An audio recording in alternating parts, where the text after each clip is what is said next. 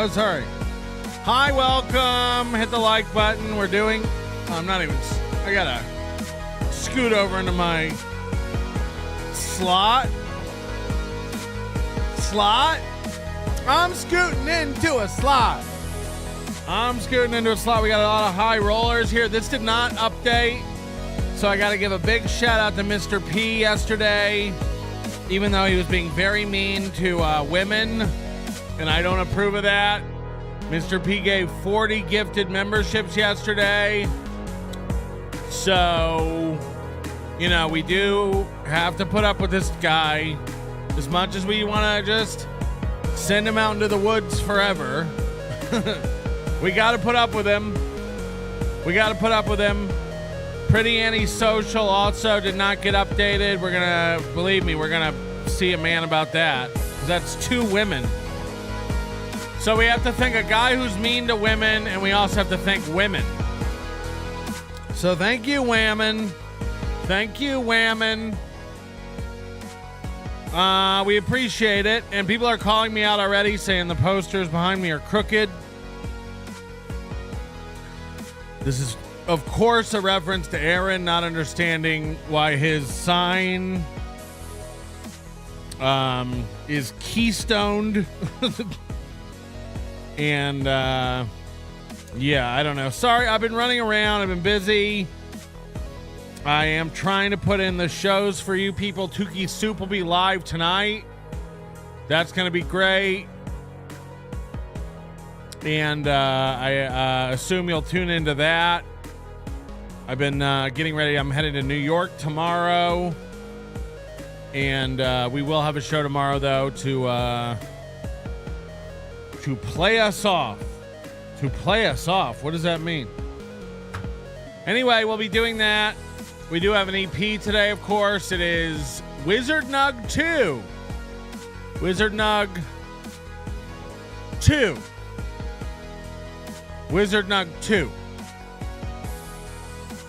So thank you for being a Nug. Thank you for being a wizard. And thank you for being the second of your kind. We really appreciate your support over here at Onion Town. And we shall be...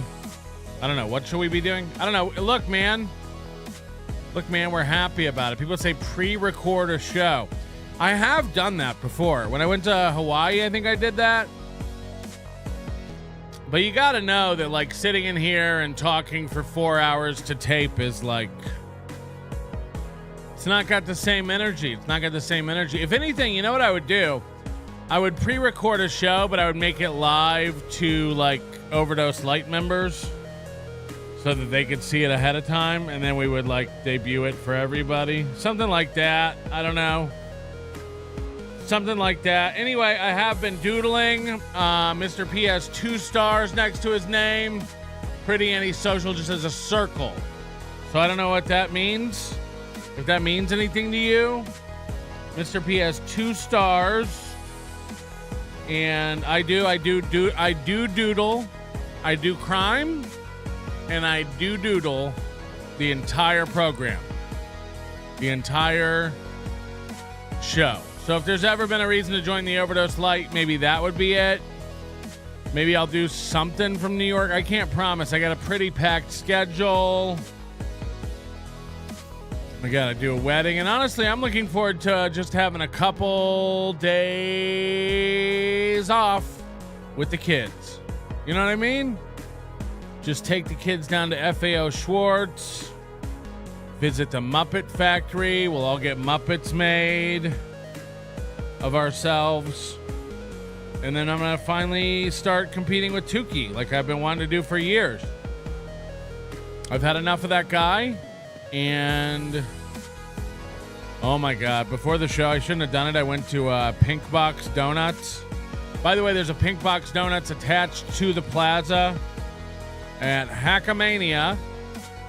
Get your tickets now. Hackamania.com. We are less than a month away, May 9th through 11th.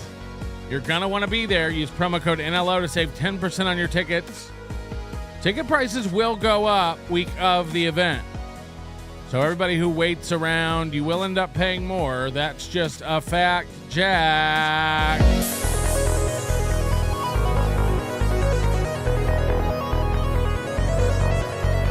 And then live streaming tickets will also be available very soon to purchase on the website, hackamania.com.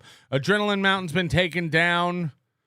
I do appreciate the valiant effort. 2 people tried to sign up last night, even though I told you don't do that. But you did it, and you got refunded. Everyone's been refunded in full for their Adrenaline Mountain packages. Sorry that didn't work out. People don't want to do it. If people don't want to do it, we're not doing it. You know what I mean? Like, it's a cool thing to do. I'm not taking away from the place. It looks awesome. You can search on YouTube. There's a million influencers that go out there and blow stuff up. Really big influencers go out there and do stuff. But I understand people are in Vegas. They don't want to ride 45 minutes out to a location, 45 minutes back. You know, that we're going to leave at 11 a.m. People don't want to wake up early. I get it. I listen to the people and we adjust. Somebody says, we're going, Melton. I can't stop you. You can go every day.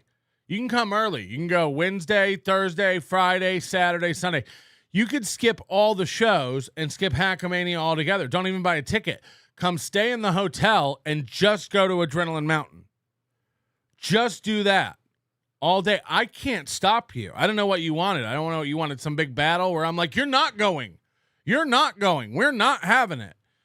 You can go. I can't stop you from doing anything you want to do in Las Vegas. This is the city that never sleeps, literally. You know, New York tries to pull that shit. We're the city that never sleeps. Tell it to the bars that close at 4. The bars don't close here.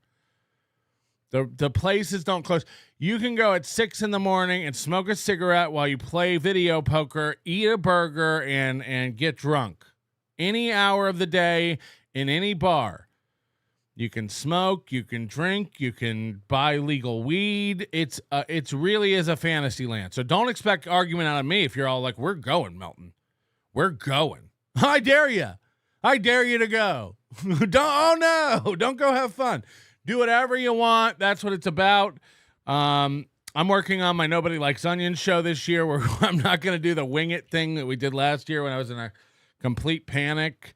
So I've been coordinating with some other creatives to really make sure we have some special stuff for Nobody Likes Onions. And by the way, enter the butter eating contest. We are going to give a $250 prize to whoever eats a stick of butter the fastest. And I also am planning to give out a monetary prize to anyone who completes eating a stick of butter. So, because I don't want people to go home empty-handed. I mean, it's not going to be empty. It'll be coated with butter, but I plan on, if you just make a valiant effort and finish your stick of butter, I sound like a mom telling you to eat all your vegetables before you get dessert. If you finish your stick of butter, we're going to give you a little something to walk away with, to gamble with in the casino, so you can lose your ass, as it were, if you will. So we're planning on that. A lot of fun stuff. I know some of the stuff Tukey and the gang are planning. That's going to be exciting. I've seen some of the, Cardiff and Tukey, by the way, are doing this contest where they're asking, it's an art contest like we used to do on Fridays here. What would Melton be if he wasn't a disgusting hunchback? And they're asking for your artwork. And Tukey has shared some of this artwork in a private message, and some of it is fantastic. So that's going to be exciting. I know Dr. Steve is working really, really hard to make his last Weird Medicine really, really special. He's told me some of the stuff he has going on with that. That's going to be exceptional. We'll find out hopefully next week if Nick Ricada is indeed coming to Hackamania, because we won't hear final word on that until after he goes to court on Friday, I guess. So we're looking forward to that. Hopefully Nick will have some stories and some stuff he can share on This Little Piggy on Friday. Biggest Problem in the Universe will be there. The Creep Off with Vinnie Paulino and Carl will be there. WATP will be there live. We've got drink specials. The venue has pool tables. Cardiff's Kids is going to be setting up some of her artwork. I think I've got approval for that to basically turn the whole venue into like an artwork gallery. And hopefully she'll put little sneaky QR codes on the bottom of the artwork, and you can purchase it directly from her online if you'd like. We're not supposed to really sell stuff there, but we're going to be breaking the rules. We're going to be breaking the rules. And again, everyone better stop messing with our venue. Everyone better stop messing with our venue. You better not get this canceled. I just saw Josh Denny tweet today that one of his gigs got canceled in California. This Anthony Cumia, Gavin McInnes, Josh Denny Comedy Festival in California. They got the haters shut it down. They got it canceled. You better not. You better not. People are asking, will there be soft drinks? I cannot confirm or deny that. We're working on a soft drink sponsor. We're working on getting Tab to 100% sponsor our little gimmick. So anyway, it's very exciting. It is ticking closer and closer. I have identified about $1,500 worth of equipment I need to purchase the minute I get back from New York. Because it's never enough. It's never enough when it comes to doing this kind of thing. So that's my focus for the rest of the month will be my personal show and the live stream. And I hope everybody else just brings it. Just brings it. And check your email boxes. I'll be sending out emails to people who are involved in the High Roller Dinner and just a general email to every ticket holder letting you know what's going on. We'll be finalizing and locking in the calendar of events very, very shortly. And again, live streaming tickets on sale soon. I think that's it for the cocksucking promotion segment of the day. We're going to do Opie today. Are you excited? We're going to do Opie today. We're going to do Metropolitan Detective. We've got a brand new ep of Metropolitan Detective. I have not watched any of Steel Toe's show today, but I've been sent 2 timestamps. We'll always watch the opening because the opening's the best part. The opening I call the copening every day, where Steel Toe just kind of like tells you what's wrong today or what he plans on doing today, that kind of a thing. So we'll be doing that. But then I also heard he's telling people that we cloned his daughter's voice and used his daughter's picture, and everybody should avoid using super tips. And somebody sent me a timestamp for that. So I'm very excited to get to that. And I did find yesterday, I know it was kind of cryptic. I wanted to get into yesterday that stupid video that's like all the evidence in the timeline of the Nick Ricada hacking or whatever. And I dug out yesterday. I went and dug out because one of the things they're using, I love how dumb these idiots are. One of the things they're using is like this tweet I made where I like zoomed in on some text and I said, just some pics of nothing. That's what I tweeted out. Some pics of nothing. And it was zoomed in text.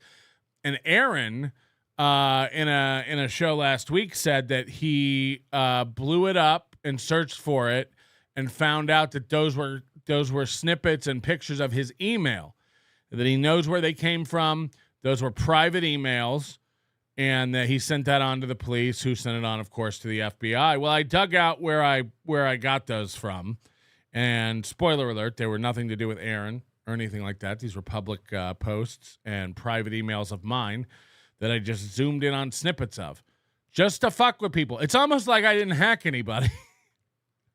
So I dug those out and put them up where they came from yesterday. Just to show you, it literally has nothing to do with Aaron. I tweeted those out this morning. I put them on the Discord yesterday, and I want to show that just to show you like how insanely desperate these idiots are to like find anything and make. They're basically taking puzzle pieces that they don't know what the pieces are and cobbling together in a way that makes what they want to be true. And it's endlessly fascinating to watch them all squirm doing it. And again, I really, really think that it's going to come crashing down for me any day. Queever Stutterland says, Muppet Factory, they make them or employ them? No, they have like a FAO Schwartz. Are they even open anymore? I'm not even sure. But weren't they out of business? I don't know. They used to have like this Muppet workshop in the back where you could literally go like design your own Muppet and have an actual puppet made of it for like $100. Now, this was like a long time ago. I'm sure it's like 500 now, but that's true. And that's the thing they used to have. Crowdcat says, just a little rung. Just a little rung. I assume you'll be sending their dung-a-dung-dung-dung-dung later. You're giving us the rung now, and just a little later from now, we'll be getting the dung-a-dung-dung-dung-dung-dung-dung. A dung-a-dung-dung-dung-dung-dung-dung. Just checking. Just checking. Thank you very much for watching. We know you have a lot of choices for entertainment on a Tuesday afternoon, but we are doing it. And I want to start off today with Opie, who's up to something new. You know, I mean, this could be the start. This could really be the start of like Opie making it happen. I said for a long time, Opie doesn't really have anything to do aside from like get hate chats now, like Stuttering John, but he's actually starting to make, you know, a little bit of cash from that. But I don't know. Today it seems like he might have a plan for his program. So we'll get into that. Silence Dugan says, can I have your phone charger when you go to jail? That's all you want? Sure. This can be legally binding. You can have my phone charger. You can have my phone charger. All right, this is the very beginning of Opie's show this morning. He always does a cold intro. It's never like a song or a title screen. He just gets right into it. Boom, boom, boom. Good morning, everybody. Welcome to my live I take that back. He does his own theme music. Boom, boom, boom. Good morning, everybody. stream. We're going to get things going with a little... You know what I noticed is he doesn't have a permanent setup. I figure this is at like his dining room or his breakfast nook or something. And every day this ring light is at a different height. You know, if I were him, I'd figure out a setup of some sort where I like locked it in. But I picture him like literally carrying under his armpits every day, his tripod, his ring light, his laptop, walking to his little dining room table, moving his wife's stupid centerpiece candle and pine cone set up out of the way. You know, sets it all down, sets it all up. He's got his little light up sign over here. The Opie Radio podcast, complete with clip art microphone. That's fucking cool. That's fucking cool, dude. And he gets his coffee and his doggy, you know? And yeah. Song from the Opie and Anthony show, starting out a little differently today. Remember the band Train? Well, they came in and they performed Ramble On by Led Zeppelin, and I think this is a perfect way to start today's live stream. Check it out. All right. So people are sending Opie his old, we didn't really cover it here, but Opie's very upset that he doesn't have access to the O&A archives. It turns out E-Rock ate them all and is hoarding them in his gut lining. And no, he's very upset he doesn't have access to the Opie and Anthony archives. Of course, Anthony being from the future and media-minded, got copies of that stuff from E-Rock, I believe, when he left. Also, he's on good terms with E-Rock, so even if he didn't, he could. And, of course, Opie treated everyone like shit and is a moron. So it never occurred to him to, like, get copies of what he calls his life's work. And people that feel bad about this, because E-Rock won't send him his life's work. Basically, E-Rock has a letter, I guess, from XM saying we don't own that stuff. And E-Rock has it all. So E-Rock has, you know, basically commandeered all these archives. Possession is 9/10 of the law, and E-Rock is assuming ownership of them. Now, I don't know if that would hold up in any kind of court, but I would imagine E-Rock probably has as much domain over these archives as both Opie and Anthony. Now, that's not to say that like Opie and Anthony aren't obviously the integral part of the recordings, but they don't really own them either. E-Rock doesn't own them, and Opie and Anthony don't really own them. This is property of XM Satellite Radio. I don't know if even a letter from XM saying we don't own this is official, or like, you know what I mean? Like, I don't know how that works. Like if XM wanted to go to court and be like, you got to take all this stuff down, we own it, I imagine that would hold up because they have contracts with these guys that say they all own it, I would assume. Anyway, people have been feeling bad that Opie doesn't have these archives, so they've been sending him what they have. Like, fans have been sending what they have, the pieces of the archives, to Opie, and Opie's been putting these up on a channel. So I imagine Opie's been going through some of this stuff, and he's in his feels about it. And now he's like, hey, this is pretty cool. Remember the time Train came in and performed Ramble On? I thought we'd open the show with this. Now, of course, this is dog shit, awful. Nobody wants to see this. This is a way for him to literally fill 6 minutes of his 43-minute long show. But when the show really starts is when we really start getting a glimpse of what Opie's up to. Anthony Show doing Ramble On. I guess the band used to kind of cover a lot of Zeppelin songs, or the lead singer there used to do a lot of Zeppelin stuff before he made it in the biz. With that, we say good morning to everybody. Welcome to my live stream. We're 500 feet above the streets of New York City. We're back to the clouds. We're back to the rain. When does Opie do his live at Gephardt's? Is it possible for me to attend this while I'm in New York? Again, I have a very limited schedule. When does he go do his live at Gephardt's? Is it possible that I could track Opie down while he's doing one of his Opie Unleashed things on the street and get a picture or an autograph? I'd love that. I'd love to catch Opie while he's walking doggy or something like that. I don't know. What's Opie's schedule like? People are saying he does it Tuesdays. God damn it. God damn it. He's going to do it tonight. Yeah, I won't be there tonight. That's for damn sure. People are saying he did it last Friday, though. Maybe I'll go into Gephardt's and just ask about the Opster. Who are the guys he does it with? Are they like bartenders? Are they the owners? Are they there? Somebody let me know who I need to go in and ask for. I just want to take my winter coat and throw it in the trash. I don't want to wear the same coat for 6, 7, 8 straight months. It's fucking nuts, man. Come on, spring. Let's do this.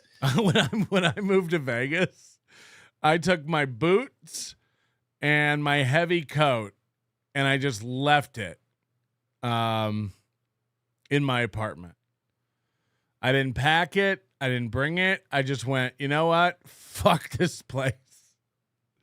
I do not need any of this where I'm going. I do not need any boots to trudge through the snow, and I do not need a heavy coat anymore. Even if I go visit New York, which I hear it's very rainy and cold right now, which sucks.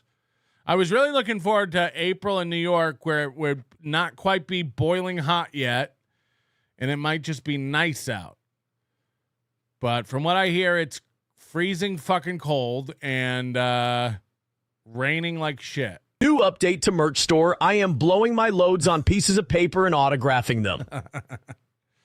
Yeah, the posters are available in the Nobody Likes Onion store if you want a Hackamania poster. That's what she said. Oh, Jesus Christ. Way to hit the wrong button, Melto. Pick up something in the Nobody Likes Onion store now. Framed versions available and regular versions available. We suggest you grab it before Hackamania. We may have a way for you to pre-order one for pickup at Hackamania in the next week. I'll let you know what's going on with that. But it'd be better if you just order it now and have it delivered. Thank you. Who goes live this early? I do, Kenny. I do, because this is where I live. Why do you go live this early? Because this is where I live. Oh. My God, it's so funny. People don't understand how cool it is to be a morning person. I love being a morning person, especially when the kids were a lot younger, when you really had to be on top of them all day long. The only peace and quiet you got was early in the morning like this. I was a caddy for many years where I had to beat the sun. I had to be at the golf course before the sun came up. Then I did morning radio. Then I started a little family. So to me, man, morning speaks to me. I love being up this early. Love it. This is the same as like Aaron Imholte. It's like these guys can't. if they stop waking up early, it means they're not a radio man anymore. And like Opie said, he has 5 years left to get a radio job. They all think it's going to happen. Dude, like, this is where I live. This is where I thrive. Mornings. Meanwhile, Anthony, the other senior citizen involved in the Opie and Anthony show, got him. I imagine he's like, you know what? I love sleeping in. I'm a millionaire. I made it. I'm still employed in the broadcast universe. I also have my own show on the internet. Man, you know what's great? Sleeping the fuck in. This is a lie that like people tell themselves. Like, I love waking up super early. I love setting an alarm clock. You do? You do. Mm-hmm. And then when the kids go to school, then I'll probably take a little half hour, 45-minute nap, and then I'm good for the rest of the day, man. That's how I live my life. I envy these people who can take a half hour nap. If you wake me, if I take a nap and you wake me up anytime before 2 hours goes by, I am the grumpiest motherfucker on the planet. If I'm laying down, I gotta sleep for 2 hours. Or I will be Grumpelstiltskin all damn day. You live your life, and I'll live my life. How does that sound? All right? Sounds good. All right. Dude guy. Good morning, dude guy. Good morning, John. 3,000 a show, Greg. You suck. I have no idea what that means, John. That's how much Anthony makes. You know exactly what it means. It's how much Ant makes. What are you trying to say, John? What do you mean, John? What are you saying, John? John, what do you, it doesn't matter what you're trying to say. Fish Guy Photos, today's opening day for Stripe. The thing is, people send in super tips and stuff here all the time where I don't know what they're trying to say, but I read it. You know what I don't do? I don't take it down off the screen. If I don't know what you're trying to say, I don't take it off the stream immediately and hide it.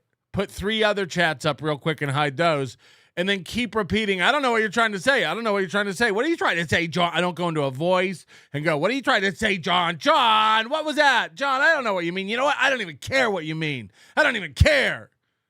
Sounds like you know what he means and you're getting upset about it. Sounds like you know what he means and you're really getting your feels about it. When someone sends in a confusing one here, we like read it again. We try to break it down. I look over to the chat to see if I'm missing something or if you're able to detect what the fuck they're trying to say.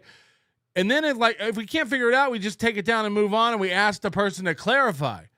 Opie will do this thing where he's just like, John, what do you mean, John? What do you mean, John? You know what? I don't even care what you mean. I don't even care what you mean. Well, why the disdain? Why the aggressive nature about the comment you don't understand? If you don't know what he means, why are you getting this chip on your shoulder about it?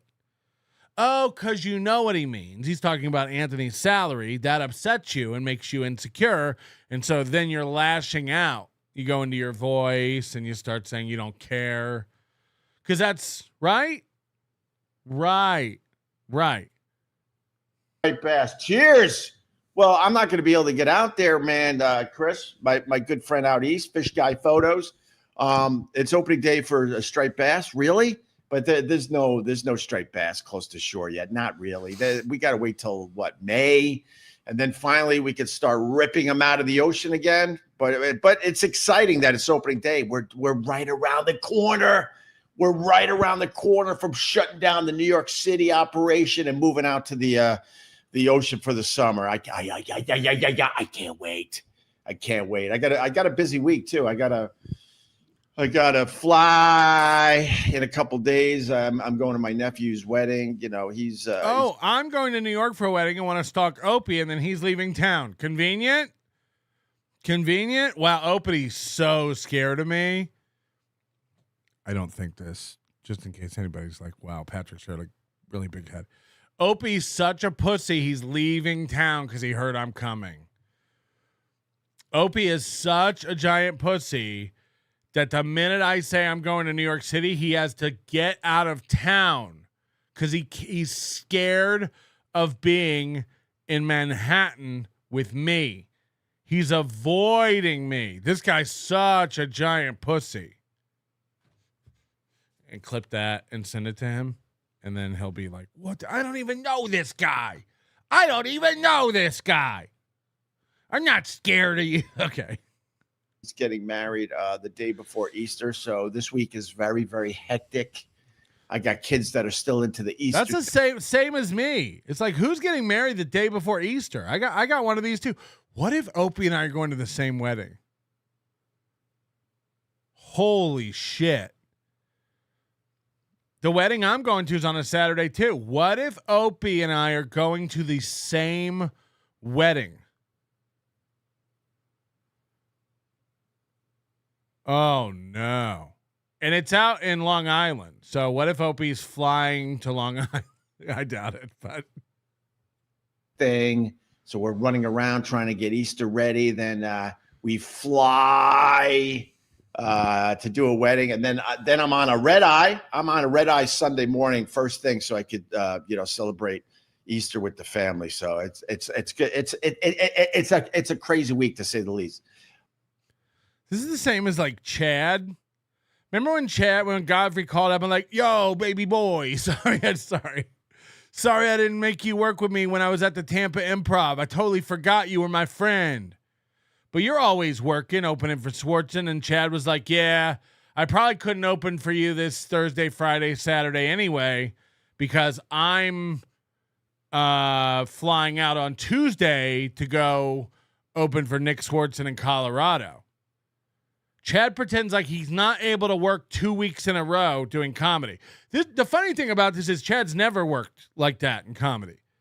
Like, I spent 10 years where I was on the road almost every weekend working a different club.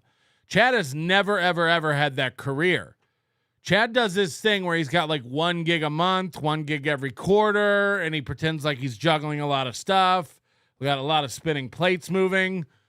So that was really funny to hear him go like, yeah, I probably couldn't open for you this weekend anyway, because next weekend I'm working for Nick Swartzen in Colorado. I got a busy week. Same thing Opie's doing here. Like, I got a busy week. I'm flying. He thinks if he says it like that, it makes it sound like it's a lot, you know? He like I got a packed day tomorrow, you know? I'm flying out. I got to do a show for you people. I just found out I got a business meeting to attend, which is really cutting into my nap. But like, I don't think that me saying it in a funny voice and stretching out the syllables makes it more than it is. I got to do a show. I got to do a business meeting. I got to take my dog to a friend's house. And then I got to get on an airplane. I don't go, I got to pack. I got to fly. I'll be flying. I'm going to have dinner. It's like, yeah, you just got to get a flight. I got to take my doggy. Like, he thinks that like saying stuff like that makes it sound like Anthony never went to the meetings. He never sat down with the executives. Or if you stay up all night and have insomnia like me, give you something to listen to. Oh yeah, man, I get the insomnia too, bro. I hate insomnia. I don't know what happens, but all of a sudden I'll just be wandering this apartment 4 a.m, drinking milk out of the carton. Yes, I do that. Then I wipe off the lid, relax. This is disgusting if you live alone. Imagine your dad drinks milk out of the carton, you know, like it's Friday after next. He walks around the apartment alone at 4 a.m. with insomnia, drinking milk out of the carton. Milk. Milk. You know what I love? A glass of milk in the middle of the night. Yum, yum, yum, yum. I drink it out of the carton and I wipe it off and my kids and wife don't even know. This guy lives alone. Is it possible that his wife and kids are gone, baby, gone? His wife is 20 years younger than him. His kids are getting older, so they understand how people fall out of love. You know, I've made my opinions on drinking milk very clear to this audience. I find it disgusting. This was You all got brainwashed by the Does a Body Good ad campaign in the 90s. This is a disgusting thing to put in your body. I'm not saying don't cook with milk. I'm not saying don't have a little, put it out for Santa Claus. The adults in this world who are wandering around drinking milk by the glass are fucked up, disturbed people. This is disturbing. Do not drink milk. But I drink some milk. That seems to help. They always say if you got insomnia, you got to get the hell out of bed. And it gets and rewires everything, and then you can finally go back to sleep. I think that's how that works. I don't know. But I feel for anybody that has insomnia, that's for sure. Scott Watson could have done without that song. All right, Scott.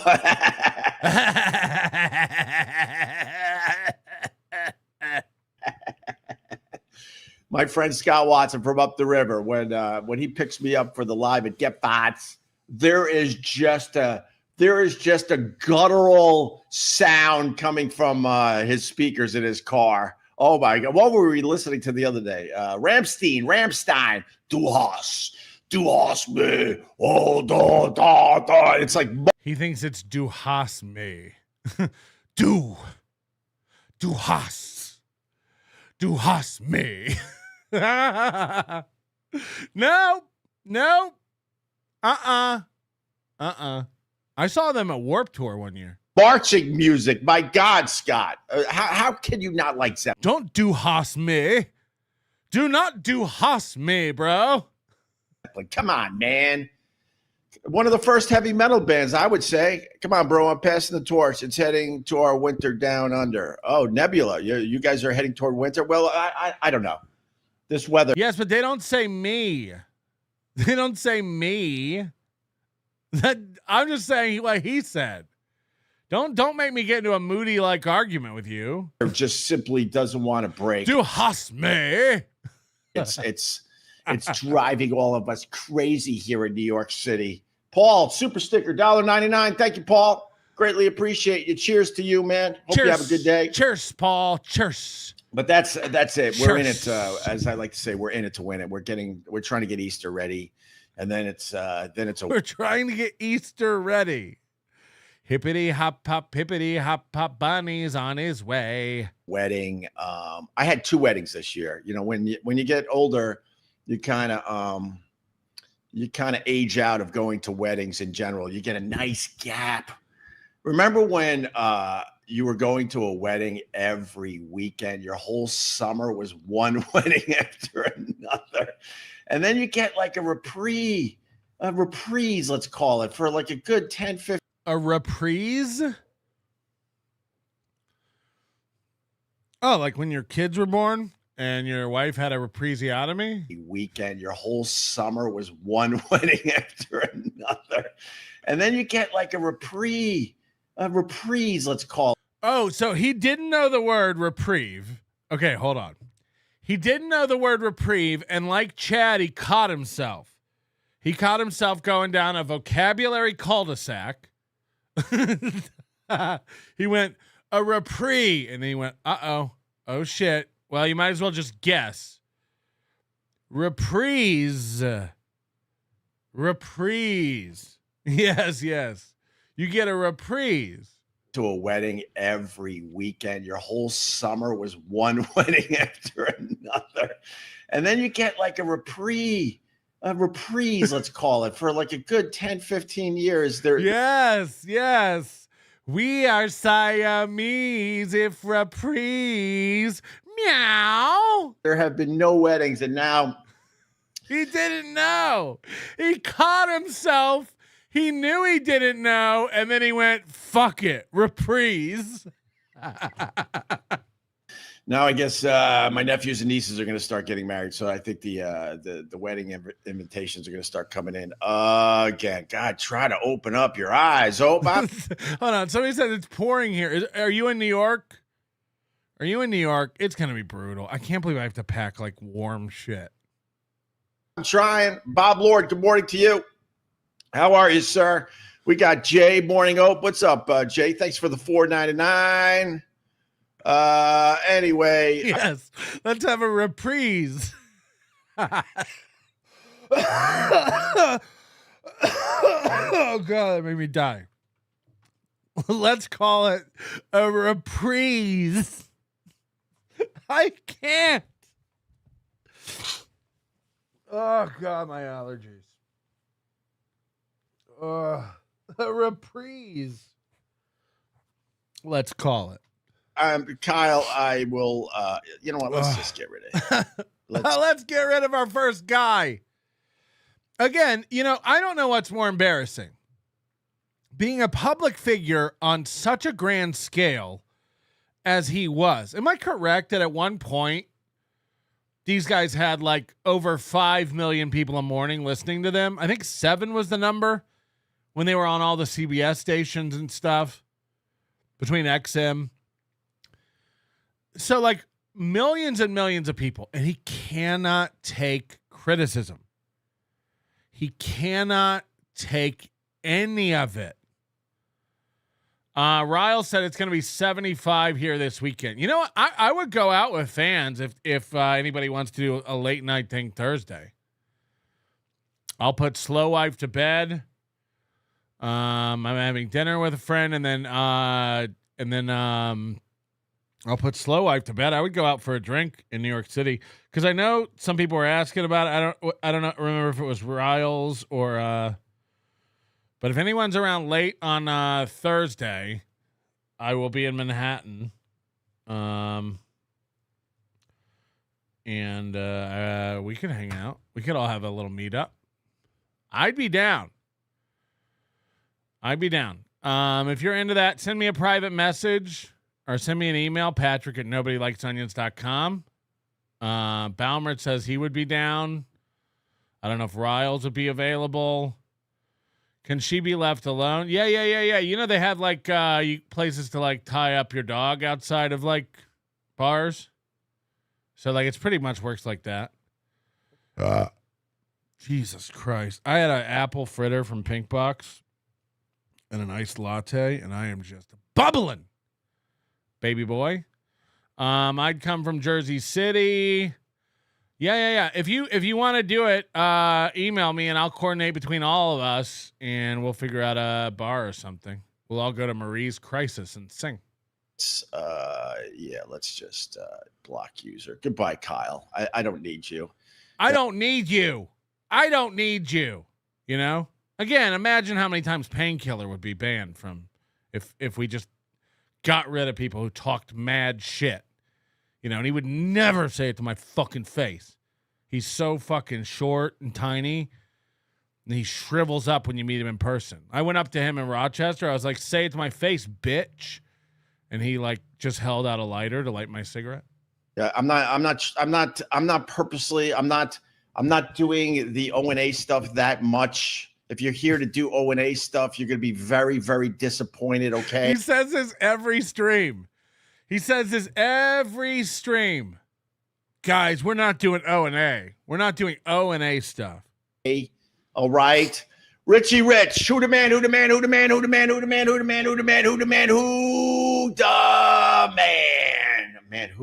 today? Is it Kate Beckerts? Or however you say her name? Is he talking about Kate Beckinsale? Kate Beckerts? Oh, God. If we ever needed a reprise. She was the first pick in the WNBA draft. She's going to... Okay. It's a different person. Sorry, I don't know WNBA. That's my bad. We'll edit that out. I don't want to look stupid for not knowing the WNBA. Your Dallas Wings. I didn't even know the name of the team was the Dallas Wings. But the Dallas Wings or Waynes? Oh, Paige, I should say. Paige Beckerts. She was the number one pick in the WNBA. Is she the man today? Is she the man? Is Trump the man for refusing to return one of the prisoners from El Salvador? You know, Trump will never, ever, he'll never admit he's wrong. Ever. Trump can't do that. He can't say I was. He's like Fonzie. Trump can't do what Fonzie couldn't do, and that was to say he was.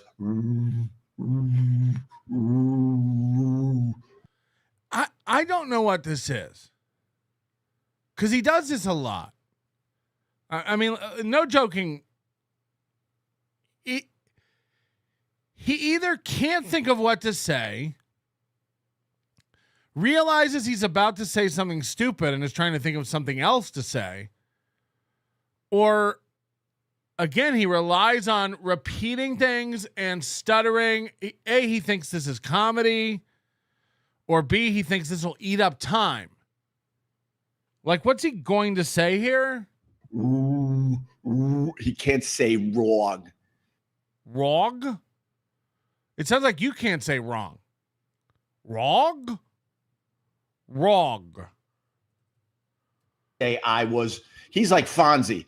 Trump can't do what Fonzie couldn't do, and that was to say he was.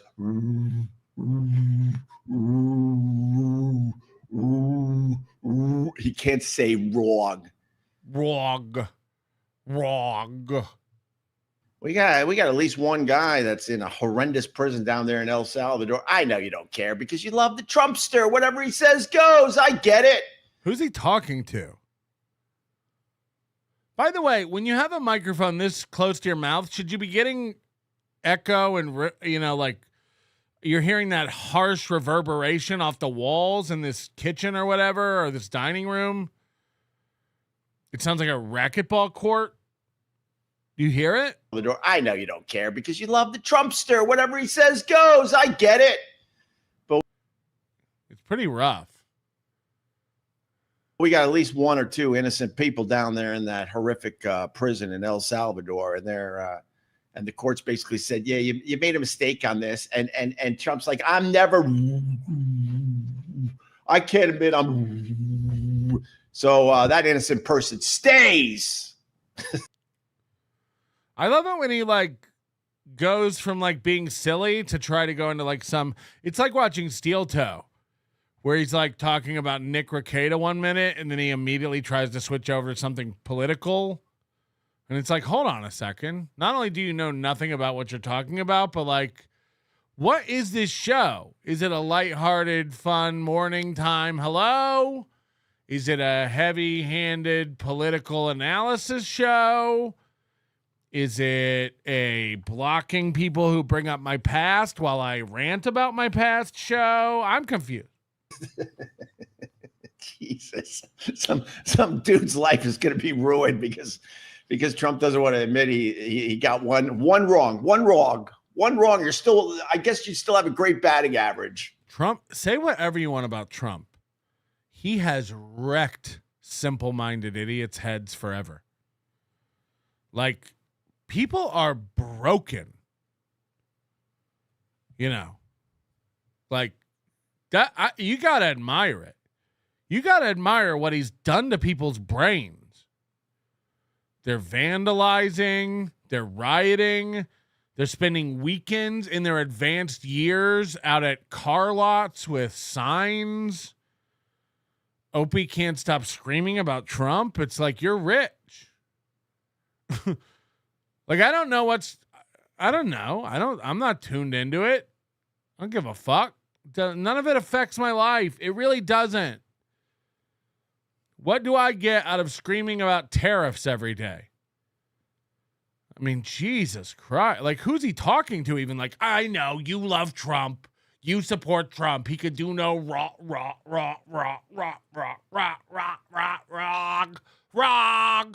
He could do no wrong. But no one's perfect. You got to admit you're wrong and bring the poor kid home. Oh, my God. So is El Salvador the man? Is Trump the man? Is that prisoner sitting in that horrific prison the man? What are you talking about? Shut up. Shut up. And no. So he's just broken. Again, like Trump, hate Trump. I don't really give a fuck. I'm right down the middle, neutral about it all. But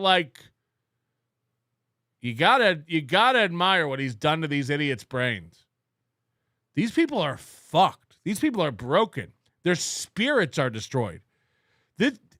People who should otherwise have happy, productive lives are wasting all their time ranting about Trump nonstop. It's like, what are you? Just go out, literally go out and touch grass. Literally just chill. Riles is over here going, no politics, Melty. I come here for the lulz. I'm not getting into politics. Are you able to listen? Are you able to listen and understand what I'm saying? I'm saying this is what people do when they are broken. Trump has fucking broken motherfuckers. They're broken. This isn't political. This is a social commentary. Trump has made motherfuckers mentally ill. I'm thinking, if you're that dim that you can't separate that from me talking politics, you're retarded. That we're dealing with a different problem. And this goes to what I'm saying, because it's Kim Nicholson in the chat going like, enough Trump. Yeah, this is what I'm saying. He fucked you up. You're fucked up. You're putting your cards on the table. You're letting us know you're a broken liberal.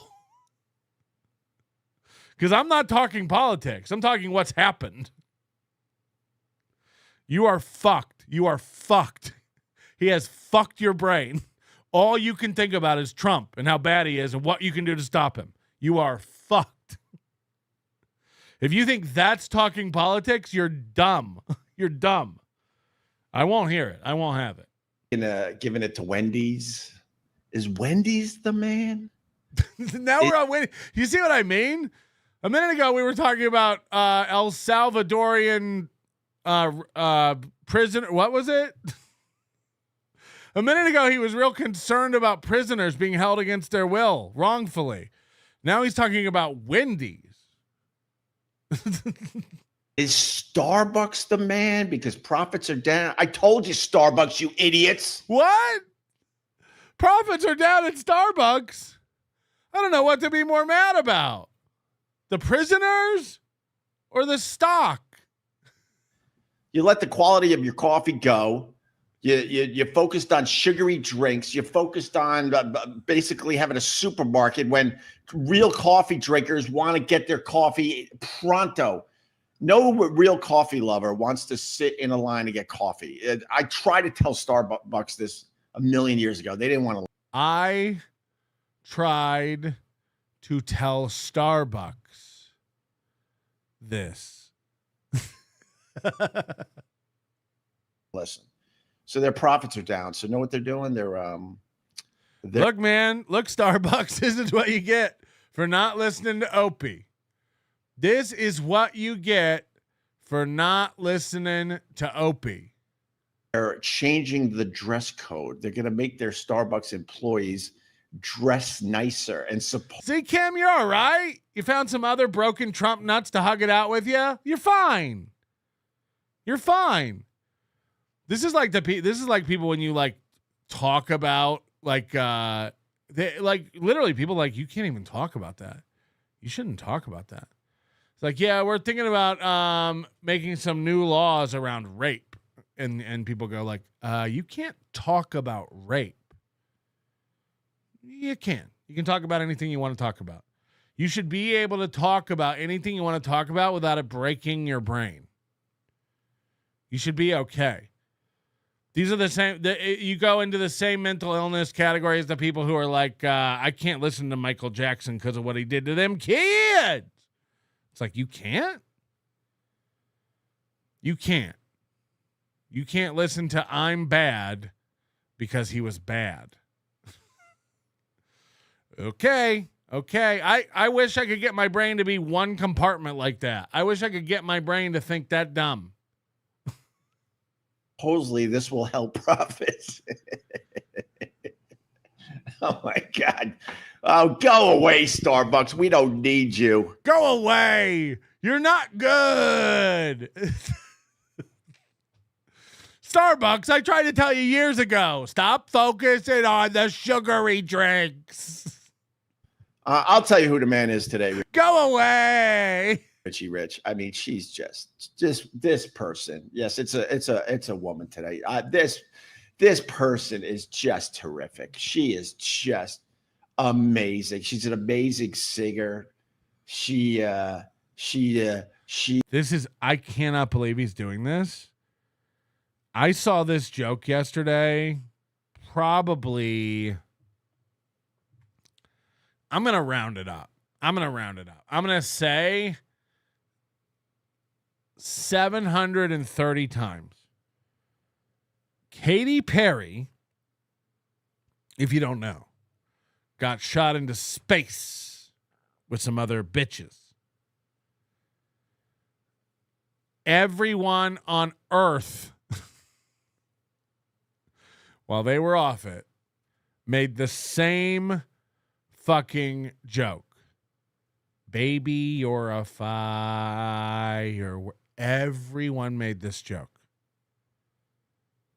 Opie goes live this morning and wants to act like this was fresh. This was fresh. He's got a take. She's hot, and she went to space yesterday.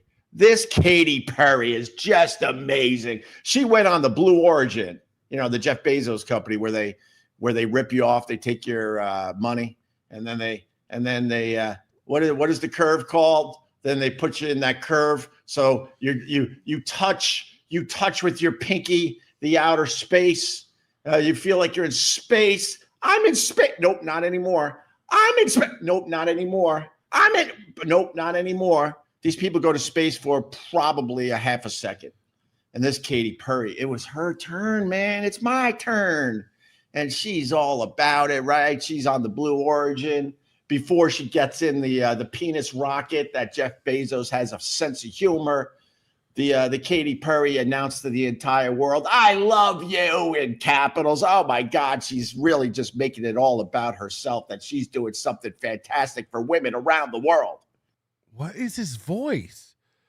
Why is everything he talks about shrouded in this like bitterness? Oh yeah, Katy Perry went to outer space and she just whoop whoop. You're not in space. You're not in space. Whoop whoop whoop whoop.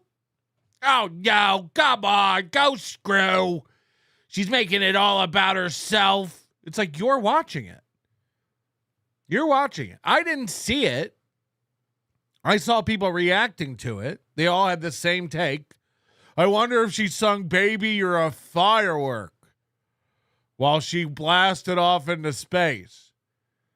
Now, last time we covered Opie, or one of the previous times recently we covered Opie, he was talking about the return of those astronauts that were stranded in the space station.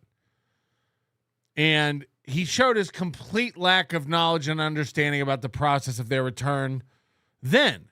Remember, like, he claimed to have watched it, but then he was like, I don't know what they were doing. They had that motorboat, and they were just doing circles around the capsule. I don't know. Hey, could you open the door and get us out of the capsule?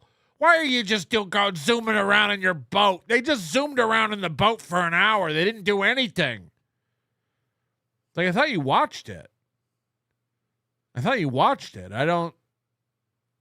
are you so detached from like what happened if you watched it? Now, the Blue Origin space tourism flight that takes you up to, I don't know, low orbit, whatever it is, for a few minutes. I don't even know how long you're up there. Just a few seconds, a few minutes, whatever it is. He's like, just so you could say you went to space. Just so you could say you went to space for a second. Oh God. It's like, again, it's such a lack of fundamental understanding about what that experience is. Now, I'm sure part of it is so you can say you've been to space. Part of it's probably you want to experience no gravity or microgravity or whatever the fuck it is at that level. But the other giant part of it, and every astronaut that's ever been to space since the fucking beginning will tell you that space in and of itself is a little underwhelming. Space is blackness, is nothing. An expansive 360 of nothing. The miraculous thing, the remarkable thing, the coolest thing about space and being in space is looking back at Earth. Is getting a view of Earth, the planet every person from the dawn of time has been born on and will die on so far. From that level, from that height, getting that perspective, seeing that.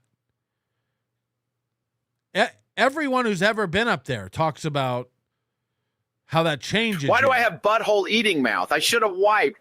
Tastes good, don't it, cracker? You can imagine it. You can watch movies that make it realistic, and you can go to IMAX presentations and things like that. But people always say the same thing. Like, that's the experience. The experience is not necessarily looking out at the expanse of nothing, because that is like, you don't really have a feeling about that. It's cold, it's dark, it's empty everywhere you look. It's the connection back to the earth. It's the realization and the idea that everything on earth is so small in comparison, and that we're all connected on this stupid rock. Like, that's what people talk about. I mean, hearing, William Shatner was one of these ones who went up on the Blue Origin, I think, and came back and talked about this. For a guy who worked a very, very long career on a show about being in space and all that kind of stuff, it must have been insane to go up there and experience that. But Opie's boiled it all down to like, oh, who cares? You're up there for a second. You were up there for a second and your pinky touched space. It's such a grift. It's such a ripoff.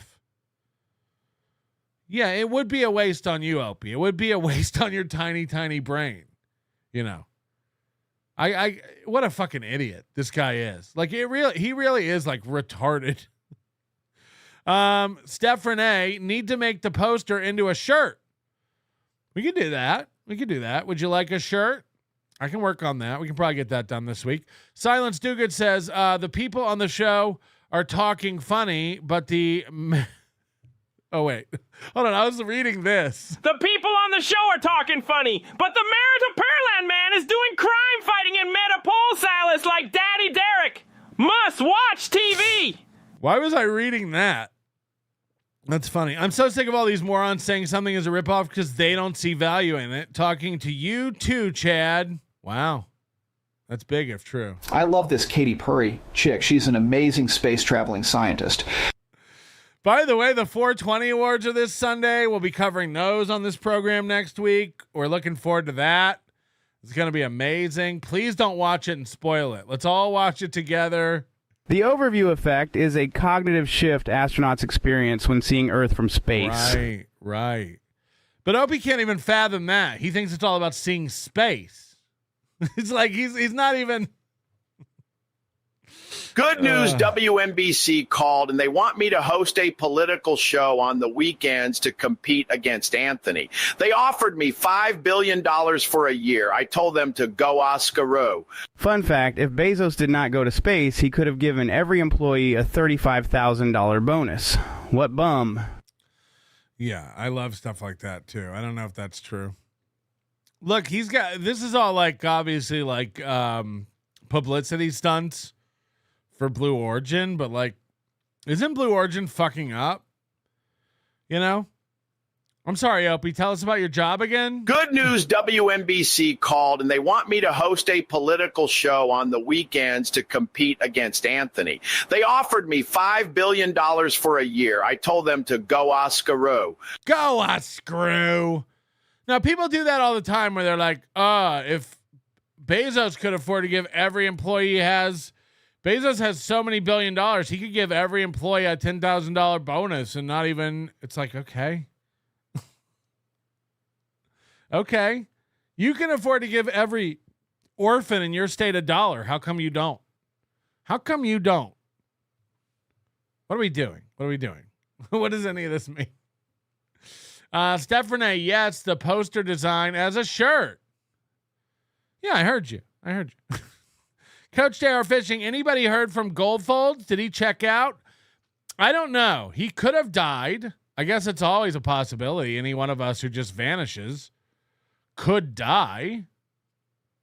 Could be dead. I think he could have run out of money. I know he gave us thousands and thousands of dollars, and he could just be broke. He's banned from the YouTube chat, so the only way he can communicate is by paying money on super tips. But I think God, Melty, do I have to explain to you that I know how to do Rady? Oh, I've been doing it since I was 18. Sorry. My voice is to let everyone know I don't take this seriously. If you can't understand that, then go Oscaroo. I make great money on here. Now I'm going to go walk my dog G. Come on, dog G. Where's the potato? Oh, you make great money on here because you don't try? Show me the numbers. No. What happened? What happened, Dodgy? What happened, Dodgy? Do has me. Do has me. Do has my toboggan. I love this song, Doggy. Do. I love the idea that no one in his family has conversations with him except Doggy. Doggy. Somebody said, and I don't know if this is true. Somebody gave a reason that maybe his wife is not with him anymore, or they're having trouble. And I can't remember it. I read too many fucking posts. But the other one was that the reason he calls his dog Doggy is because his wife said that he's told him not to put their dog on the stream. And she gets mad every time they put their dog on the stream, which I don't understand why. I find, isn't it humanizing? I like when somebody has a dog and they treat their dog nice and then they're sweet to their dog. Now I know Aaron hates it. Aaron's like, why don't you just roll his shit around in your toes and deny him access to food and outdoor facilities? I know that's what Aaron thinks is fun, but you know, I don't even know. Ewa with $50. Love your Opie impression. Doggy. Doggy. Doggy. Thank you, Ewa. This Opie guy is pretty cute. Where'd this motherfucker find that shade of purple? Ray wants to fuck his mouth. He pretends he doesn't know what you're talking about. He'll act like you don't know what you're talking about. Like, my lips are purple. What are you talking about? My lips aren't purple. Go screw. You know what, Kyle? You're out of here. I don't need this. Ban. I don't know what you're talking about. My lips are purple. That's a crazy thing to say when my lips are totally normal human color. Does the brown mouth man eat turd hoagies? Maybe that's it. Maybe to keep his dog from eating its own shit, he eats the dog's shit. Is that a possibility? Merlot in the mug, people are saying. Tim Bollinger, say what you want about Derek Savage, but unlike Aaron, that guy knows how to get his merch out on time, and he even throws in a thank you note. Yes, when I ordered the Cool Cat Saves the Kids DVD, he threw in a free keychain. He wrote a note, "Hey, buddy, I'm in Vegas too." He wrote that. He wrote, "Oh, I'm in Vegas too." Small world. We're both in Vegas. We're both in Vegas.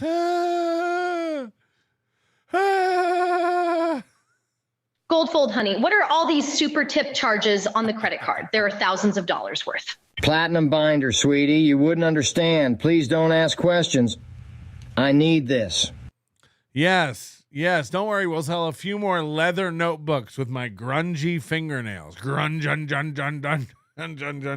Hit the like button. He said loudly and with a tone. Coach DK with $50. Notice me, Notice me. Thank you very much, Coach DK. Blow off that awful wedding and detour to Boston. Boat will be fueled up. Fresh fish. Oh, no. TK, are you not coming to Hackamania? Like, what do we have to do to hang out with you? How big and important are you that you can't come be a part of anything we do? We come to that coast once a year. You can't be bothered. We have an event over here once a year. You can't be bothered.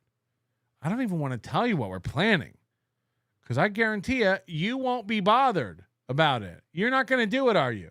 Guys, we have 29 gifted memberships today, and I can't thank these people enough. Mr. Tony Soprano with 1 membership. James Gartner gifting 5 memberships. And if I know James Gartner, this will be 38 by the end of the show because he likes to drip them in. Ricada with 5 memberships. We all know that this guy's a very capable membership donator. Weird Comet gifting a membership. Edinburgh Mikey, good to see you. I guess you're not coming either over to the States. You're just going to stay in Scotland and freeze your ass off all summer. Firstly, almost 4 years of ignoring a bank payment. Secondly, nearly 600 watching, and there are less than 200 likes. First of all, I'm showing that we have 722 watching. So how dare you downgrade me like that? But maybe that was sent a while ago. Coach Bickle, thank you for becoming a new member. Is that Travis? Ewa gifting 5 memberships. We appreciate that. Hey, Bauer, member for 9 months. I cordially invite Katy Perry onto the Happy Alien podcast to her recent trip to discuss zero gravity, which wouldn't apply to me even in space. Craig W. is a new member. Riles gifting 5 memberships. Are we going to do it, Riles? Me, you, and Balmer? Can we make that happen? Thursday night, you know? We all go out and have a drink? Or 6? I'd like that in New York. I like paying $17 to $22 for a scotch. James Gartner gifting 5 Nobody Likes Onions memberships. I told you. No kidding. If anybody be down for that on Thursday night, email me and we'll figure it out. That way I can, because I don't really have a way to get a hold of Riles. I don't know how to do that. So if you're down, send me a thing. Patrick at nobodylikesonions.com. I would love to finally meet Balmer and see how big a boy are you? How big a boy are you? Oh boy. That's an old Roy D. Mercer bit. Anybody? Oh, she gets on the blue. Oh yeah, how big a boy are you? Origin. Oh yes, she did with the Gail King, who couldn't be bothered. And you got the Oprah. Oprah was too scared to go to space. She says, Gail, you do this for us. And Gail's like, I will, Oprah. And Oprah's on the ground and she's crying her eyes out. I'm just crying and crying. That's what I want to know. That's what I want comments about today. So if you're watching this later, leave a comment. Would you go to space given the opportunity? Would you load yourself up on one of these fucking prototype rockets? Because let's be honest, that's what they all are at this point. Would you go up into space on one of these rockets? Oprah's a fucking she's one of the richest women in the world. She's one of the richest people in the world. You know, fuck whammon. Would you go up to space? These things, you know, I'm not saying it's gonna blow up. I'm just saying they can. They could. They might. Oprah's like, I'll go camping with Gail. I ain't going to space. Muted Grout says SpaceX I would. Yeah, I don't know if I would do Blue Origin. SpaceX definitely has a better track record. And, you know, inevitably 9 people will go like, oh, SpaceX has rockets blow up all the time. Yeah, they're doing that, though. That's how they build good rockets. They expect a few to go blow up kablooey. That's how they make them not do that when people are on them. So. Crying. But, I still don't think I would do it. I have too much to live for.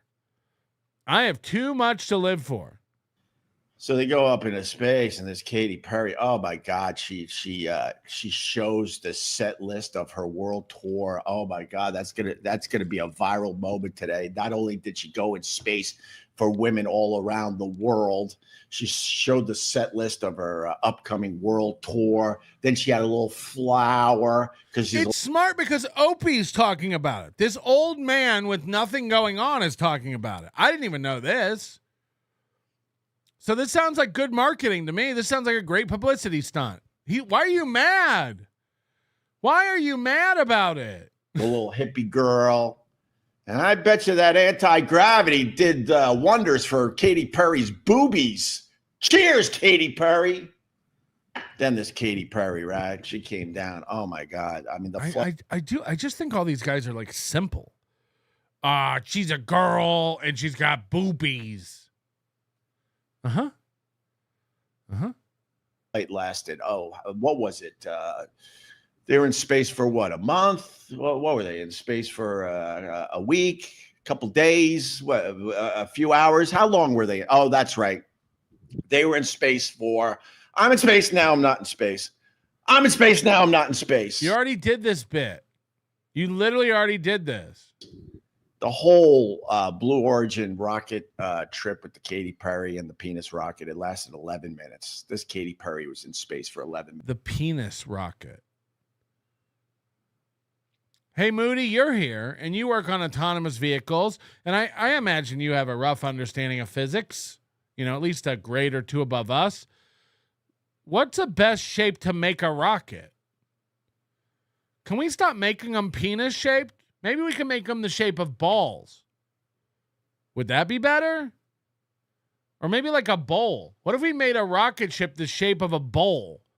So it just like caught a bunch of air and made it super hard to lift. What shape should the rockets be? They're all penises. They're all penises.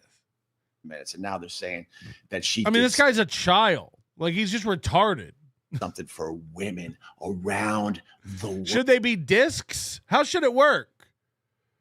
Should we try to lift giant sails off the planet? I imagine that they're shaped in like the most aerodynamic, easiest way to lift them off the planet. No. We want to make them shaped like just plywood, just boards. Right? It seems to work for mattresses on cars. They always go flying. World, this Katy Perry. Oh my God. Let's ignore the fact that there's Why aren't they cubes? Why aren't they squares? Female astronauts that trained their entire lives to be part of NASA. They flew space shuttle missions. They've worked on the International Space Station for weeks at a time, months. That one woman that now aged, 50 years, they just brought her back. Ignore all those people because Katy Perry went to space. Yeah, isn't this the natural progression of all technology? Like, in the beginning, only experts can do it, and then eventually we get good at understanding how it all works, and then we can automate a lot of it. We can make it safer. We can simplify it. And then the layman can do it. Isn't that the way everything works? Like it used to, you had to have an IBM badge and formal training and sit in a computer-sized room, a room-sized computer in order to crunch numbers. And now you can do it on your phone or your watch. Oh, yeah, just ignore everyone who invented vacuum tubes and just forget Alan Turing, right? Fuck that guy. You're just going to open up Excel and do it yourself? Go screw. It's like, what are we doing? And it was great for women all over the world. And then Gayle King goes, Why is he mad? Why is he mad? Oh, I can confirm that Katy Perry sang in space. I hate celebrities. Yeah. Oh, yeah. Forget everybody programming with punch cards. Okay, sure. It's like, And then there's Katy Perry, right? She gets back to Earth. Oh, my God, she got back to Earth after being in space. Now I'm not. For being in space, now I'm not. This is the third time he's done this. And then she kissed the ground. She kissed the ground. Yeah, again, people have this like out-of-body experience when they go up there. Yes. Yeah, she kissed the ground. Are you okay? And then this Katy Perry goes, you know what? There's no place like home. No place like home. Again, I didn't even watch this, but he watched it and he's mad. That's going to be on a shirt, probably one of her concert shirts, her merch. So she did something for women yesterday that has never been done before. Wow, Fearless is being racist. She said we used to send a monkey, now we send Katy Perry, but clearly Gayle King went too. I mean, that's fucked up. A woman going in space, and now she's not in space. I can't. Wake the F up. It was just a stupid joyride. Oprah, stop crying. What's wrong with you? The only person that got it right was... I need to apologize. We've been doing a lot of black jokes lately. It's starting to... It's going to make Shades Cal lose her mind. Okay. Because when they were walking onto the Blue Origin, right, the penis rocket from Jeff Bezos, they're all walking, they're all excited, and Gayle King basically has her arms folded like this is a nothing burger. She knew it was a nothing burger, but not this Katy Perry. My God, she did it for all you women out there. I hope you appreciate the Katy Perry. That she kissed the ground. That's the only reason I say I know Cardiff's kids will be okay, because half of her will tell the other half to shut up. That's the only reason. It's the only reason I do. William Shatner didn't kiss the ground. And then, why I almost gave it to Wendy's, because Wendy's, I forgot we're doing the Who Da Man. We're doing Who Da Man. It could be Wendy's, it could be Starbucks, it could be El Salvador, or it could be Katy Perry. Why is it going to be Wendy's? Having it. The Kesha wasn't having it. I guess the Kesha hates the Katy Perry. She wasn't having it. So Wendy's, like, knowing that Katy Perry made a big deal about a nothing burger, basically tweeted, "Can we send her back?" Wendy's with the sense of humor and some fine Frosties. God, I love your Frosties, Wendy's. I'm weak. When my whole family's ordering Wendy's, when we're going out to the ocean for the weekend and we stop and we go to your Wendy's. When my whole family's ordering Wendy's for the weekend.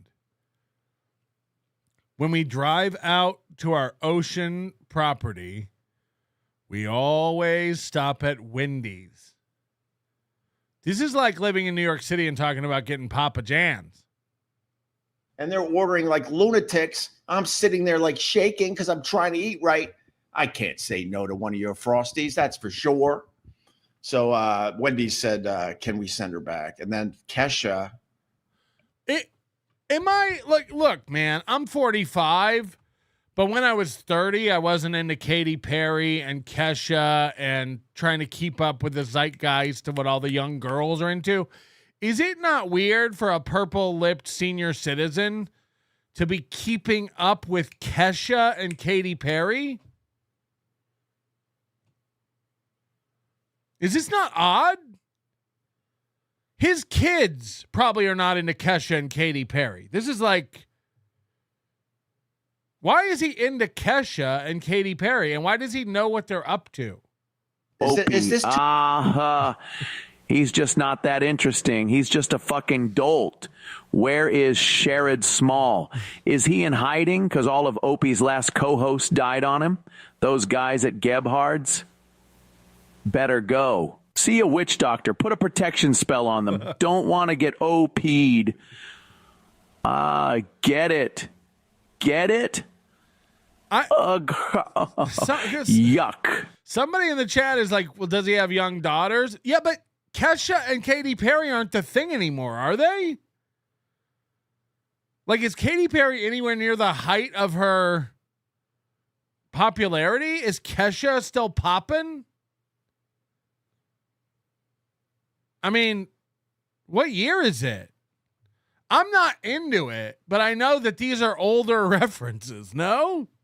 Oh, geez, oh boy, oh geez, oh boy, oh geez, oh boy, oh geez, oh boy.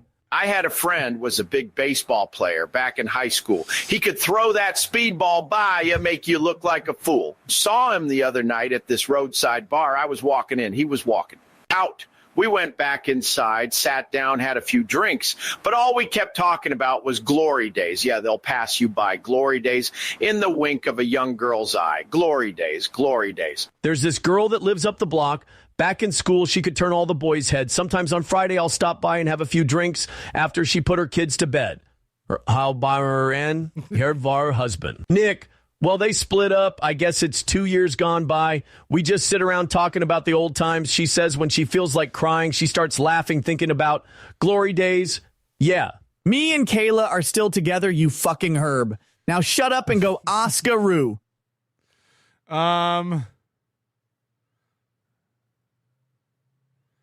All right, I got 2 clips to look up for Aaron, 2 timestamps for today's show to look up for Aaron, and one of them is really him trashing a company that I'm involved in and spreading lies about that company. And look, it's out of my hands because I don't really control the company, but I imagine they're not going to like what was said. She's got boobies, doggy. She's got boobies, doggy. She's got boobies, doggy. Now I'm in space. Now I'm not. Now I'm in space. Now I'm not. Maybe if I say it again, the joke will become funny. Perhaps 5 is the magic number. I kissed the ground and I liked it. It tasted just like asphalt. I kissed the ground and I liked it. The taste of the cherry cockpit. What? Pigs in space.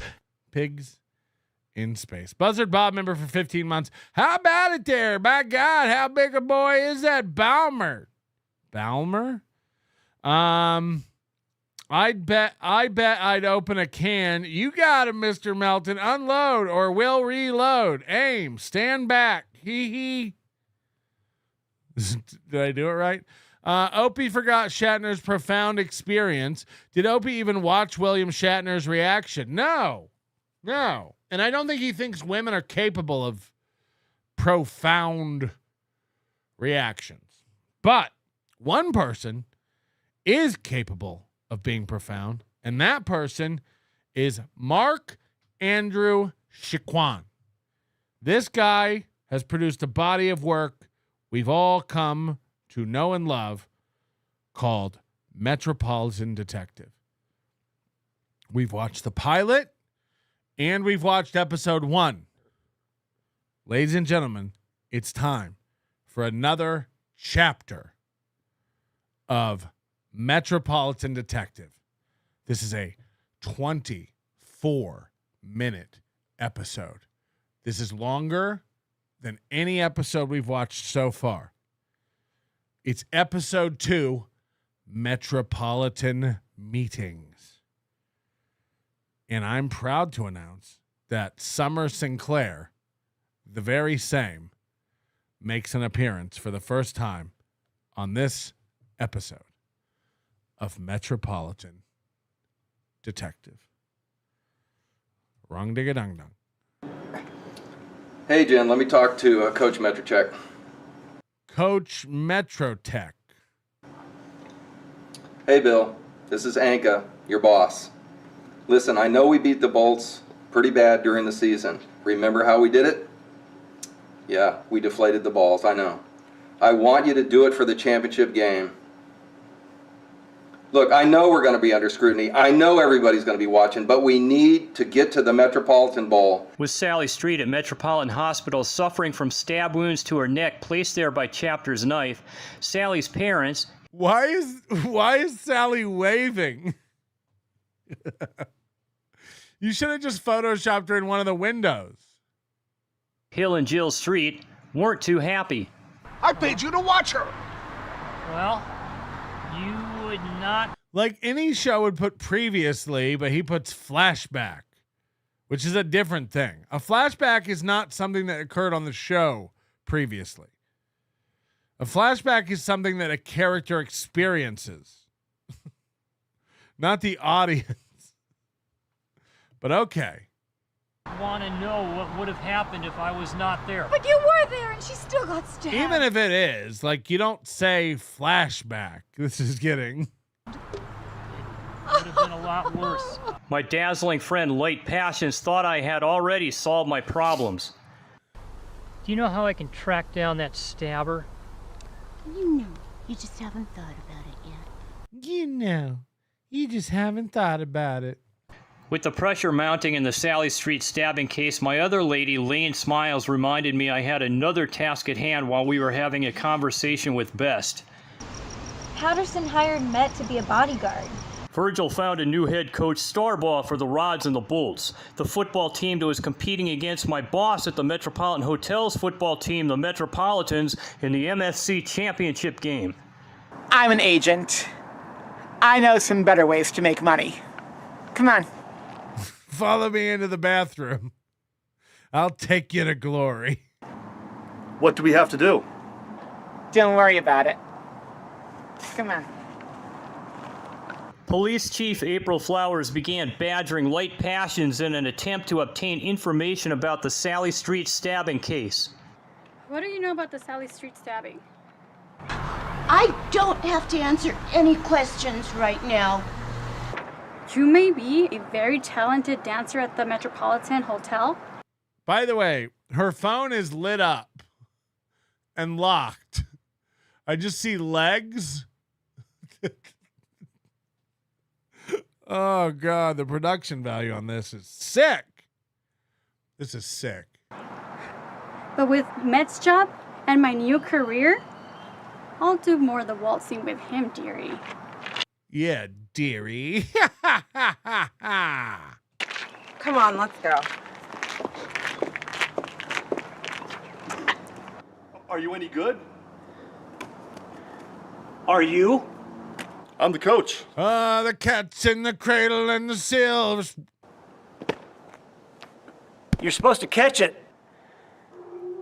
Have you ever played football before? If you saw this happening out in front of your house, how long before... Flashback on Lost.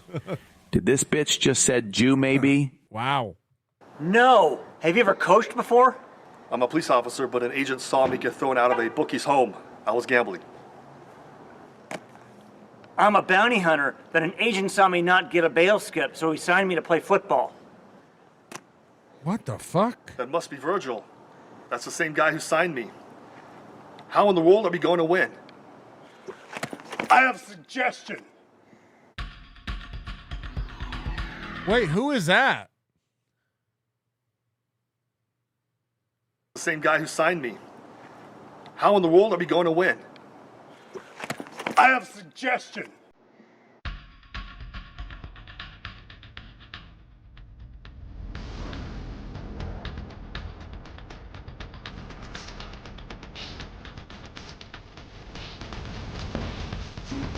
Oh, hi, Mark.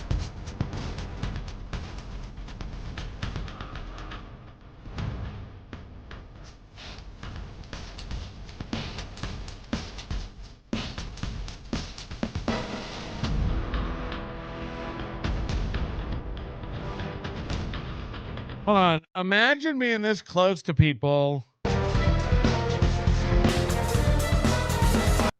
These guys are in the open, and this guy has an automatic machine gun, and they're not dead.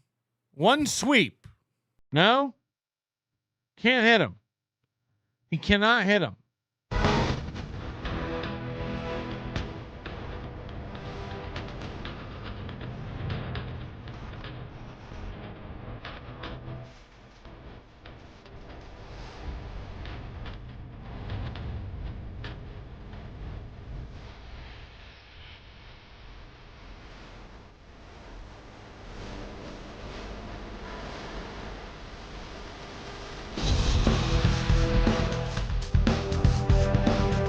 This guy couldn't find adult sunglasses.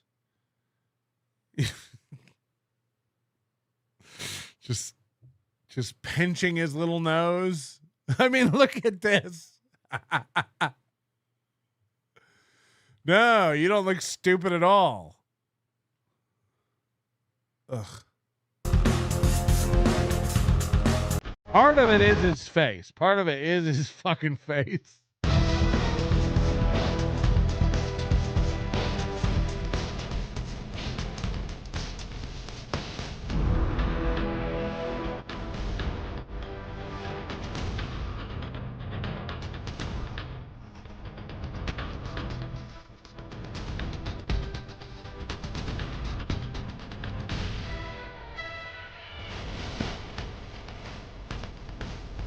Gunita Jansen Black, is it?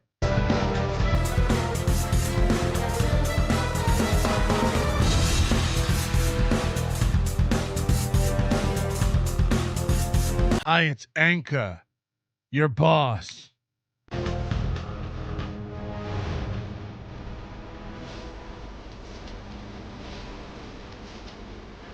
What I love about it too is that the credits change every show. They keep it fresh.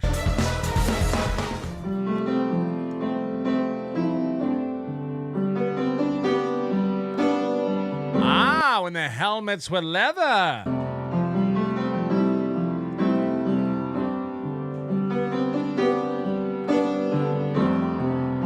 When TBIs didn't exist yet.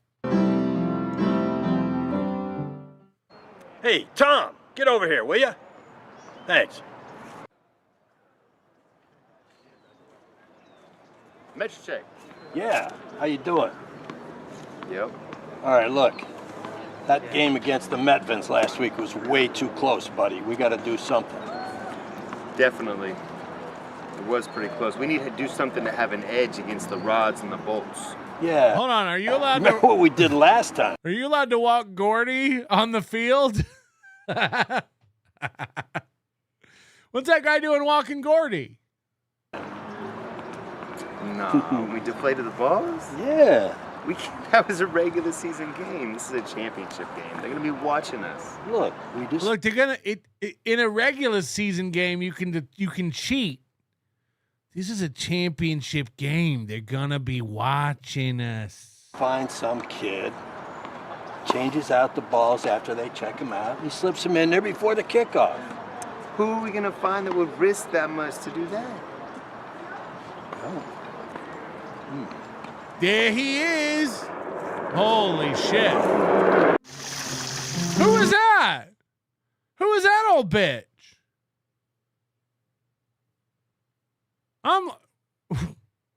Just no explanation. Excuse me, you can't film in the park. I expected this to be a Karen interaction. Excuse me, why are you recording? Why are you recording me? You didn't get my permission.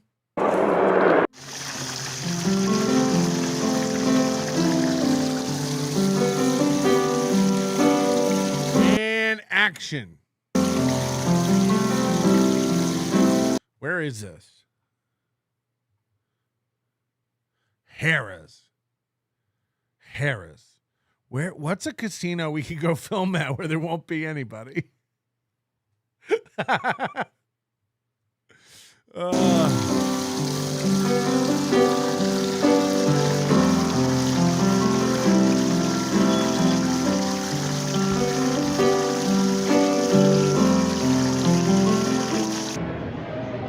been a bounty hunter for 8 years. I have no experience playing the quarterback position. What do I do? It's easy. Don't worry about it. Just throw me the ball. It's a championship game. So you're saying just throw the ball. That's all I do. Yeah. I'll go deep, and you just throw it. Don't worry. We'll win. Great.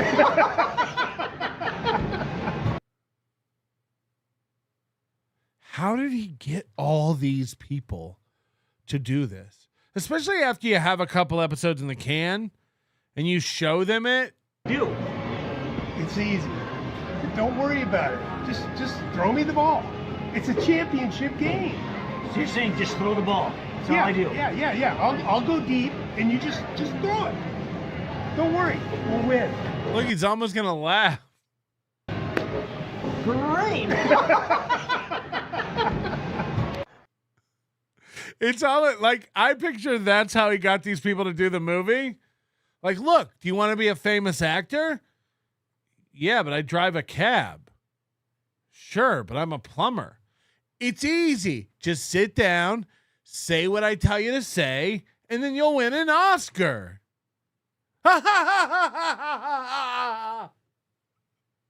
Is that it? You're saying just say what you say, and then I'll be in your movie? Yes. Crowcat, not since 2001 had I heard How Big a Boy Are You? My dad had a 7 CD collection of Roy D. Mercer. Thanks for unlocking core memories, Mr. Melton. How big a boy are you? How big a boy are you? Kelly Clarkson is beautiful, member for 7 months.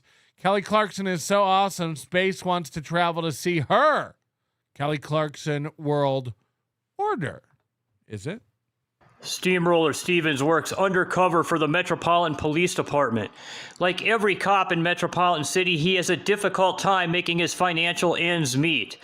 What Stevens feels is a quick fix is to win huge money at sports gambling. And the best way to beat the odds is to know the person who can sway the odds in his favor. Virgil. Oh, no. I need a couple $1,000. I have a way for you to obtain that. Hold on. Virgil hired the new quarterback. Virgil hired the new coach. Virgil hired the new police chief.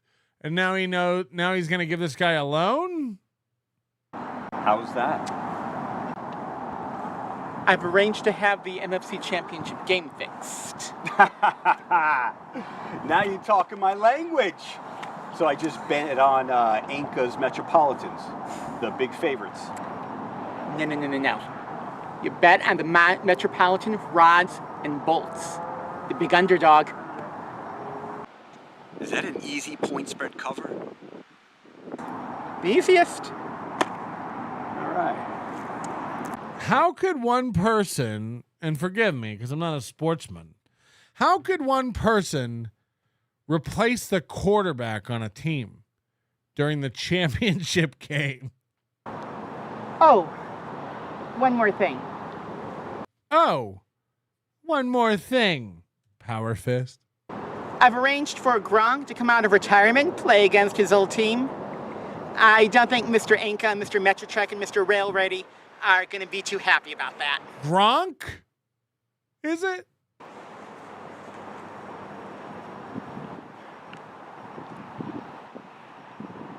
Hey, you're not serious about coming out of retirement, are you? Yes, lady, I am. Look, I care about Hey, you're not seriously coming out of retirement, are ya? you. I know how you used to come home in pain after every game, on your knees hurting, your body aching. Oh, you do, huh? Yes, I also don't want to be the person nursing you every day. The past 8 seasons has been tough on you. Could they not get anyone who knows how to talk to play this part? You don't tell me you're going to come home and have a tub, so you never need hurting after the games, are you? Like, what? Cut! How many times did this bitch hear, cut? Prank! Yes, lady, I am. Look, I care about you. I know how you used to come home in pain after every game, on your knees hurting, your body aching. Hold on. She goes up to Gronk. I assume this is Gronk. You're not seriously thinking of coming out of retiring, are you? And then he goes, yeah, lady, I am. Lady implies he doesn't know who this bitch is.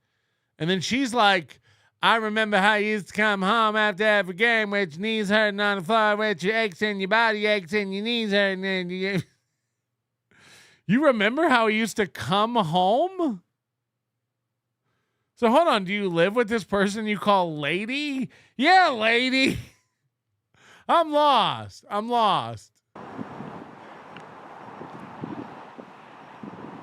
Hey, you're not serious about coming out of retirement, are you? Hey, you're not serious about coming out of retirement, are you? And Fearless had a great line because I said, how many times did this lady hear cut? She said, not enough. Yeah! Should have been at least one more time. I just care about you. Remember the way I came home and you're always on the floor with your knees hurting and your body aches and your Yes, lady, I am. Look, I care about you. I know how you used to come home in pain after every game, on your knees hurting, your body aching. Oh, people want to see these eyebrows, which is a great about point. You, I mean, these things are Sharpied on. What is going on? Oh, I only say cause I worry about you and I care about you. Remember, yeah, yes, come on, after every game with your body aches on your knees, they complain about the body ache every time. Oh. Retirement, are you? Yes, lady, I am. Look, I care about you. I know how you used to come home in pain after every game on your knees hurting, your body aching. Oh, oh, you do you?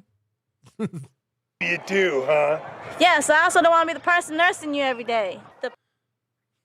I don't want to be the person nursing you every day.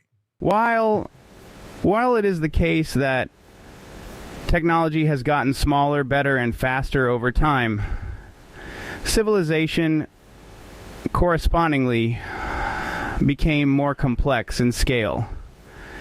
If one of the millions of moving parts in the microcomputers we call sail foams stopped working, it would brick, as the normies say, the foam. Sail foam. Like this synecdoche for our intricately fragile technological society, there are infinite points of critical failure. More frightening, the full consequences of critical failure may not be realized until much later. For example, the gridlock of democracies precluded them from responding adequately to the global financial crisis, paving the way to the future rise of Trump, the European far right, and our present tariff turbulence. One shudders to think of the ripple effects of a noodly, small-town cock turning out his wife to a coke lawyer will have on industrial society and its future. I have visions of cities on fire. I saw the goal, and I wept. My favorite one was sail foams. What it does is every time there's a bank transaction where interest is computed, thousands a day, Office the space. computer ends up with these fractions of a cent, which it usually rounds off. What this does is it takes those little remainders and puts it into an account. This sounds familiar. Yeah, they did it in Superman 3. Right. Used to come home in pain after every game on your knees hurting, your body aching. Oh, you do, huh? Yes, I also don't want to be the person nursing you every day. The past 8 seasons has been tough on you. Lady, I just met you right over there. It doesn't matter how long two people have known each other. What matters is how we grow as friends.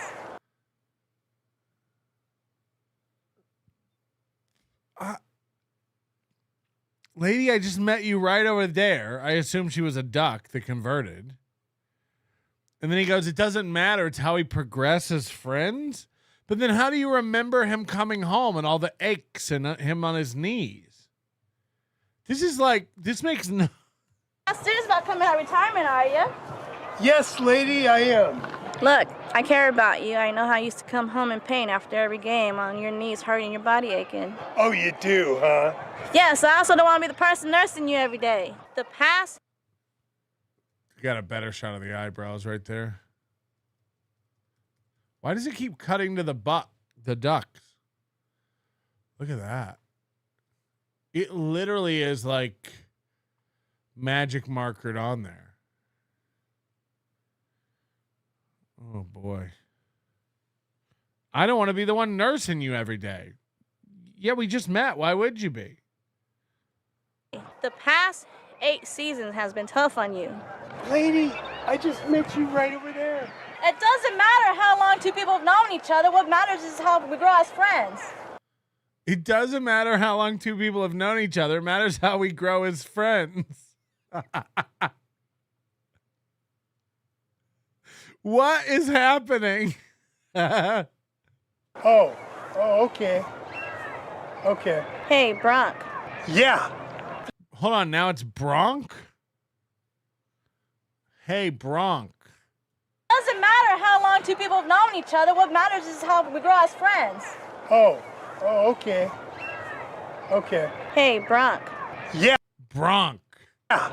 If you come out of retirement, can you please change your number back to 87? It would mean a lot to me. You just told him not to come out of retirement because you don't want to take care of him and you remember how much pain it caused. But now you're like, but if you do, could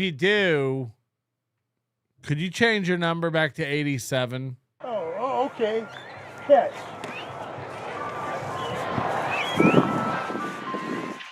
Vegas Patterson made his money in the Metropolitan oil industry.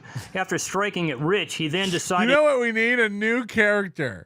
That's what I need. This is getting more confusing than season 4 of Lost. ...to run for president. Patterson hired me to keep him safe so he can enjoy his wealth. Well, to eliminate that, Dad, all I have to do is sell this Brett Carr Metropolitan wild card.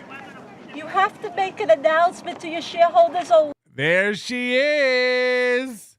You have to make an announcement to your shareholders. So you gotta...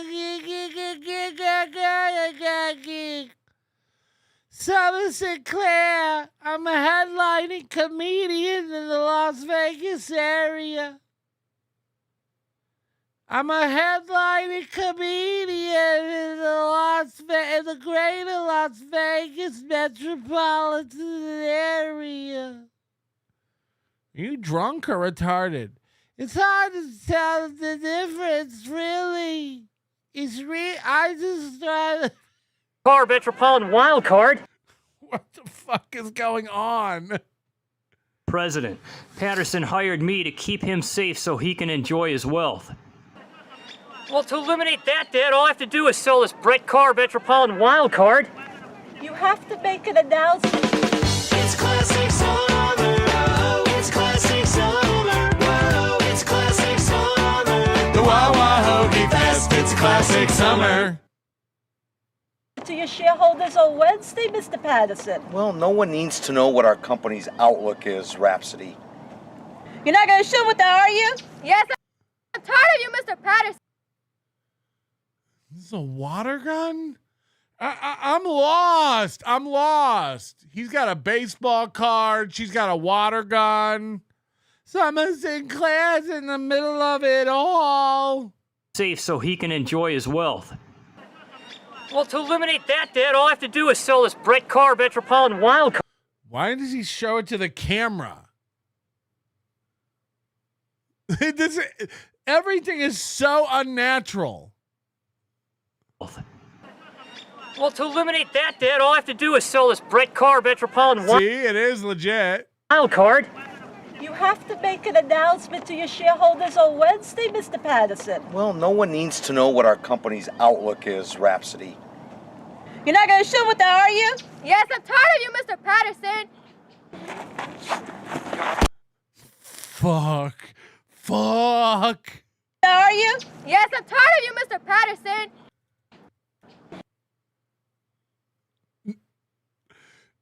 No. Come on.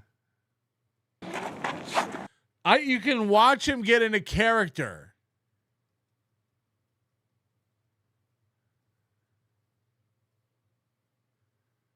And scene.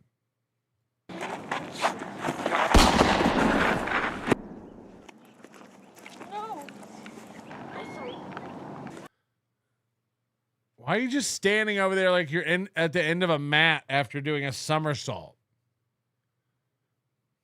Like, what's going on? The acting is... Is that Summer kicking?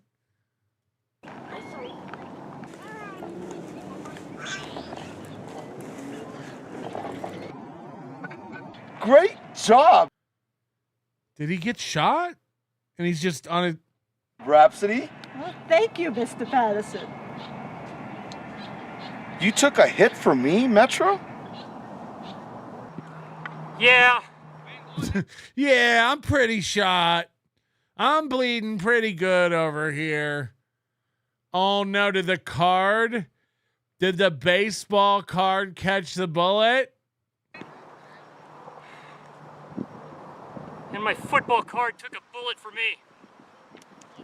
Met, I want you to meet Rhapsody Robinson. What? What? my new press secretary. More like your secret weapon. Hi. Hi. Hi. Any one of my teeth could have taken that bullet. I come from a family of boxers, and I type 55 words a minute. 55 words a minute. That's great. Patterson, what did you want to see me about? You're to meet with me tomorrow about common grounds with my presidential opponent, Bo Gambler. Will Bo be present? He's Bog Ambler, is it? setting his associate Best to do his talking for him. When Best is around, events seem to get a little disastrous. Disastrous. The meeting will be held at the Metropolitan Country Club, 3 o'clock tomorrow. Hey, Matt. Yeah. Hemet? Don't knuckle under. Metro. This whole town is corrupt, baby. This whole town is corrupt, baby. This whole town.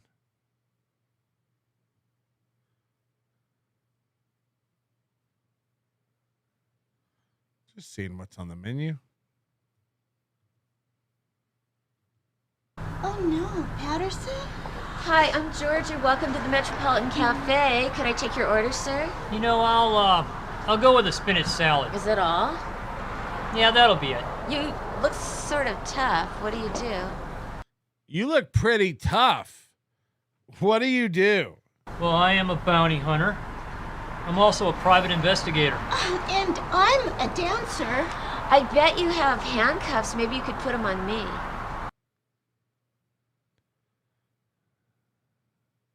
I mean, this guy's drowning in pussy. He's got light passions. He's got, what was that other one's name? Those eyebrow lines are thicker than my fat lines of Colombian snow. Policeman, please stop that bad man from using the devil's sugar. Edinburgh Mikey says, I too am going home to paint. Huh? Colin Madden, when my son was a toddler, he'd play Spies, which is exactly what it sounds like. Spies fighting robots, gorillas, ghosts, etc. Looks like you're fighting on how to spell etc. Objectively, a game conceived entirely by a 4-year-old had way better continuity. I believe that, Jack. No, the spinach salad will be fine. Your hair is so great. I like it. Yeah, well, wash your hands before you make my spinach salad, you whore. You truffling trinket. Thank you. You know, it's all natural. Selsun Blue. Did you see the way she was looking at you? It's just an occupational hazard. Hey, tell me about... It's just an I mean, he's smooth. How your dance rehearsal went. Well, actually, it went really well. Miss Flamingo said that I was You know, it was just so tough watching that girl get stabbed. Oh, no. Wasn't that days ago? Why'd you ask her about her day if you're going to interrupt her and... Well, actually, Mr. Anka said that I was magnificent in the Swan. On the Metro. Yeah, Anka. Right, yeah. Wow, that lady got severely injured and the attacker, well, he got away. Oh, I'm sorry. It's not your occupation to save everyone, Metro. Not everyone, Light. Just one young lady. And I could not even do that. But at least you attempted it. I kept my appointment for the meeting with Best. Patterson did not keep his. Instead, he sent an unnamed assistant. Also at the meeting was a comedian, Stand Up, who Patterson hired to keep the mood light. And Stand Up.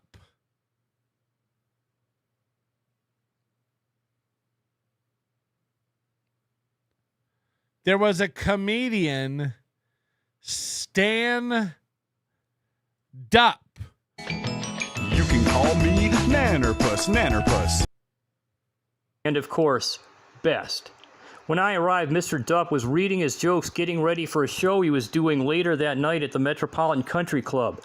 What we did not know is Stan was about to use us as his audience. Metro. Best?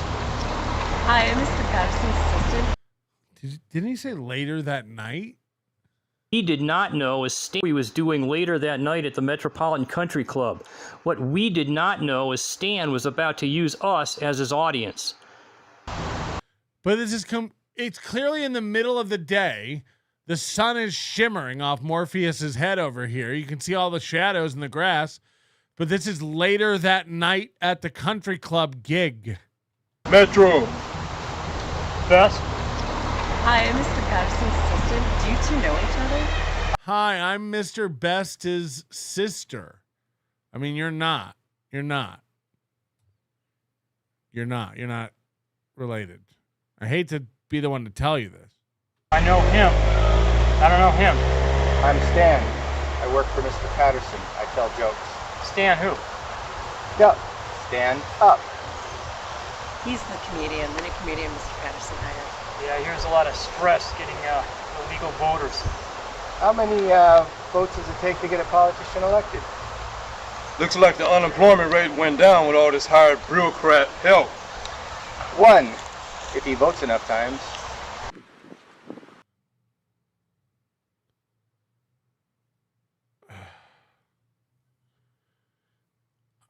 Should Mark Andrew Shaquan have sleeveless shirts? That's what I want to focus on today.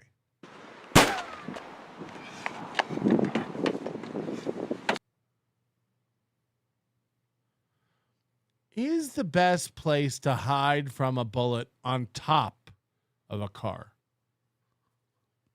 Look, I'm not a trained PI like Metropolitan Detective.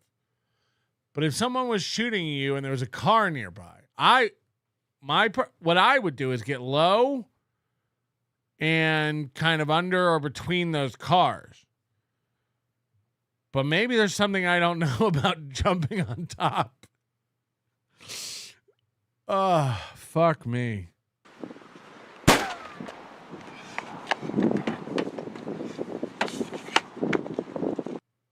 That was the quickest way to get between them, I guess. And what I like is the way he keeps his feet together, his butt out, his girl hips, his knees akimbo. I like that. It's a tough way to shoot. What in the shit? Let's look at where that bullet went. Now, again, I've only shot a gun a couple times in my life, but if we do a Moody, look, I hate to do it, but let's do a Moody live. Let's take this whole shot.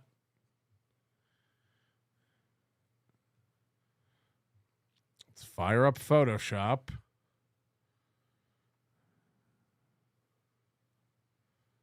And let's load in the image.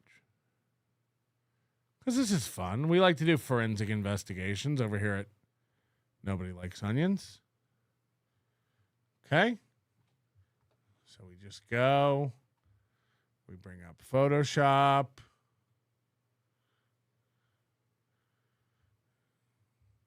It's way too big. And then we just grab a line tool of some sort. Oh no. Photoshop wants to find devices on a nearby network.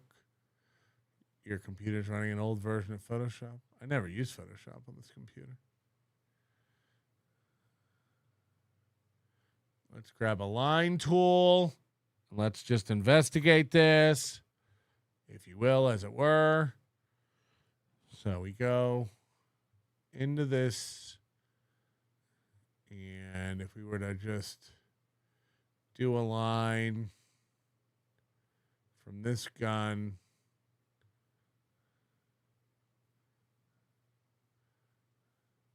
What are the odds of hitting someone? What are the odds? What are the odds that this bullet is going to damage your target? I mean, look, I guess he could be shooting at someone in a helicopter. I guess it's possible that there's a giant. It's possible. Maybe the shooter is so far away that he's counting on the trajectory of the bullet as it arcs. Like Katy Perry when she went to space. I don't know.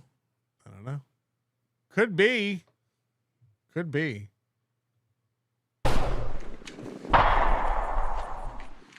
Maybe he's up on a hill. He's in a secluded, wooded.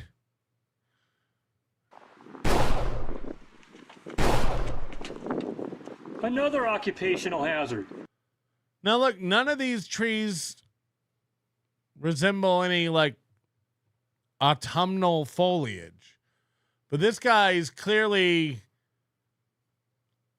so far away. He's on the other side of the equator and it's fall where he is. Metro's in summer. This guy's in fall. So maybe he is really far away. I'm not. Another occupational hazard. Getting shot at by a fellow employee of Vegas Patterson's. It was Enforcer.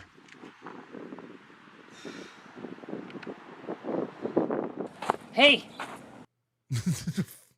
Why are you crouching in this sandbox? hey, are you all right?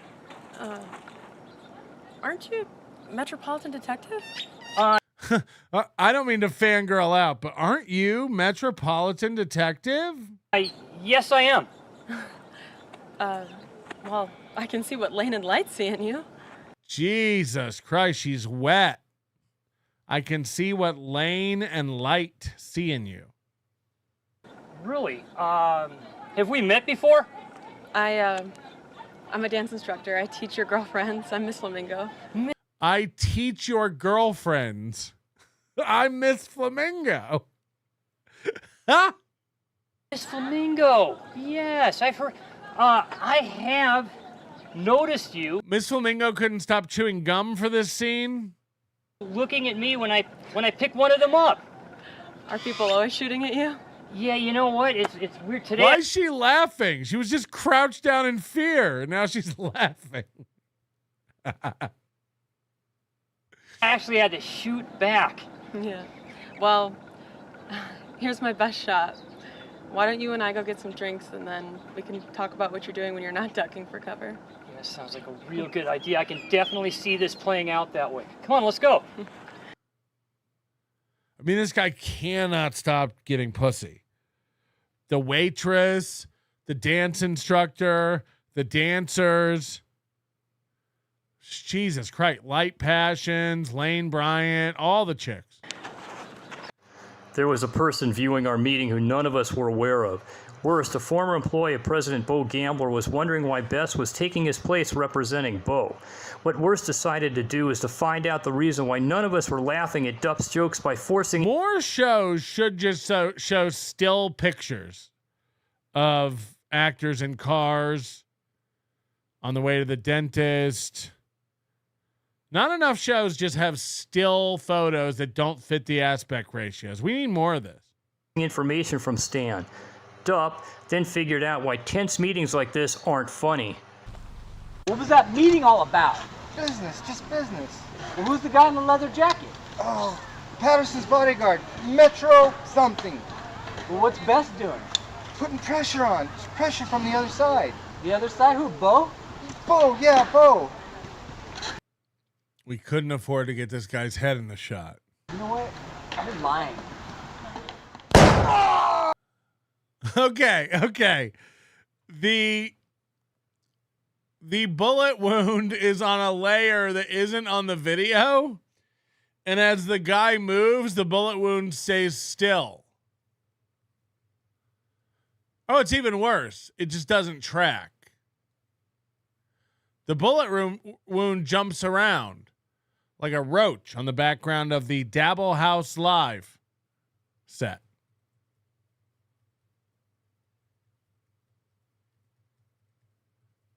Yeah, it's worse than staying still. It's all over the place. This bullet wound is crazy. You're lying. Oh, that's not show business. That's not show business.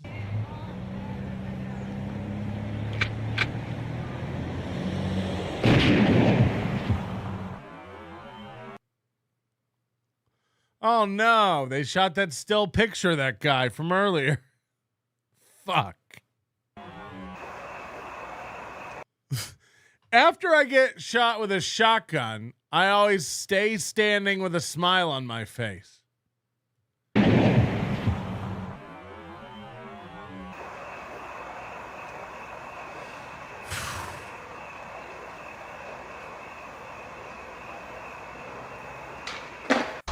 Do you think that established that it's nighttime? Do you think that 9-second shot of the moon establishes the time of day for the audience? Randall Report says it's great because it has no idea how bad it is. Yes, exactly. Exactly. Are you Big Sauce? I teach Slow Wife. I miss Flamingo. I miss Flamingo. Waver says, hi, Pat. Opie live at Gephardt's now. I know you like updates. Yeah, we may check after the app if there's time. This guy's technique is amateur at best. For the real deal on how to defend yourself from those dirty dogs out there, be sure to check out my Self-Defense for All series. Yeah. I see you have best on your payroll. Couldn't wait for you, worst. It took days to escape. It takes careful planning to escape from maximum security. Hold on. These guys are in the middle of the day. There's shadows on the wall. They're wearing sunglasses. As you can see, I've hired new talent now. I'm no longer in need of your services.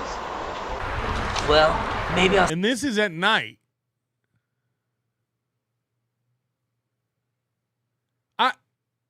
see what the other side has for me. Is it like a Where's Waldo thing where we're supposed to spot all the continuity problems with this? You wouldn't bite the hand that fed you, worst. With you in office. Also, Worst is in the shot. You see Worst like in that.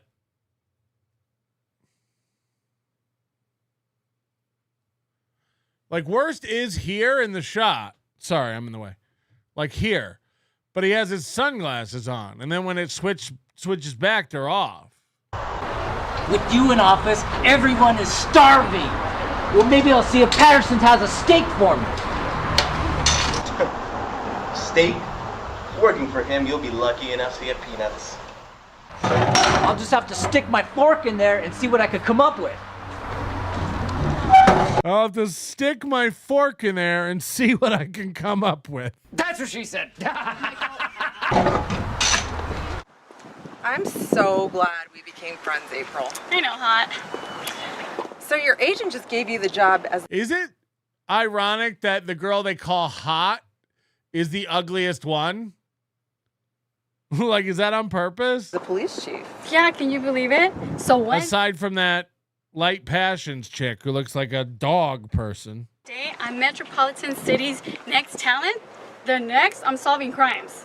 That's a great story. So what are you going to do today? So I'm going to go interview that other guy working on your friend's stabbing case. So you're going to demand information, huh? Yeah, something like that. Maybe blackmail him into buying me a drink. You're so bad. Oh my God, you're so bad, Police Chief Flowers. Oh my God. I know. So, what's it like dating Lane and Light at the same time? You know, sometimes I do have to do a Metropolitan balancing act. You must be good at finding things.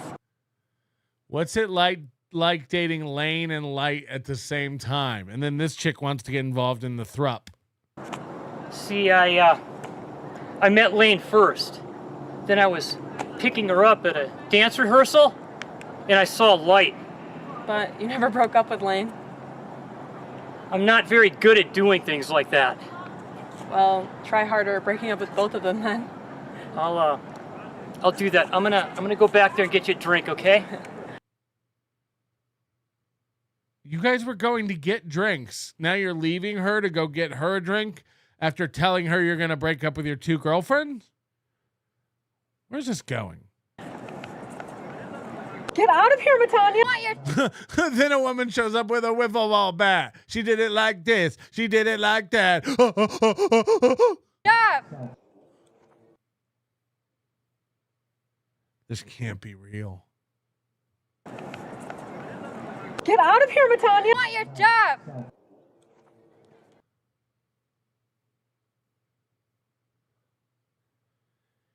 It's a wiffle ball bat. Just hit her hard with it. I mean, what are we... Get out of here, Matanya. I want your job.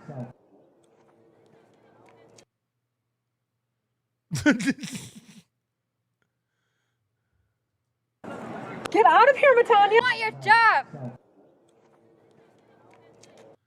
I think it's worse. Hold on. Get out of here, Matanya. I want your job. I think, and I may be wrong,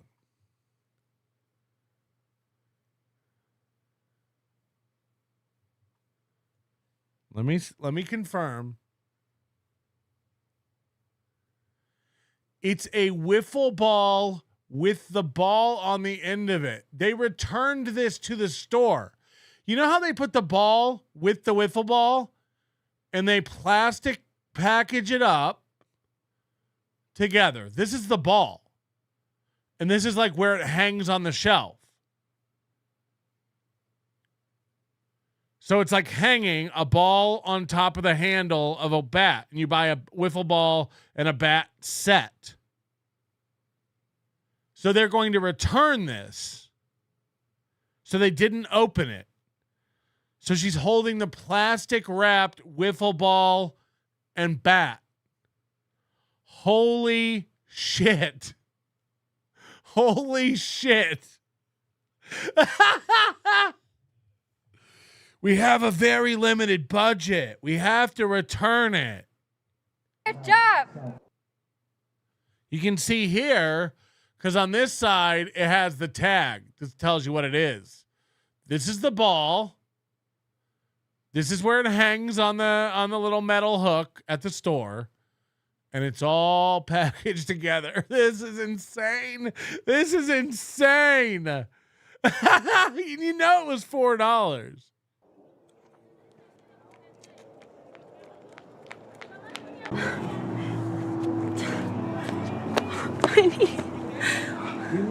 What happened? I got knocked out as a dance instructor. Okay. She hit her behind the leg. And she's rubbing her knee saying, my knee. This wouldn't be your knee that hurts. Like, you guys have seen stuff, right? You've seen, why does your knee hurt? You got hit from the back.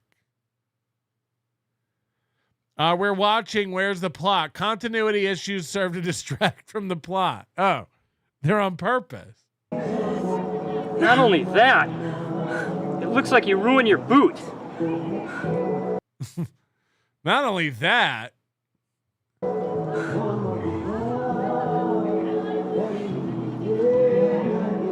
What is this music? You work for Vegas Patterson? Yes, This guy's still shot in the shoulder and he's just hanging out with Summer Sinclair? I'm Rhapsody Robinson, his press secretary. I'm Rhapsody Robinson. I handle all of his publicity.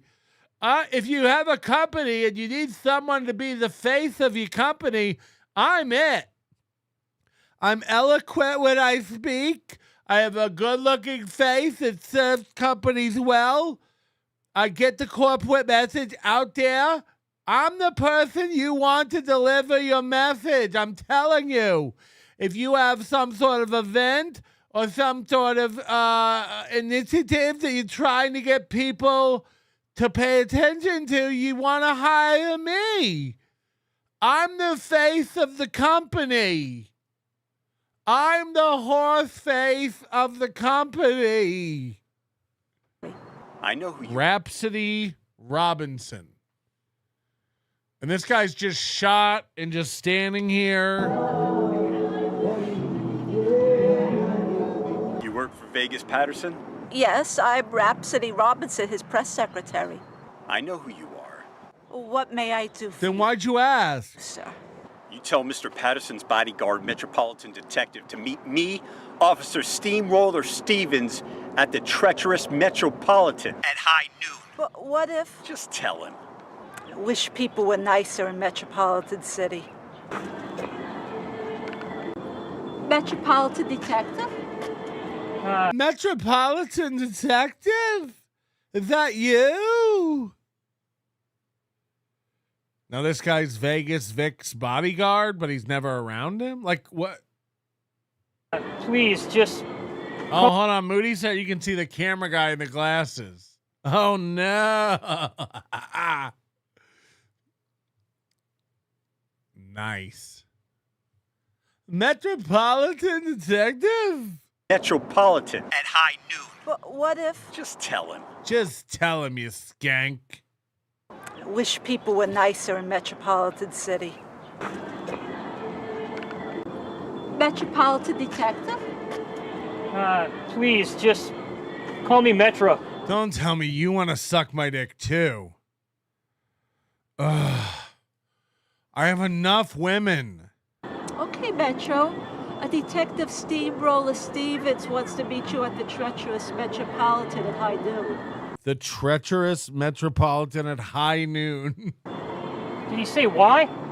No. He said high noon, so I expect there'll be a duel. But he was insistent. You're not going to beat him there, are you? Well, why not? Well, having a meeting at the treacherous Metropolitan is like playing dodge at the Metropolitan Speedway during the 500. You know, there may be danger at every turn, but in the end, I'll be the one taking the checkered flag.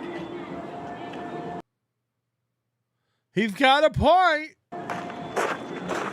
Another occupational hazard is being fired on by a fellow employee, enforcer. What information I didn't give Rhapsody Robinson was a police officer in Metropolitan City would more than likely have more information about why enforcers shot bullets at me. Steamroller Stevens wanted information from me. What I was hoping for is I can exchange it for information from him.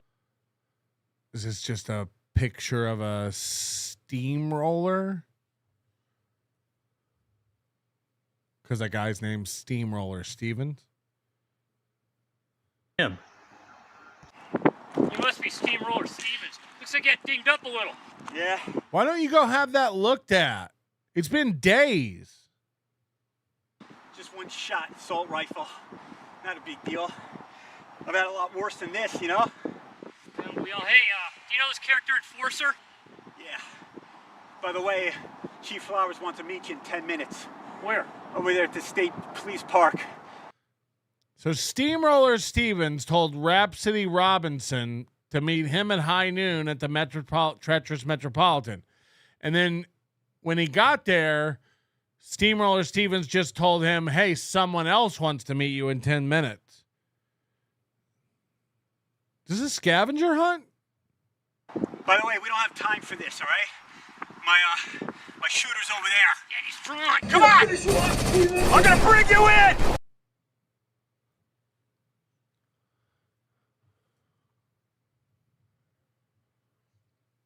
This is like a flamethrower. Is this how you think guns work?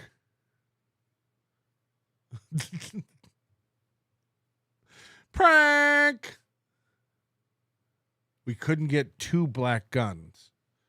You used the water gun.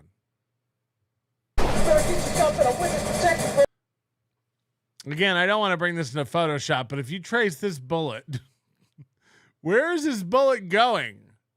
If you were to follow this line. I think it's time for that meeting with Police Chief April Flowers. Virgil held a meeting with his new head coach Starbaugh and new quarterback Scorcher, explaining how easy it will be to defeat the highly favored Metropolitans. Yeah, teams that are about to be in the championship, they don't even practice in pads. By the way, my football career was limited, but at no point were we supposed to be reaching up in the sky to practice hitting someone.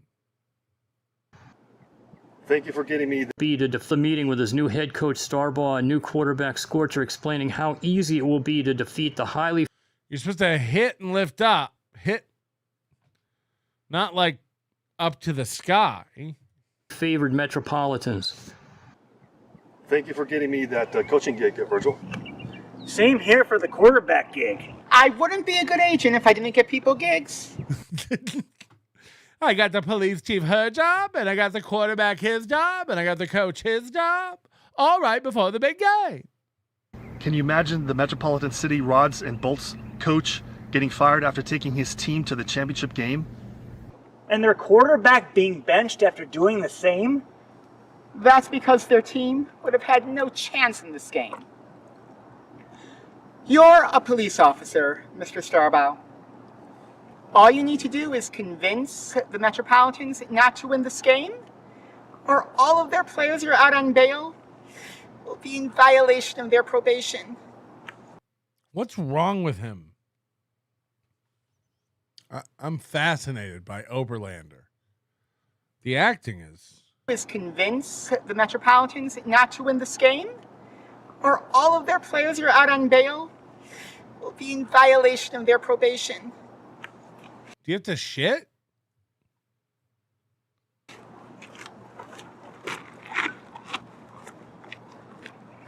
Gronk missed that meeting because he called a Metropolitan meeting of his own. All right, other people are calling him Bronk, and he's saying Gronk, clearly. Gronk missed that meeting because he called a Metropolitan meeting of his own to discuss his future with his biggest... Where's this lake? ...fan, Caroline. I can't believe you called this meeting with me. You called a meeting with a lady you don't know, and you met at a lake, and you don't know how to meet again, but you called a meeting. I can't believe you called this meeting with me. I can't believe you did this. His biggest fan, Caroline. I can't believe you called this meeting with me. You know why I came out of retirement? Anka went look. Now there's flamingos? The only place there's flamingos in Las Vegas, and I shit you not, you're not going to believe me, is at the Flamingo. They have a flamingo habitat, the Flamingo Hotel and Casino. And they're not pink. They're not even like really vibrant pink like this because they don't eat the shrimp. Looking and found Lane Smiles to let her know that he wants her to replace Miss Flamingo as the new Metropolitan Hotel's... He talked about a guy named Steamroller. He shows a steamroller. He talks about a woman named Miss Flamingo. He shows flamingos. This is like, you're not kidding about a 4-year-old. Dance instructor. My God, it's so great to see you. Mr. Onka. Yeah. How are you? I'm good. You know what happened? Miss No. Flamingo got knocked out as a choreographer. Yeah. And I think you can handle that responsibility. I want you to take the job. Me? Yes, you. Oh my gosh. Mr. Anka, I will not disappoint you. You guys are going to be so...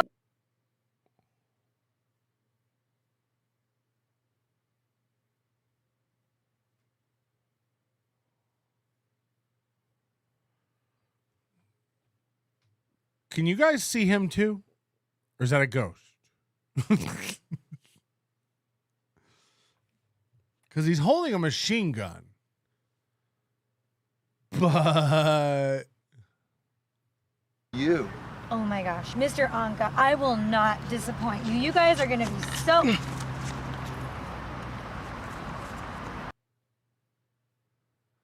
What is happening?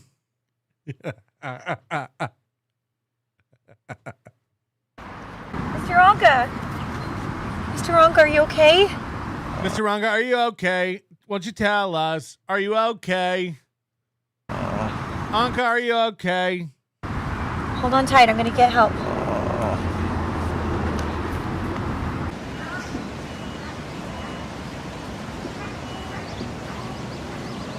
I guess when you have a gun, everything looks like a nail. As for me, I had a meeting with new Metropolitan Police Chief April Flowers. So, are you the detective working on the Sally Street case? Did you happen to hear that gunfire?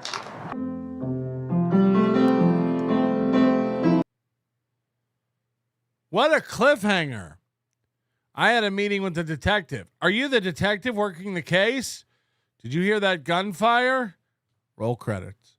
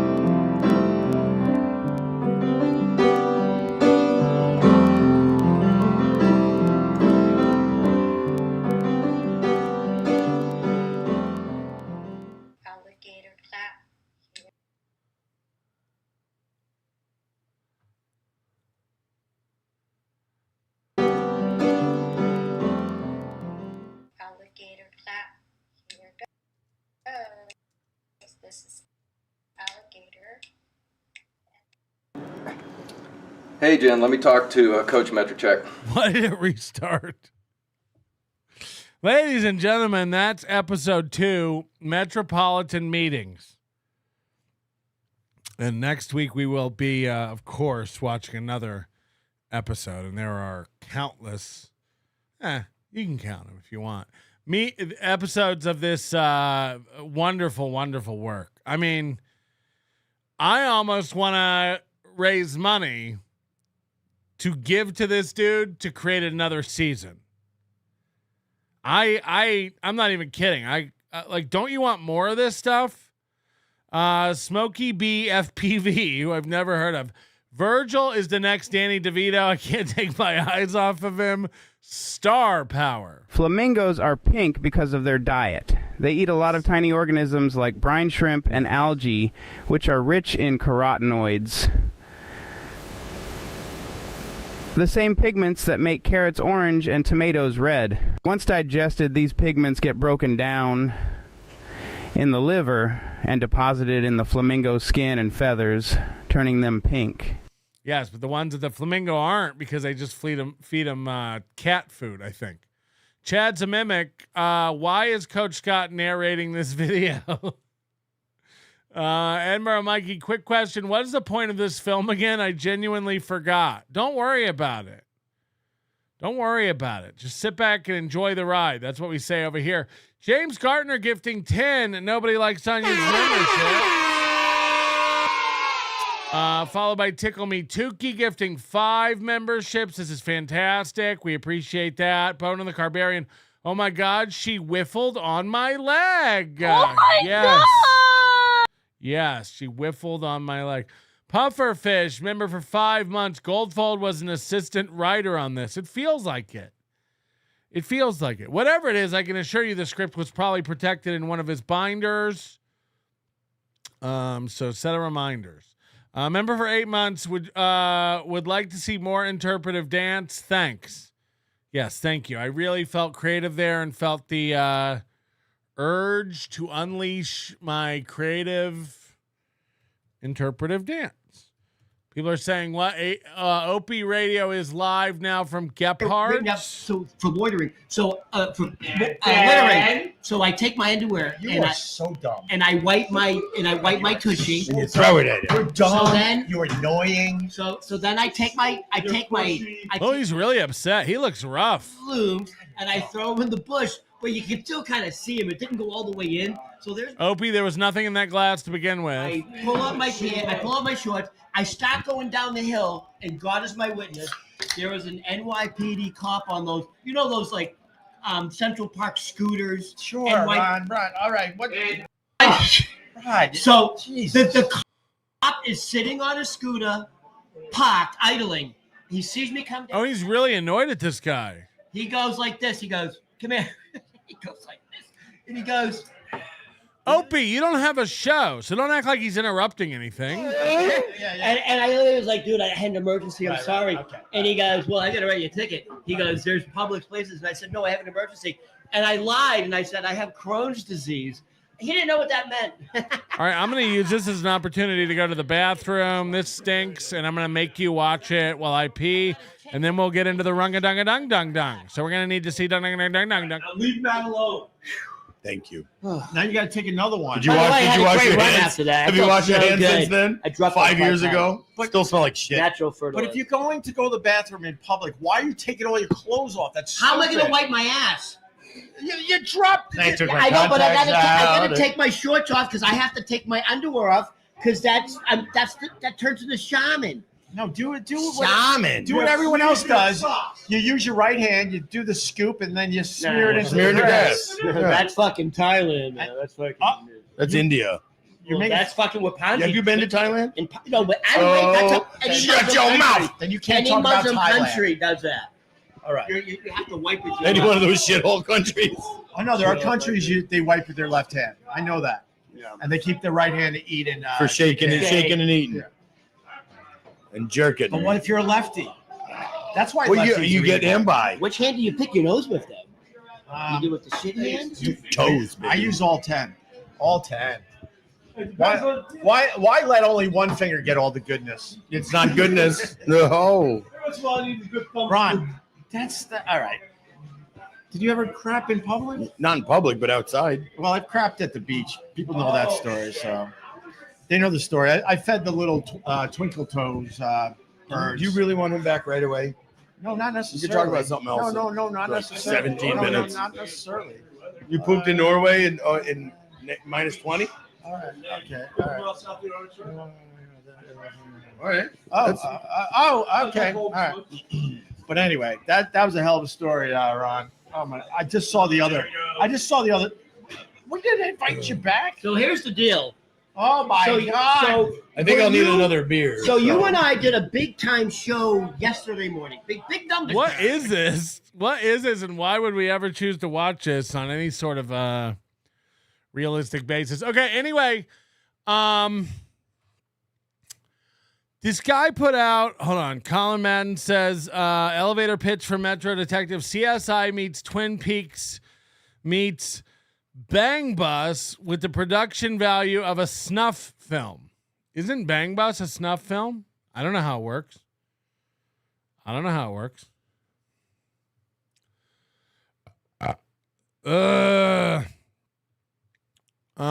Anyone who wants to meet up with me, you got to email me. I got some people emailing. Not Balmer, not Reels. You know? Just this guy. It just looks like a cat walked across the keyboard and that's your name. NJ Ranger, 201. We're going to grab a real New York slice on Thursday, Pat. I doubt it, but maybe after the bar if we do a meetup.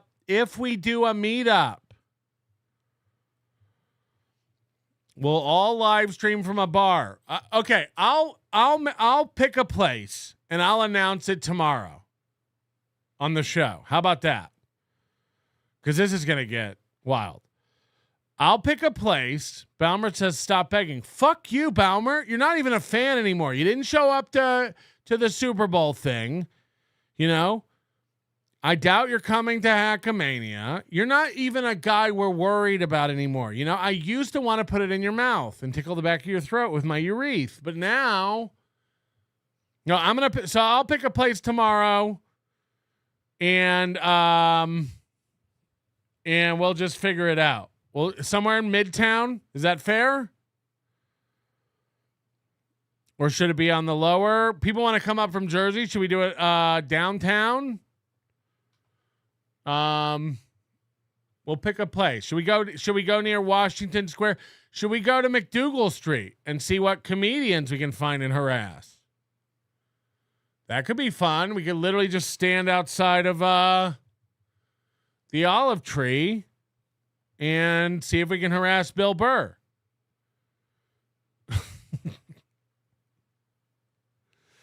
Oh God! All right, so we'll figure it out, and I'll do a show tomorrow. We'll announce where it is. It'll probably be like 9 p.m.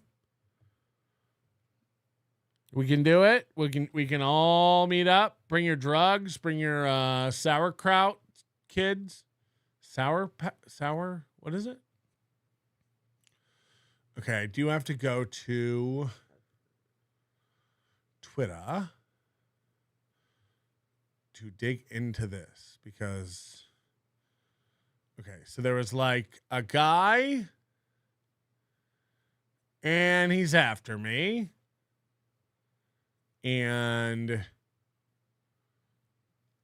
let me find it. So that third world guy like made another video where it's all like a gotcha video about the Ricada hacking. Now, it's all just like clips from my show. Those clips are still up. It's all stuff from like the Discord. That stuff is still up. You can go see it. You can go check it out. But then they're doing this thing where they have this tweet from mine. I guess it was. I gotta go find it.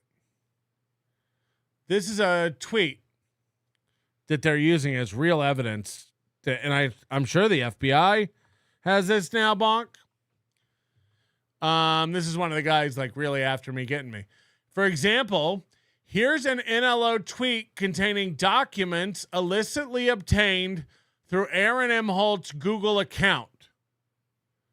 Imholte claims he can reproduce these documents and match them to the zoom-ins.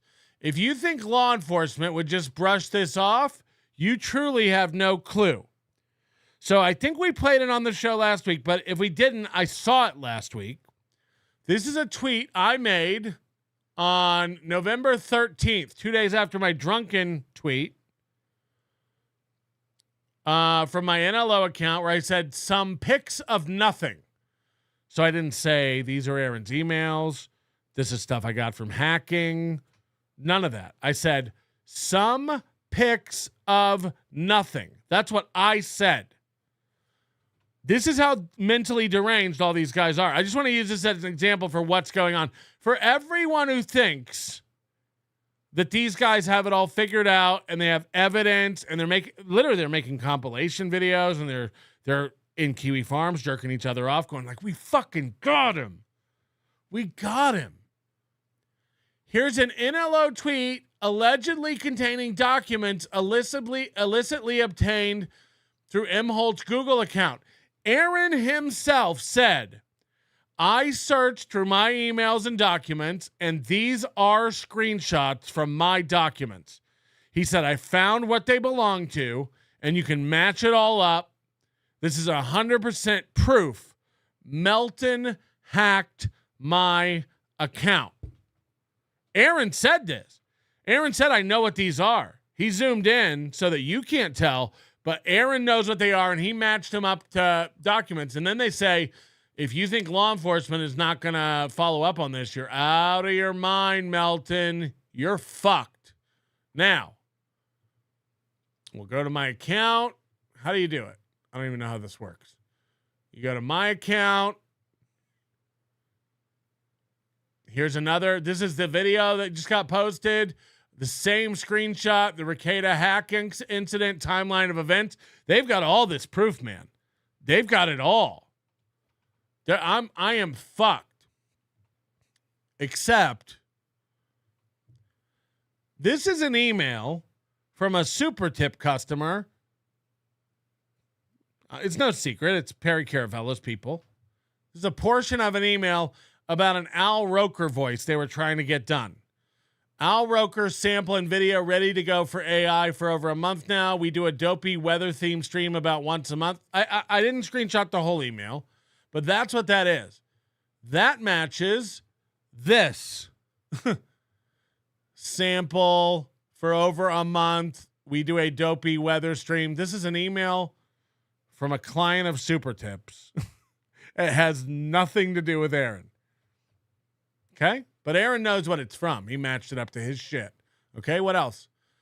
This is an email from a shitty comic and booker named Steve Sabo that I screen capped to illustrate how little money comics make, offering for features to work a Medina, Ohio gig and a Danville, Illinois gig in December.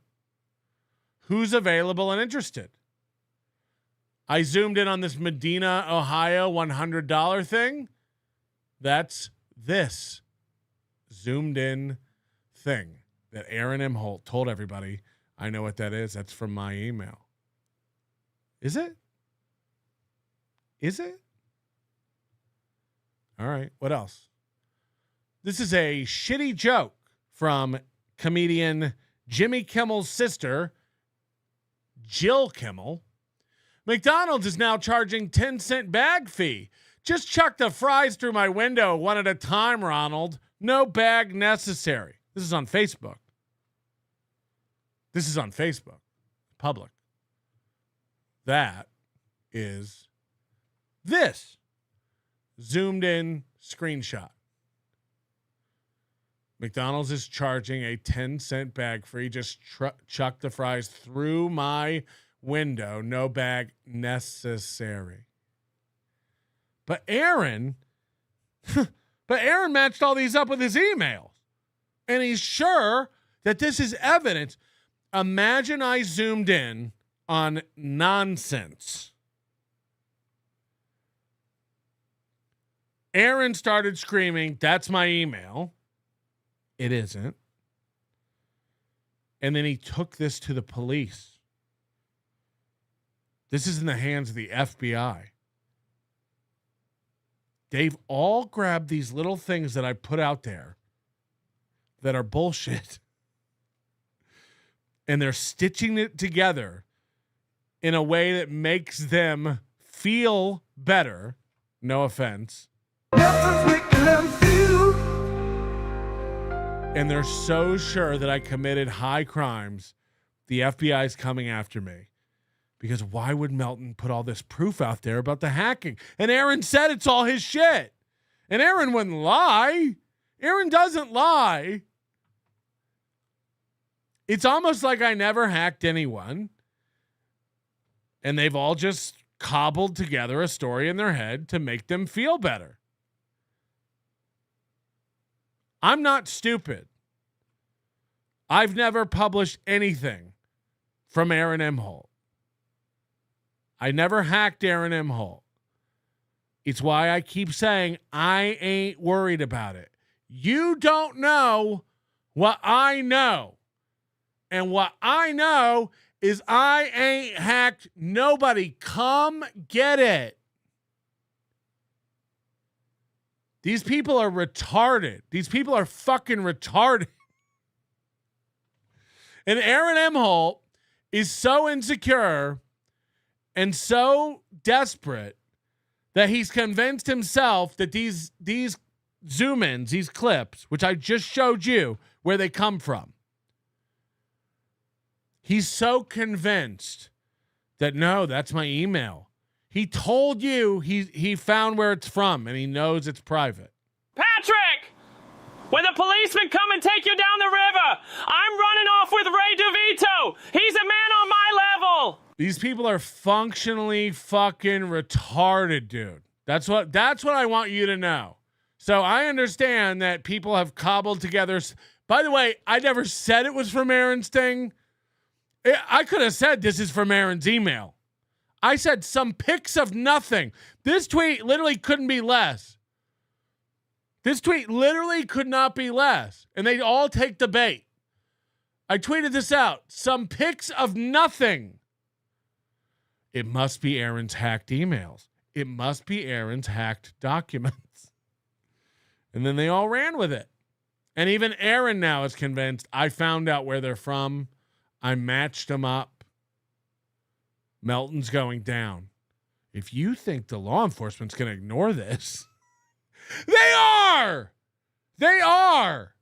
They better get ready to get fucking sued for violating my Fourth Amendment rights. If they come anywhere near me based on any of this shit that you've all convinced yourselves is evidence, I'll fuck you up. I'll fuck you up. This ain't nothing, motherfucker. This ain't nothing. You don't know what's going on. I know what's going on. You all think you know what's going on. I don't. And by the way, I've sat on that for 5 months. You didn't know. You have no fucking clue what you're talking about. What's more likely? That I'm retarded and have incriminated myself in a hacking, or that I'm fucking with all of you? Probably the other one. Probably the other one. Let's go check on these pretty antisocial bitches. They posted this yesterday. This is great. This is Todd V. Peterson's letter asking the court if Aaron can go on vacation in Florida from May 22nd to May 25th. Okay? Bonk. This is... If you wonder, and Moody, kind of like highlighted this for us a while ago, how retarded his lawyer is. His lawyer's done no work for him. His lawyer's done nothing. This posturing about we could beat this if we wanted to. My lawyer told me no jail time, no felony. We don't believe any of that. We don't believe any of that. This letter highlights the incompetence of his attorney so much. So much. April 14th, 2025. Aaron Imholte. I think they deleted out his address. I wouldn't even have done that. This is public. Dear Mr. Imholte. Now, what's crazy is this letter's to the court. This is funny, number one. Number one funny thing about this letter is to the court. Why is it to Mr. Imholte? This matter came before the court recently for sentencing. We agreed to a gross misdemeanor sentence, $50 fine, pre-sentence investigation. My client's original conditions of release indicate he's prohibited from leaving the state of Minnesota without prior permission from the court. He has complied with the conditions of release while the case is pending. Why is this dear Mr. Imholte? How about to whom it may concern? To the Stearns County Court. This makes no sense. This is the other funny part. We hereby request permission for Mr. Imholte, spelled incorrectly. This guy can't spell his client's name. This guy can't spell his client's name.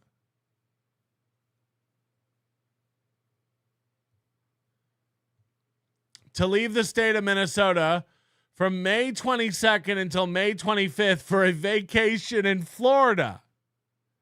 Him going on a vacation in Florida for 3 days. Him going on a 3-day vacation in Florida. I got to get back to the goal. Look, I'll take 1 day off, but I got to get back to the goal. I can't be gone in Florida too long. Plus, I don't really like to swim. The last time crabs latched onto my nipples. I am scared of sharks And plus, I heard that the water can hurt your skin. I don't like to go to Florida. My vibe is Vegas. That's my real city. But the whore that I'm dating says Florida. We can stay with her sister-in-law. This is sad. This is sad. They're writing Mr. Imholte with an E, asking for permission for Mr. Imholte with no E to go to Florida. Huh.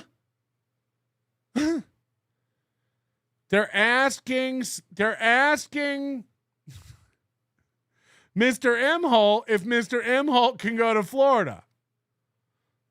Excuse me, Mr. Imholte, can Mr. Imholte go to Florida? Melton is an idiot. He not only showed evidence of my emails, but also sent my emails to Jill Kimmel, and she published them. Sorry, Jill, but I got to let the FBI know. Fuck. That will be the new spin. You're not even kidding. You're joking, Moody, but like, it won't be long before he says that. It will not be long before he fucking says that. Oh, God. This was a clip from yesterday's evening show that Stalin put up, I guess. I worked so hard. And we watched part of this, I think. I don't think my help wants to be mentioned, but I had help, and I appreciate my help. Nuts is that the camera is still not dead right on balls even, but it's getting close. You'll see we have the leaderboard scrolling across the bottom of the screen. You'll see that when we bring stuff up, there it is. It's right there. Well, it's right there. Look, nothing in PayPal yet. Look at that. Boosamok says, oof, that looks terrible. What the fuck? Do you have any idea how good this looks on my screen? So I got this photography lighting years ago, and we decided not to use them. We decided not to use this. We didn't see the end of this clip. It's in a DM or whatever. Just tell me that you're being funny. Like, tell me you're just trying to rile people up, because then I get it, and I actually think it's pretty funny. All right. So he is saying, I got to go back a little bit, because what's happening here is he's convinced himself that this is awesome. This looks great. This looks awesome. It's not blurry anymore. You're crazy. That there's nothing wrong with this and it looks great. And that anyone saying it doesn't look great is just trolling him. But also, it does bug him. So if you could DM him and let him know that you're just fucking around and it does look awesome, that'd be great. Ridiculous. Rexstart Parody account says, not helping those rumors about SP leaving. Oh, yeah, that's right. I forgot. Yeah, SP's leaving. That's the newest one out there. Oh, no. Is it? The newest one is that my $50 fine is not a fine. It's just court fees, because it has to be worse. It can't just be that. Oh, whoa, hold on. We're arguing. People are arguing. I don't want to miss arguing. Oh, there we go. Imagine doing your show and being like, I don't want to miss my chat arguing. That's an integral part of my program. Oh, Doom. Oh, Doom, I knew you were going to cope, but I didn't think it would be this bad. I thought that was a well-edited third world aristocrat clip. Made Nick look really bad. Wow. Okay, Doom, even if it's in a DM or whatever, just tell me that you're being funny. Like, tell me you're just trying to rile people up, because then this is about Doom in the clip. I get it, and I actually think it's pretty funny. If that really is how you feel, bro, I'm sorry. You lost. You're just done. Yep. You saw part of the evidence. I just presented it. I'm fucking cooked. I am so fucked. And again, I'm done arguing about it. I'm going to jail. I'm going to prison. The proof is out there. It's mounting up against me. And there's no way I put out a bunch of red herrings just fucking around and kept my mouth shut about it for this long. There's no way. It's all very, very real evidence that is going to fuck me. You're cooked, as they say. So yesterday I put cooked across the screen, as a joke. That was like on our thumbnail yesterday. And then Aaron went live 2 hours after I went live. Have you ever heard him say cooked? He was watching. He was watching my show. This motherfucker watches every bit of my show. Every fucking bit of it. That made your boy look terrible, like the liar that he is. It was pretty bad. Bocephus says it made the fat stain look just as bad. I think he got a boil on his face every time he gets. Oh my goodness! That is Bocephus's opinion.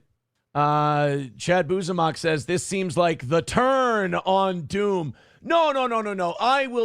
I've never been pro Doom or anti Doom.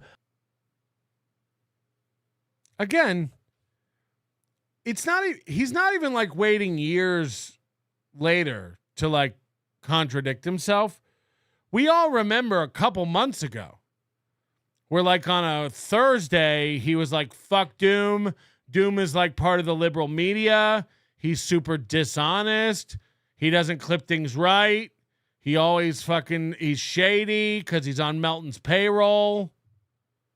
And then the next day, literally the next day, he was like, Doom's a good one, man. I've always said that. I've always backed up Doom. He's a great clipper. I've always said that. It's like you flip-flopped in 24 hours about it. Doom could verify this.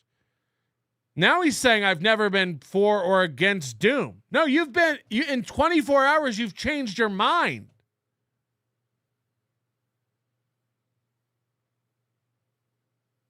I don't even like, what? This is insane. I will always be pro Doom. Now listen to this. Seems like the turn on Doom. No. I've never been pro Doom or anti Doom. I've never been pro Doom or anti Doom. I will always be pro Doom. Which is it? All the time. I will always be pro tease and Doom, just making some fun. It's all fun and games till these other people get worked up and they need to take a break. I'll always, you know me. Doom's. Except for yesterday when you were going to ban Chad Buzmak because you were all up in your feels about your sign. Right? This sign has him fucked up. This sign really does have him like fucked up. Says Aaron, get some sun, buddy. Yikes. Yeah, as soon as your boy figures out the problem for those face lesions, I'll go get a tan. How's that sound? You've picked your allegiances, Doom. You have no room to talk. Sorry. Oh, and the guy you follow has bad skin. You fucked up. You should have picked a guy with multiple felonies. Or sorry, with I guess there's no felonies anymore. You should have picked a guy with multiple legal problems mounting up and possibly more on the way. Wink, wink, nudge, nudge. I'm not really at liberty to say. You should have picked the guy with good skin who hates women.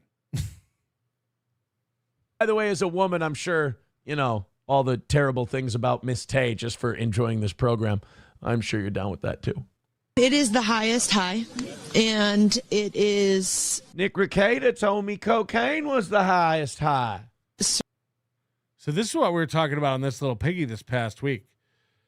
He's every single thing in his brain. The term living rent-free is thrown around a lot in this community, just like cope and seethe and all the other stuff. Everything this guy says and does, and you cannot believe me when I say this, if you don't want to. But every single thing this guy says and does gets rolled through a filter of what will Melton think and say about this? What is Nick Ricada thinking and doing about this? It's always there. It's embedded now. It's permanent. He's watching a story about space and Katy Perry. Someone says hi, and he has to pause it and go, hi. That reminds me of the time I used to get high with Nick Ricada. I should talk about that right now. This is one of the reasons why he'll never go back to radio. I mean, A, he's just an untalented bitch.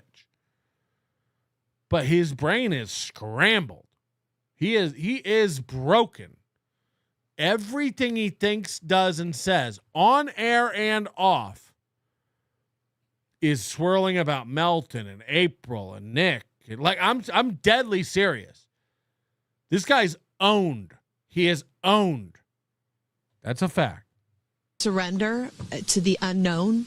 I couldn't recommend this experience more. This is like... Oh, well then, well, book it for me then. Could you, I have to talk to my attorney if I want to leave the state. I just got permission from the court to leave the state on a vacation next month. Do you think I have to get the court's permission to go to space? Like if I take off from Minnesota, let's say, and I go straight up and I go into space, do I need to clear that? He's not even capable of doing commentary anymore. He's not only is he picking stories he doesn't really care about. This goes to his laziness and his inability to even prep a show anymore. Like both him and Opie have picked stories they A, don't know about, and B, don't have anything to say about. So he's just, again, it all comes back to the accusations, to the court. Everything external, because his brain is so fucking broken. His life has been fucking just owned the past couple years. Because he's so broken, everything externally that he sees, he brings back and ties into his life inwardly somehow. Katy Perry went to space. I couldn't go to space without asking the court. Katy Perry went up in the air really high. High. Nick Ricada gets high. Are you okay? Are you okay? Like, fuck, is your life over? You can't say anything anymore without tying it back into your life. What is this? He's a rake-stepping lawyer for a rake-stepping man. Ouch. Cease and desist rakes. Yeah, don't be talking about rakes like that. Patrick Humpback loves watching other men. That's a fact, Jack. I hope your super tip system gets sued. That would be hilarious. That's pretty mean. I believe you, Melty, sweetie. But what if that bad booby man tries to frame you for the haka? The haka. Yes, Moody will actually be leading the haka live on stage at Hackamania. Get your tickets now and sign up for the butter eating contest. We'd love to see you eat butter. You're going to like the way you shook. Drive-by with $50. Says, you think they'd get tired of all the fish hooks in their mouth from always taking the bait? What a bunch of fucking losers. No. They've got it all figured out. They've got it all figured out, and they've stitched together all the evidence. And it's not help. Look, it would be one thing if I just put that out there and they ran with it. Aaron is over on his program saying, I know these are from my Gmail. I know what this is from. You do? Because one's a Facebook post, one's a private email to me, and the other one is a mailing list for shitty comedians who want $100 to feature in Ohio. But you think it's from your email and you're telling people that? Again, keep lying about me, I guess. Keep saying I commit crimes publicly, I guess. Keep on slandering. I don't know. We have fun over here. It's just we're getting all shook. We're going by the book. Written asylum member for 5 months. Patrick, would you consider selling Melton's Making Him Feel as a ringtone? I know I can steal it, but I'd rather pay you large sauce. No. I'll put it up for download. Bone and the Carbarian came up with that. It's genius. Bonin, if you still have it, feel free to put it in the Discord. Our Discord is public and open to everyone. Discord.gg/NLO. It's a great place to hang out with the community. When the chat's not open, we're going all day over there. Come on over and hang out. But no. No need to sell it. Look, I might forget to put it up. But everyone's allowed to steal it and put it out. If anyone knows how to make that a ringtone, You know, I don't really understand ringtones. I don't touch any default alerts or message. I don't even I don't know how any of it works. Here, I'll give it to you clean. Record this now. Get your recording ready. Set this up to record. I'll do them both. You can get them clean. Ready? I'm going to mute my mic. There'll be no interference whatsoever from any other outside. Bell tongues making them feel. Bell tongues making them feel. Bell tongues making them feel. Bell tongues making them feel. Bell tongues making them feel.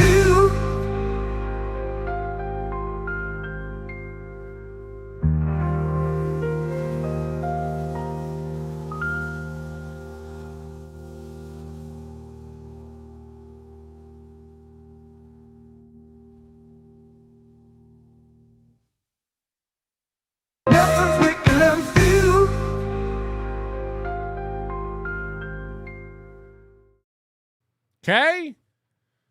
So somebody will figure that out. I don't even know how you make a ringtone or put a ringtone on your phone. I don't know how it works at all, you know. Shit, you'd hate to go to jail over a misunderstanding because I went to, see God. That would be bad.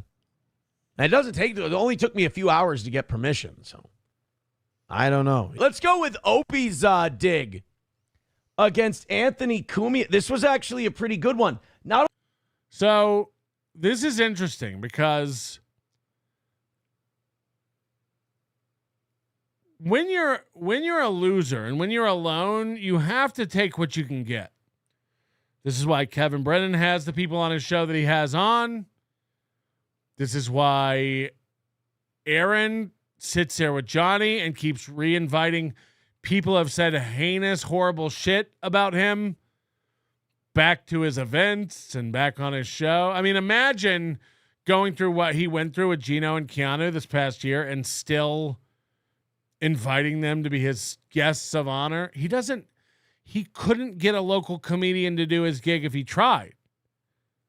No one wants to be a part of this. He's asked Adrian Washington. He's asked Tom Hollandaise or whatever that guy's name is, who used to do the K-Cuck with Corey. He's asked Corey. These people don't want anything to do with him. He's relegated to going back to losers who have said the most heinous shit about him. On Friday, we got that tweet, that DM from Keanu to Nick Ricada saying that basically Keanu believes that Aaron is a psychopath and an abusive man, that he physically abused April. But they've had to backtrack on that because they're all friends again. Gino and Keanu can only get Steel Toe, and Steel Toe can only get Gino and Keanu. These people exist in a I don't even know, some sort of like sad basement floor, sewage-ridden sector of the Dabbleverse that they can only hang out with each other. There's a reason they all keep going on each other's thing. That's all they can get. That's all they can do. None of them are friends with anybody throwing a real event or having a real audience or making any real money. They're all just 30 viewer shows getting together with other 30 viewer shows and trying to make something happen, but it's just pathetic, really. And that's where they belong. That's where they belong. But this interesting thing happened now that Anthony is like basically assaulting Steel Toe. Anthony has said a few things on a few recent shows, and let's face it, Aaron tried to get on to Anthony's network. Aaron admits Anthony is a hero of his. And I think a lot of us, Anthony was an influence, certainly. I listened to Opie and Anthony for almost 10 years. I loved it. I loved it. Big fan. Same goes with Stern. Same goes with, a lot of people here are influenced by Stern. I was never really a Stern guy. Ron and Fez, loved Ron and Fez. So, but Aaron idolizes Anthony Cumia. Wears his shirts, tried to get on his network, wanted to be friends with him, all but offered his wife to the man. And Anthony has definitively made fun of Aaron on many occasions, called him weird, called him worse, really.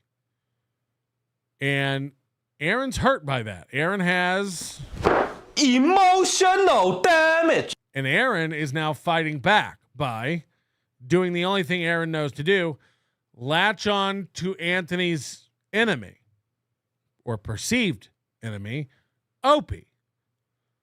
Oh, yeah? You don't like me, Anthony? I'll go on my show and say Opie's more talented, Opie's funnier, Opie's got a lot more going on. Again, like, this is how broken his fucking brain is. This is what, imagine being this guy. It's like we used to laugh over here about like Jesse Angel getting mad at me and then going over and becoming a fan of Chad's. It's like, I mean, I understand you not liking me. I understand you not thinking I'm a nice man.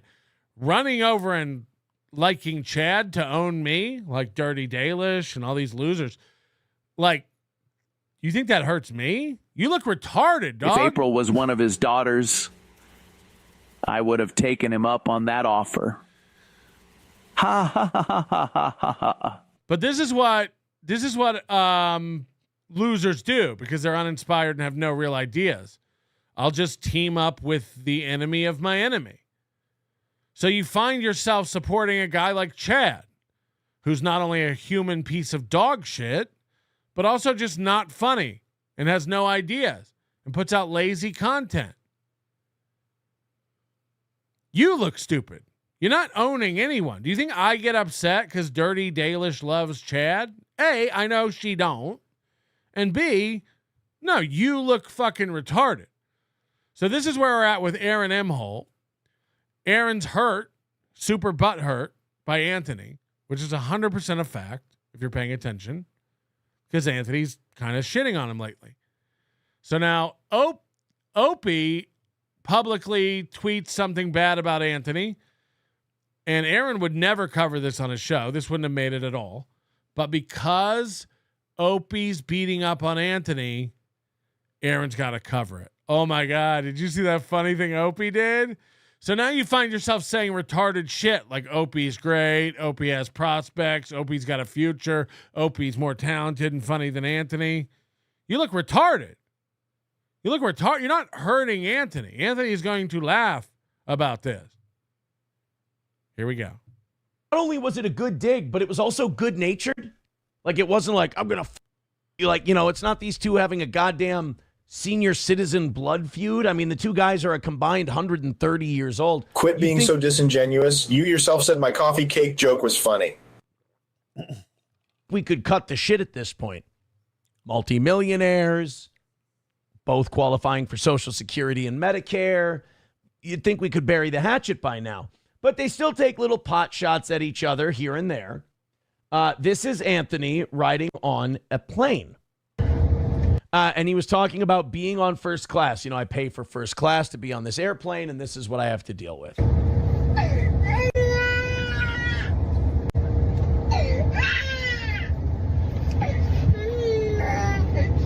Oh, I'm sorry. ABC radio personality, Anthony Cumia.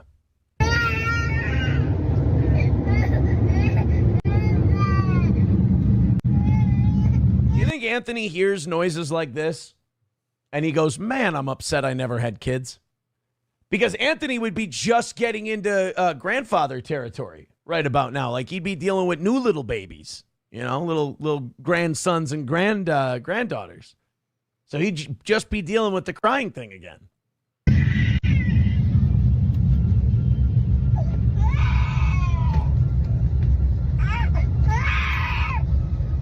And like, you can't blame the baby because like that's what babies are going to do on planes because of the air pressure and shit. And it's with their ears. They're going to lose their mind. You shouldn't be flying with a baby.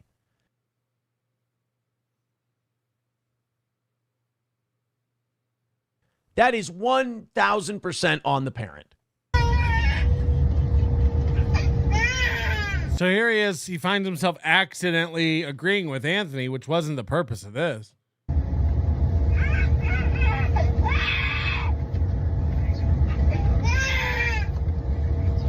So that's what happened with Anthony's little plane ride back from New York to South Carolina. Well, his former radio partner, Opie, I got to admit, had a pretty good dig. Let's go and check it out here. He retweeted it and wrote, "One of the downsides of dating young." Okay, two things. He said it was good-natured. Like, this thing where everyone calls everyone a pedophile nonstop is not good-natured. Again, like, it is one of the most heinous things on the planet to be labeled. You can't stop people from doing it, but anyone doing this is 100% desperate and hurt. Unless the guy's a pedophile. But of course Aaron thinks this is a harmless, good-natured bit. The second thing is, Aaron's falling dangerously close to red bar territory now, where this crowd going wild drop, punctuating every single thing he says and does all the time. It's becoming like a habitual, anytime he says anything, he just hits that button. Why are you playing this crowd going wild drop right now? Do you even know? Do you even know? I'd argue he doesn't anymore. I'd argue he's lost and it's just automatic. It's a time filler and it's like his way of doing like mic drop.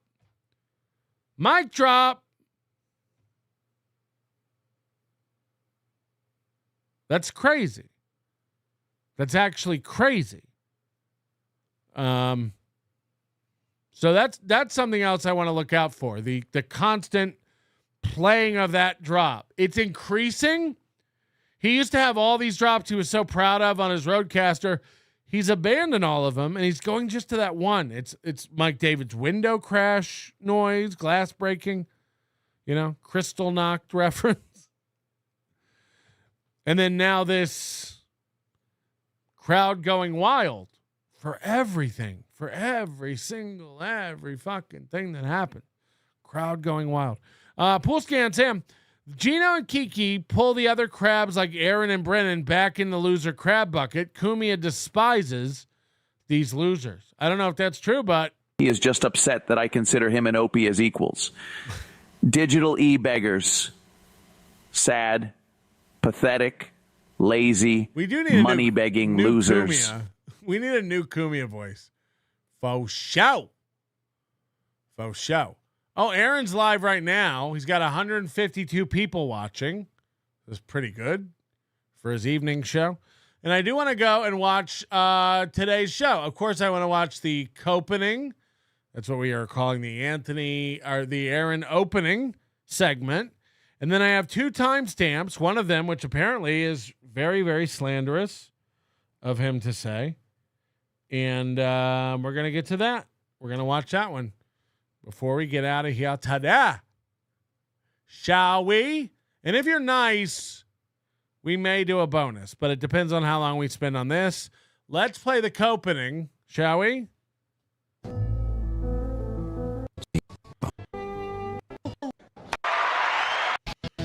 Dung, dung, dung, dung, dung, dung, dung, dung, dung. Hit the like button.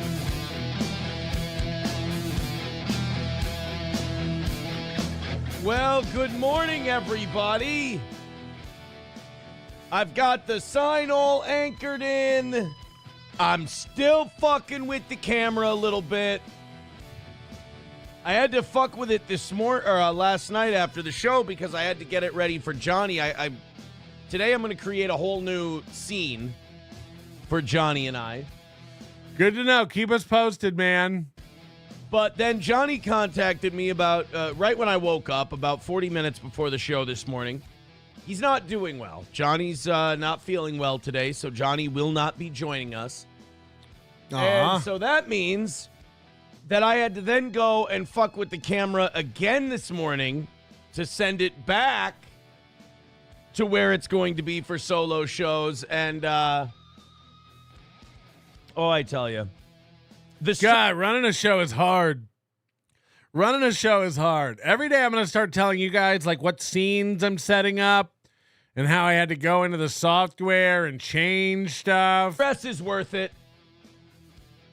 The fucking around and going, oh shit, god damn it. See, if he thought it was good, this is a psychological thing, but back me up on this, you psychals.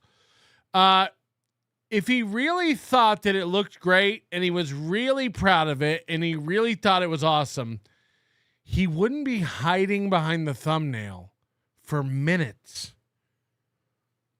Every show this week, Sunday, Monday morning, Monday night, and now Tuesday morning, he's afraid. He's not afraid, but he's delaying revealing himself because he knows that reaction is going to be poor.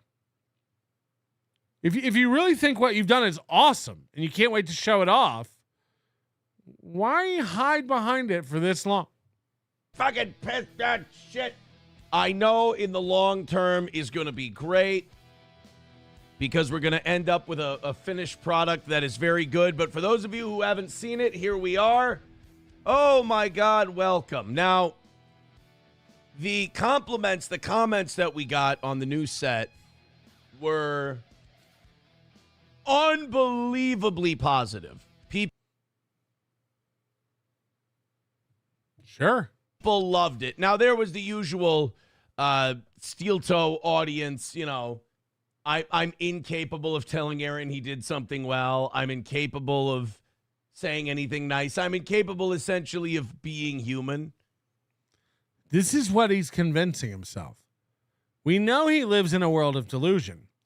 He really believes this. He believes that anyone saying this doesn't look awesome is like just being a piece of shit. He believes that there's no way anyone thinks this doesn't rule. He believes that. There was a lot of that. But it was all love. It was all good things. One person said it's the most professional the show's ever looked, which was very nice. And then, so after years of this microphone falling down and the mic arm crashing and everything else, now I've got it on there so fucking tight that I can't get the goddamn thing to come loose. It's basically become part of the table.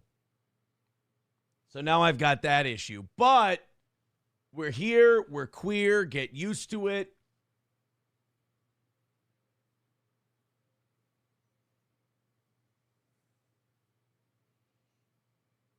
He's 1 minute in. And there's gay jokes. We've got our video screen ready to go. As you can see, there's Jeremy. Melton, you idiot. The reason I'm waiting and hiding behind the thumbnail is not only to build anticipation, but it's to let the camera warm up. Everyone knows the camera needs time to warm up so it can get in focus and the colors will pop once I appear. Same with the lights on the sign. You dum-dum. Yes. Dum-dum-dum-dum-dum-dum-dum-dum. Everybody. Everyone is so damn pretty. April has her cum glasses on. She's earned it. They're just glasses. I can fix that. I am killing it today. Everyone loves my new set. They all love the new sign. And if you are having issues watching my stream, it's your settings, because everything is, hey, okay on my end, pal. Yes, coming for a landing. Aces. You guys know that woke psychos are trying to destroy a local business for being conservative, and it backfires? Hopefully. It's my favorite part of conservative world is anytime you peak and you've gone pretty much as far as you can go, all of a sudden now it's the libs are trying to eat my babies. You know? What I've noticed about Aaron's new set, aside from this political cope, we've all been laughing about how the steel part of his sign is the sole and not the toe. But what essentially this has done is create a giant mirror on his backdrop. There will now never be a time where we don't know when someone else is in this room with him. As if his eyes and performance don't give it away. You will now be able to see movement in the background as it happens on this giant mirror. And I have a feeling that part of the reason he's chosen to sit over here to block it is because the light reflects off it very, very badly. He's obsessed with being centered and everything being centered, and that's why he would always sit in the dead center of that. He wanted the sign centered, that circle sign. He wanted to sit in front of that sign. He's obsessed with it. He's obsessed with that. So I think he's trying to block the really, really harsh reflection. We know there's a big reflection there because the way it washes out this black to gray. But yeah, just be aware. Watch all the movement that happens in this mirror. Oh, anytime it's all over, then that's when, the libs have been trying to kill me. The libs are going to come to my house, and the libs are going to repossess my car, and the libs are going to take everything I've got. The libs are destroying Jeremy's coffee company. And I'd expect a little more empathy out of you guys. But here we are. We've got the new set. One of the opinions of the new set, and we are going to bring everything down. The aim is to bring everything down a little bit. How can you do that? The sign is mounted, you said. The sign is fastened. I know it would eat you alive to not have that entire sign in view. And yet now you're going to aim the thing down? Only problem, so we can zoom out. The only problem I'm having with that is I don't want to show anything below here. I think it would fuck everything up. We're brainstorming live. We're going to lower the camera. We want to show stuff below, but I also don't want to show anything below the ledge. It would fuck everything up.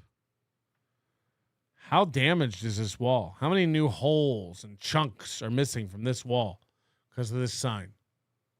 As you can see, we still have that lack of balance going across here. It's a little better.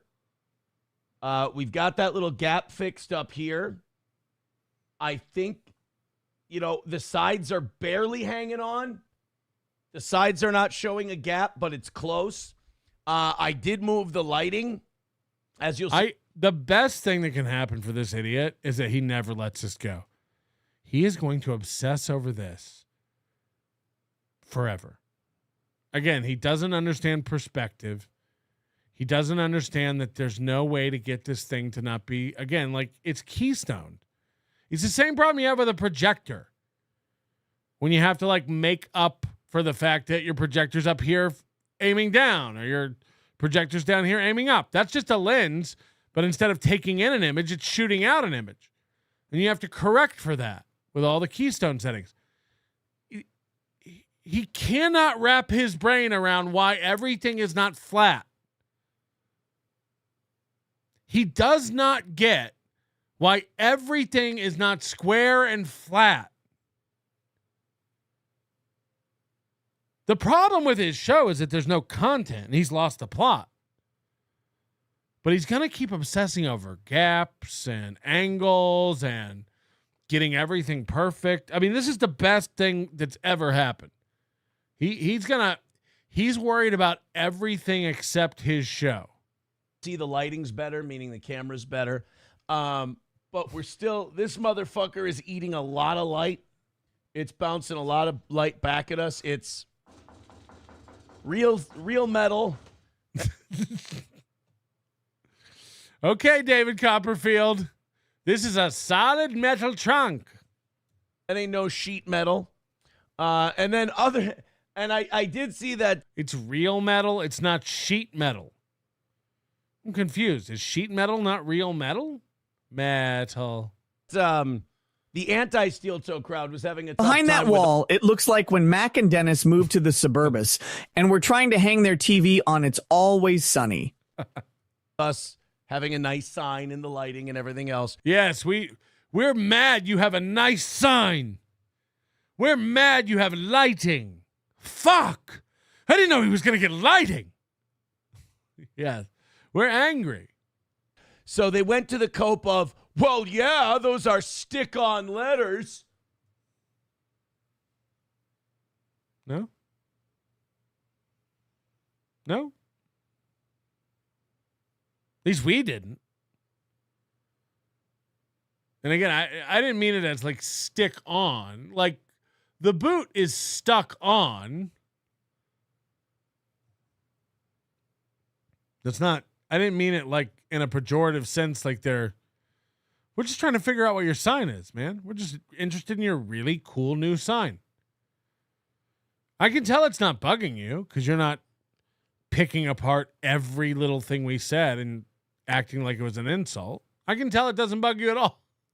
I mean, guys, they're clearly stick-on. I want to show you how hacky and stick-on these letters are. It's just, look at that. I can touch them. I can, it's got my finger. The sign is gone. I'm being devoured.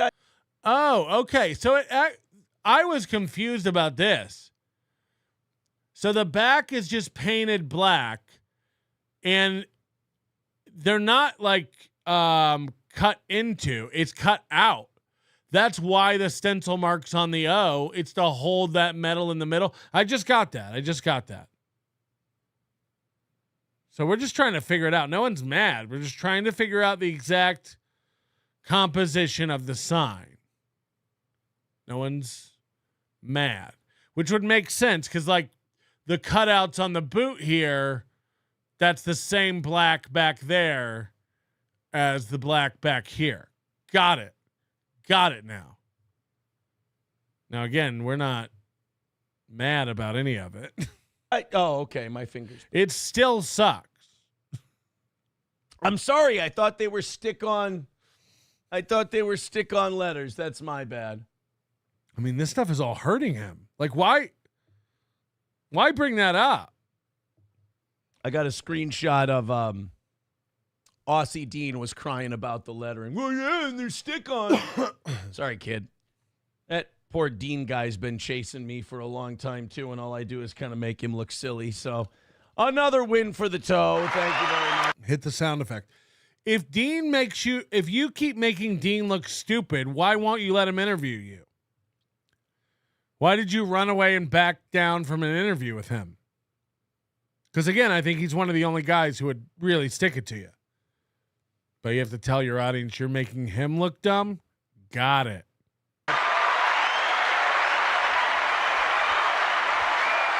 But all in all, I'm happy with it. It's a work in progress, but the work is going well. I want to get my head up just The craziest thing is, like, this outer border of the luxury vinyl plank or whatever, and then another border is so pointless. This could have been just the orange part. And then he would have been able to put it up and have his whiteboard and his Mike Lindell and his little dolls. And it would have been like a better... The fact that it's mounted on this wood, it's retarded. It's retarded. Like, I don't know why it's so big. a little more. So I didn't say they were stick-on. You guys are all rewriting. I said I wonder if they are. I wonder if they're like the letters you get like to put on your house, like the numbers you get to put on your house that they sell at the hardware store. I didn't know what it was. I didn't know anything. So I wasn't like saying they're stick-on letters. That's not what I was saying. I'm learning as I go. You know, and I thought Moody meant that was a big slab of metal. and those letters were embossed, like cut into it. But they're not. It is sheet metal. He's crazy because it is sheet metal, and they're cut out. This was done like with a flow jet or something. It is sheet metal. He's incorrect. It is sheet metal. Hello. Yes, sir. Yeah, I would say it's like engraved on sheet metal with like a back strip behind it. No. But It's not engraved. It's cut out. They're completely cut through all the way out. So it's cut out, and so the black is the wood, or is there a black just backing behind it? I think the black is like he painted black behind it. When Moody was saying it, he was saying like, no, they're cut into the metal. So I was thinking it was a big slab of metal, like embossed into the metal. That's not what it is at all. Right. This is sheet metal, and it's cut Sheet out. metal. It's cut out with a black backing, like a ribbon. Yes. Basically, behind it. Yes. I just noticed this. This just hit me.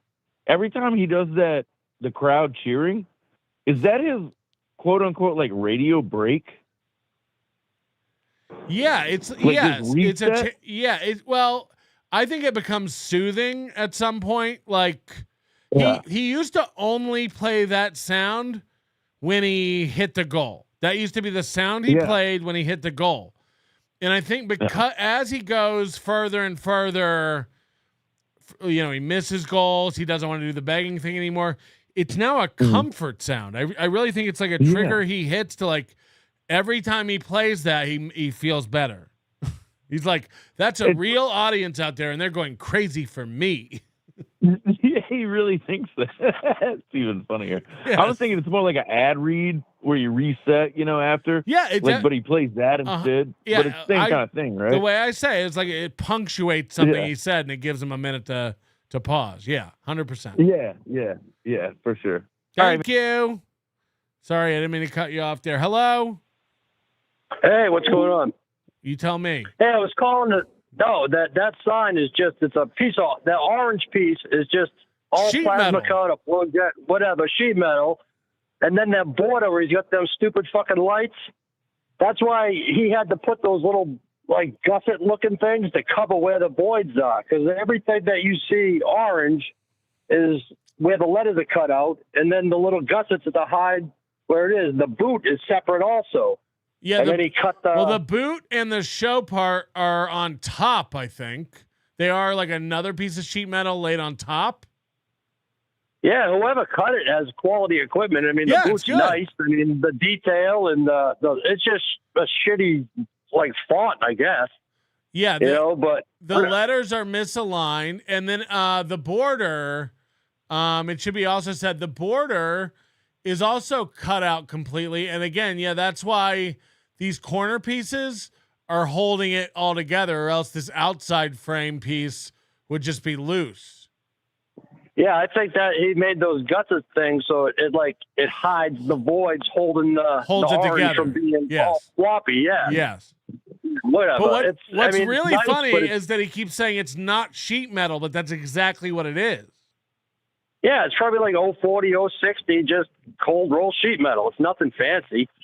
So I don't know. I mean, it is what it is. It's nice, but I'm not putting it down, but like jerking off over the fucking thing. He thinks sheet metal is like a pejorative material, and like he's like, no, it's real metal. It's not sheet metal. It's like, no, it is sheet metal, and that's fine. Yeah, I think it was like 3/4 thick and weigh about 1,200 pounds. It ain't going on the wall. So anyway, go back to the show. Have fun. All right, thank you for giving me permission to go do my show and have fun. Yeah, so again, these I would bet that if we could get these lights dark enough, that the flashing lights, the LED strip he has behind here, which is put on poorly and is not visible all the way around in the same way, I bet you would see bleed from these lights. And Moody, what do you think about this? I bet you would see bleed from these lights in these letters unless he's blocked it off with something.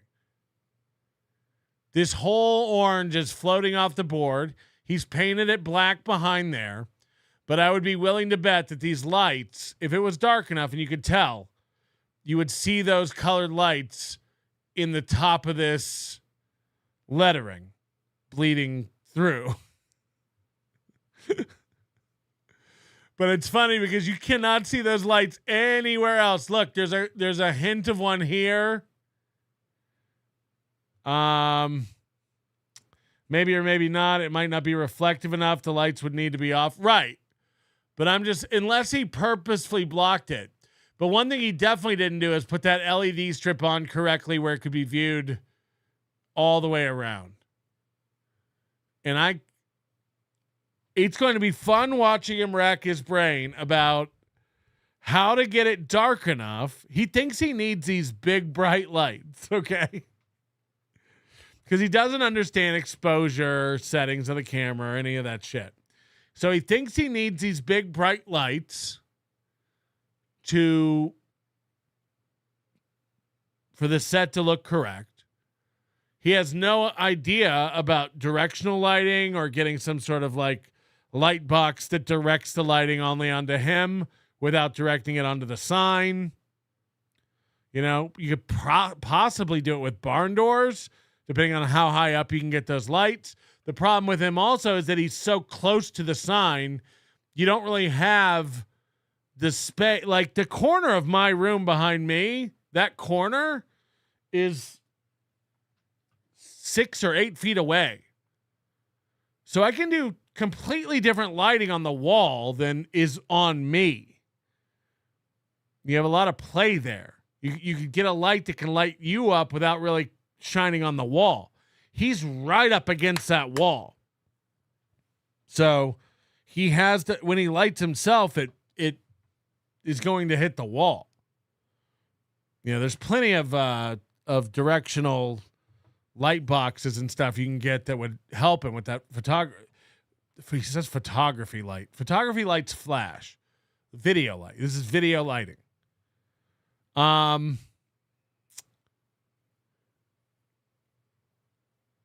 But it's going to be fun because you know it's eating him up that you can't see the colored blinking lights. That's a big part of the sign.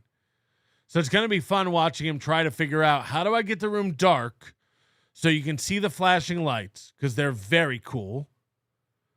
But if I make it too dark, you won't be able to see me. How am I going to get it? It's going to be really fun watching him. Remember he said, I want to come in. I want it all to be done because I know me. I don't want to keep fucking with it. That's all that's going to happen now. He shall be fucking with this until the day he dies. He shall never, ever, ever get this right.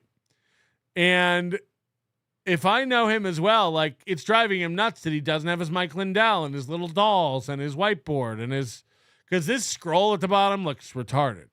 This is not a step forward for Fact Jack. Another giant fail from the toe. No. It's an ongoing fail. Slam pig, gooey. Get down here right now. I figured it out. We have to bend the sign. You two tards each grab an end and bend it inwards. Come on, use those man hands, slam pig.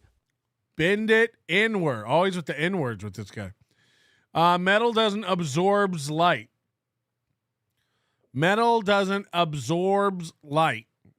Technically everything kind of. No? I forget. Why is he sitting sideways? I think it's to cover up the bright reflection of the lights in the boot. I think it never crossed his mind that he just put a giant mirror on his wall, and now anytime Slam Pig comes down to wave goodbye before work or bring him a sandwich or one of his kids is running around, we're going to see that reflection, and it's going to be bad. Why is Tukey streaming in your time slot? He said he was going at 6. What a piece of shit. What a piece of shit. I mean, we've clearly had a falling out. He's Team Chad now. And it is what it is, man. I got to cope. I got to see. I got to see the man about a horse.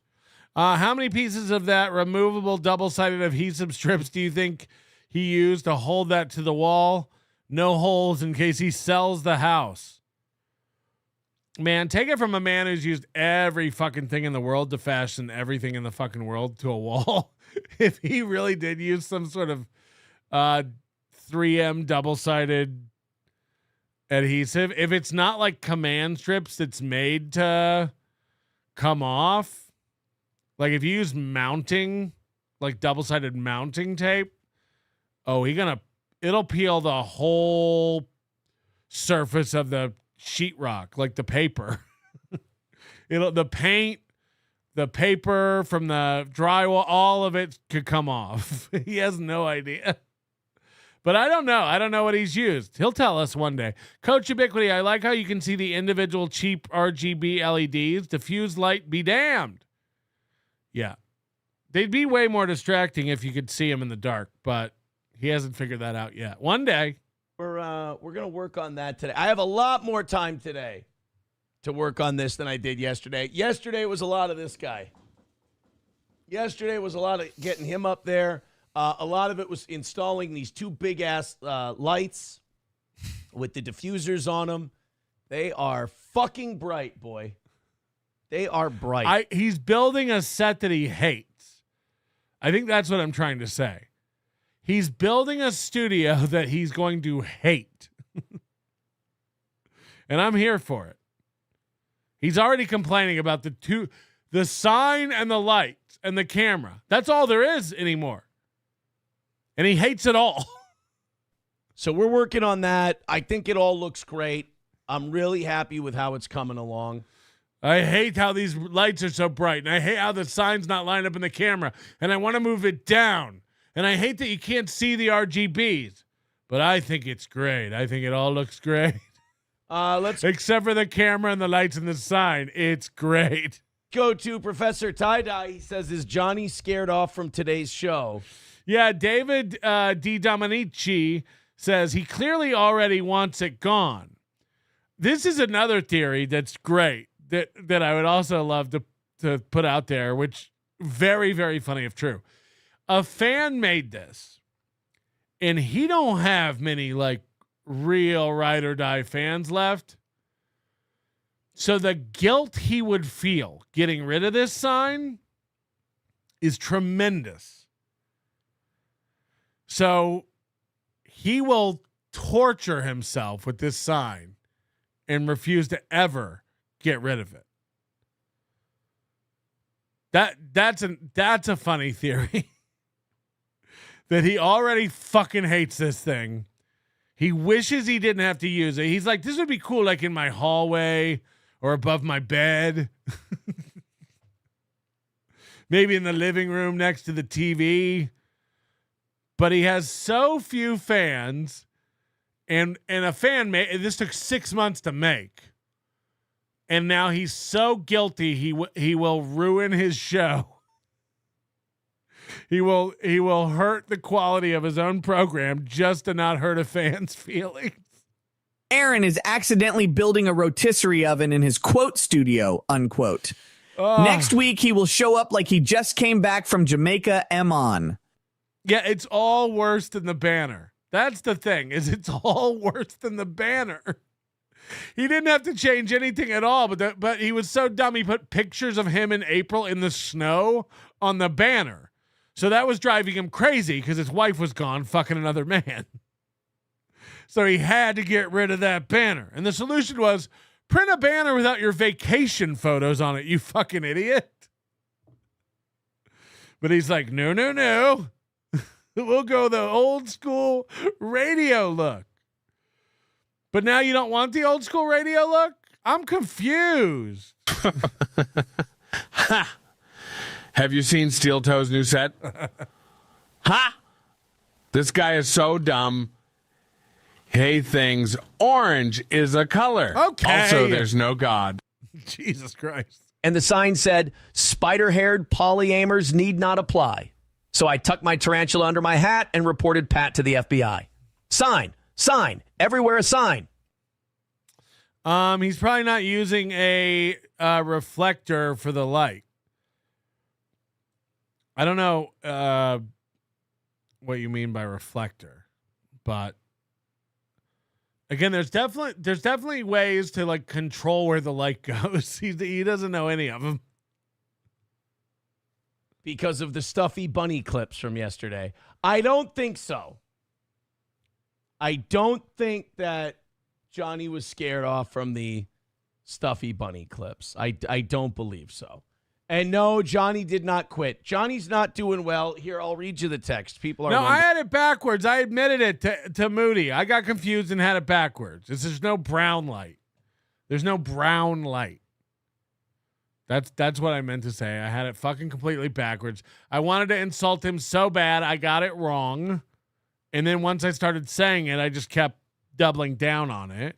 The minute Moody said, no, it's the other way around, I said, oh, yeah, you are right. This is why Moody and I make a great couple. Okay? Everybody needs someone who can rein them in when they're out of control.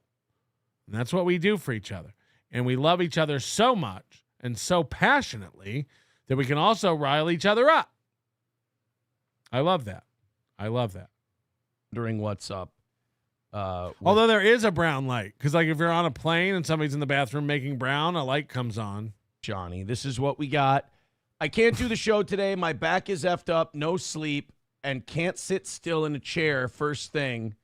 Wednesday, Thursday, I can come on. Every day, this Johnny guy. And by the way, I'm sure you're not supposed to be going on the air and telling everybody these intimate details of his struggles. I think he uses Johnny, on days he's not there for sympathy. How long till he goes like, come on, guys, give to the goal for Johnny. Johnny's not feeling good today. Johnny's not feeling good today. Come on, don't you want to hit the goal for Johnny? Well, so Johnny just had a sleepless night and his back's not doing well. He's in a bit of pain. What do? But the camera is looking good. Hey, Johnny's whole body is fucked, but look at this camera. Yeah, Roots says, holy fuck, that looks terrible. Okay, Roots. All right. See, he can't fathom. He's already sent himself to the sunken place. Aaron has already convinced himself that this rocks. So now that anyone who tells him this doesn't look good, he's going to go, okay, it doesn't look good. Okay, you're out of your mind. This fucking rules. All right, no. Okay, Roots. You know what I say? Guys, whatever Roots says. No, it looks very good. It's just a few little tweaks here and there. Mm-hmm. A few little tweaks. Bigot on Socialist Media says, looks good. Camera looks good. Sign looks good. Whoever made that sign deserves a beer or two. It's a bit. He's going to convince you and himself that this is what he wanted. He wants you to think this is what he had in mind all along. A scrolling banner nonstop across his 4 hours of show. Now, again, are we proud of our high rollers here? We absolutely are. And we like to acknowledge them a couple times per show, of course, throughout the month. This show would not be possible without these people. And, of course, Mr. P and Pretty Antisocial. We'll figure out why that's not updated yet, and we'll get you on there. You deserve to be there as well. It's important. It's important to acknowledge the people who support your show. Contribute to it and make it possible. There's a way to do it that's not constantly distracting from your content. But again, maybe that's part of the whole deal. Maybe that was part of the design from the beginning. Sure, it's easy to go, today's EP is Wizard Nug 2. And we really appreciate everything he does for the program. Mwah, mwah, mwah, mwah, mwah. Wizard Nug 2, we salute you. Okay. To have a fast scrolling marquee across the bottom of your show for the entire show, it's big. Now, again, Moody's right. The whole purpose of that marquee is to cover up. He doesn't want any of the wall showing. He's embarrassed by this wall. I don't know why. It's been his set for a year. But he does not want that wall showing at all. He wants you to believe, and he's going to gaslight us all into believing that this is the set he dreamed of all along. This was the intent with the sign the whole time, et cetera, et cetera. As if we don't remember him sitting at his desk with that old set behind him saying, yeah, we're going to have to probably put the sign up there. It's a big sign, so that'll be up there. We'll probably have to get rid of this one. Remember, he actually said at one point, maybe we'll be able to have both signs. He said that. He said we might have to scoot Mike Lindell over a little bit. I don't know how we'll fit the whiteboard. He was fantasizing about the look of the new set, but he was basically going to have the sign up. Maybe the whole sign wouldn't fit. Mike Lindell would still be there. We'll have to move some stuff around. We can't have everything, but we'll get rid of some stuff. And then at one point he fantasized about both signs being there. Maybe we'll get both. He had no picture in his mind that is this. This was never what he wanted. He doesn't know how to move the camera back. The window would be in the way. The corner would be in the way. He's the only broadcaster who hasn't figured out a corner isn't a bad look for a show. Having a corner in the shot. He wants everything flat. He wants everything 2D. So, yeah, keep pretending this is what you wanted. Keep pretending this is what you want. No, I think it looks great. This is awesome. He hates it. He hates it. And like I said, if the orange was the whole sign and none of that wood was around the outside, and I think you're right. I think when he said maybe we'll have shiplap, I think his intent was to fool you. I think his intent was to fool all of us. To have a tight shot and make us think he had put wood up on his wall. And that the orange thing was the sign. I think that's what he, like, I'll come back one day and it'll be like, yeah, maybe we'll put shiplap up. Because he had seen the sign and it had wood. And he was like, oh, maybe that'll be the wall. Because he's not really good at, like, judging sizes and layouts. He might have the thing Moody has where he can't picture things in a mind's eye. So I would say that if the whole sign was just what's orange and that were the borders of it, that would be a dream scenario. He could hang that on the wall. He could still have his whiteboard, his Mike Lindell, have his little desk. Because I think him not having his little desk is fucking him up too. I know he doesn't want to be relegated over to a side of the shot. I know he doesn't want to be zoomed in on that closely. The double chin thing is bugging him. He talked about that ad nauseum this morning. But what he's doing now where he's like, no, this is great. This is what I wanted. It ain't. He just said, I want to move the shot lower, but I don't want to show the wall. That would fuck it all up. Why would that fuck it all up? Beloved Chatter says, on the bright side, that color orange really brings out his pasty PS. I think it's crooked. Huh? Brings out his pasty? Oh, you're saying like that he's like very white. I think it's crooked and will now try to convince him it's true. Yeah, that's what's great. He said he put a level on that whiteboard.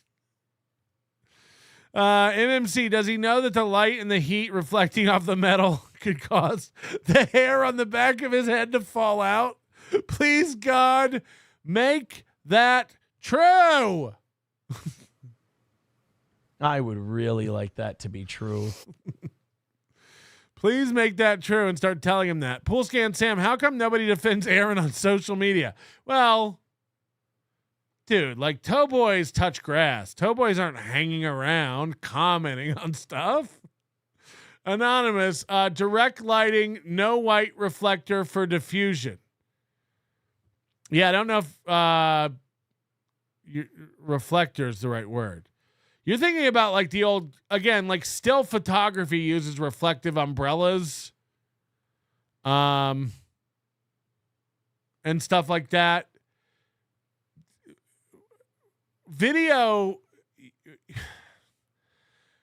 more barn doors and light boxes and things like that. But yeah, either it doesn't matter. It doesn't matter. He's not doing it right and he's not going to figure it out. He's not going to figure it out. This is going to drive him fucking nuts. This is going to drive him fucking nuts. But yes, he definitely needs something. He needs some kind of something going on. He said that there's diffusers, but if you just put a big diffuser on, for a general shot, it's not going to do anything. You got to get special directional, like on top of the diffuser, you can put like a directional light box that controls where the light goes. But I don't think he's gonna. Big fucker, man. And I can finally knock on it and fuck with it. It's anchored in. I've been waiting to knock on this for a long time. It's the real deal, dude. That is a big, heavy bastard. Got that up, got it mounted yesterday, just like Roots' mom. So he's still lashing out at people who comment with things that are mean. Again, showing you like 100% this he's not happy about this shit. The one thing that the one comment I'm getting that I cannot fight. The one comment I'm getting that I cannot argue against is the holy double chins Batman. Look. I look the same as I've always looked. This is the same me. My appearance has not changed, but the zoom and the angles are not flattering on the face. We need a little more. I never thought I'd say this, but we need more tit and stomach in the shot. More than anything else. I think tit and stomach. He has a telescoping jaw. Like there's a weird thing that happens with his. Is what this calls for. Let's go to Dysrhythmia. He says, looks sparse. Needs some more empty boxes in the background. Root says the camera is good. Did you see that gulp? After he says the camera is good, watch him gulp. And look at the fake smile. You can tell a fake smile. You can tell an uneasy, forced smile. Is in the background. Root says the camera is good. That's a forced smile. Now watch the gulp. You see it? Background. Root says the camera is good. Yikes. So there's a lot of forced smiling. There's a lot of, this is great. This is good. No, it's nice. I'm definitely not good at judging size. That's why I think my crooked little button is bigger than Nick's hog. Might be true. Poolscan Sam says he went the lazy route as usual. Total loser. Ricky Bev setting up an angle where he constantly turns sideways so he can see his chins. An odd silhouette is brilliant. Yeah, I'm going to show you what his chin does.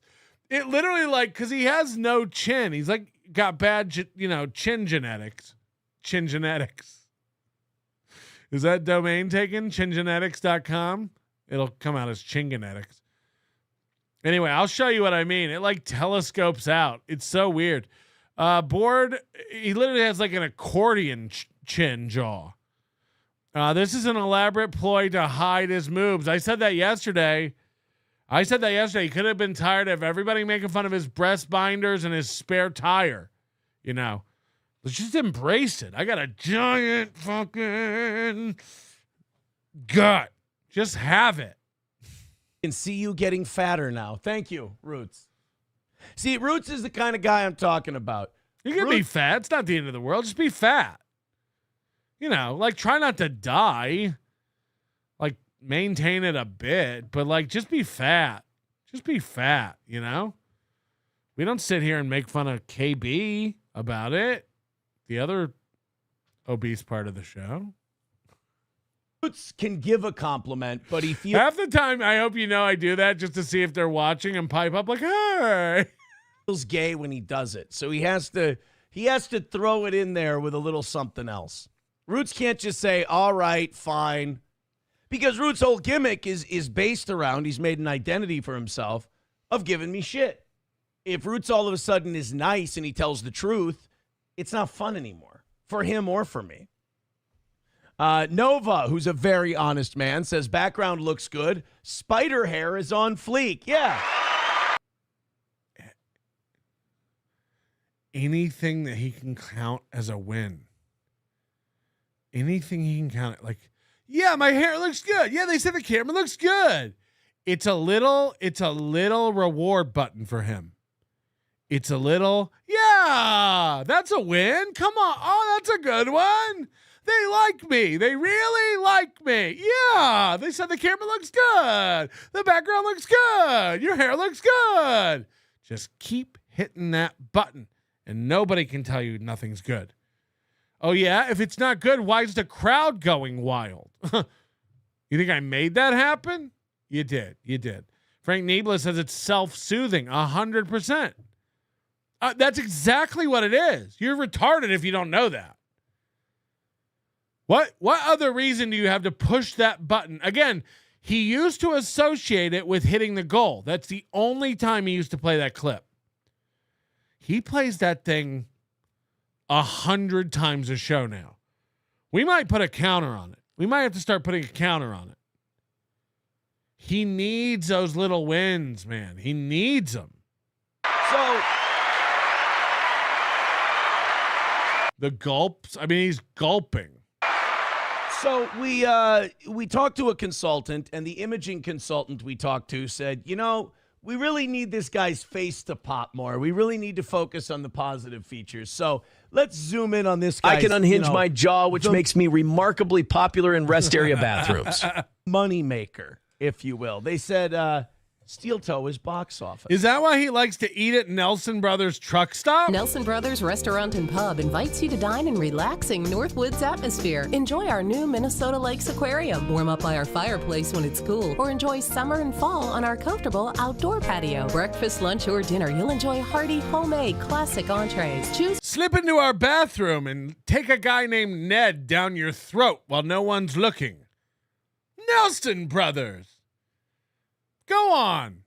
Finish up that apple pie and head back to the restroom where you can enjoy another man through a hole we cut in a stall. You'll enjoy some of your best, warmest goo from the comfort of our padded toilets. Oh, brother. Oh, brother. Cum shots as big as your head. Do me a favor. Why not hit the like button? And I said, boy, are we. Power Windows with $1 says, my only gripe is that gay-looking O in the sign. Will it kill a motherfucker to connect the thing? Well, here, let me take a Sharpie real quick. Let me just. Oh, no. So, like, this is a bad, again, like, when people start picking out, if he really does it, and again, I have not seen this. If he really does this, he hates this sign. If he's paying attention to one chat person telling him to do something, there's no fucking way he really does this. No spoiler alerts. We're going to watch. I'll just. Okay. Holy shit. Holy shit. I'll finish it up for But you. he's reading every single bit of criticism in the chat. Yeah. No, 1-2 Skip to My Lou worked really hard on this sign. He did a great job. So any nitpicking, I will say, is not welcome. If I made it, rip it to fucking shreds. Eat it alive. I don't give a shit. But I mean, 1-2 Skip to My Lou did great. That's what he had. That's what he's saying. If I made this, you can rip it to shreds because it is shit.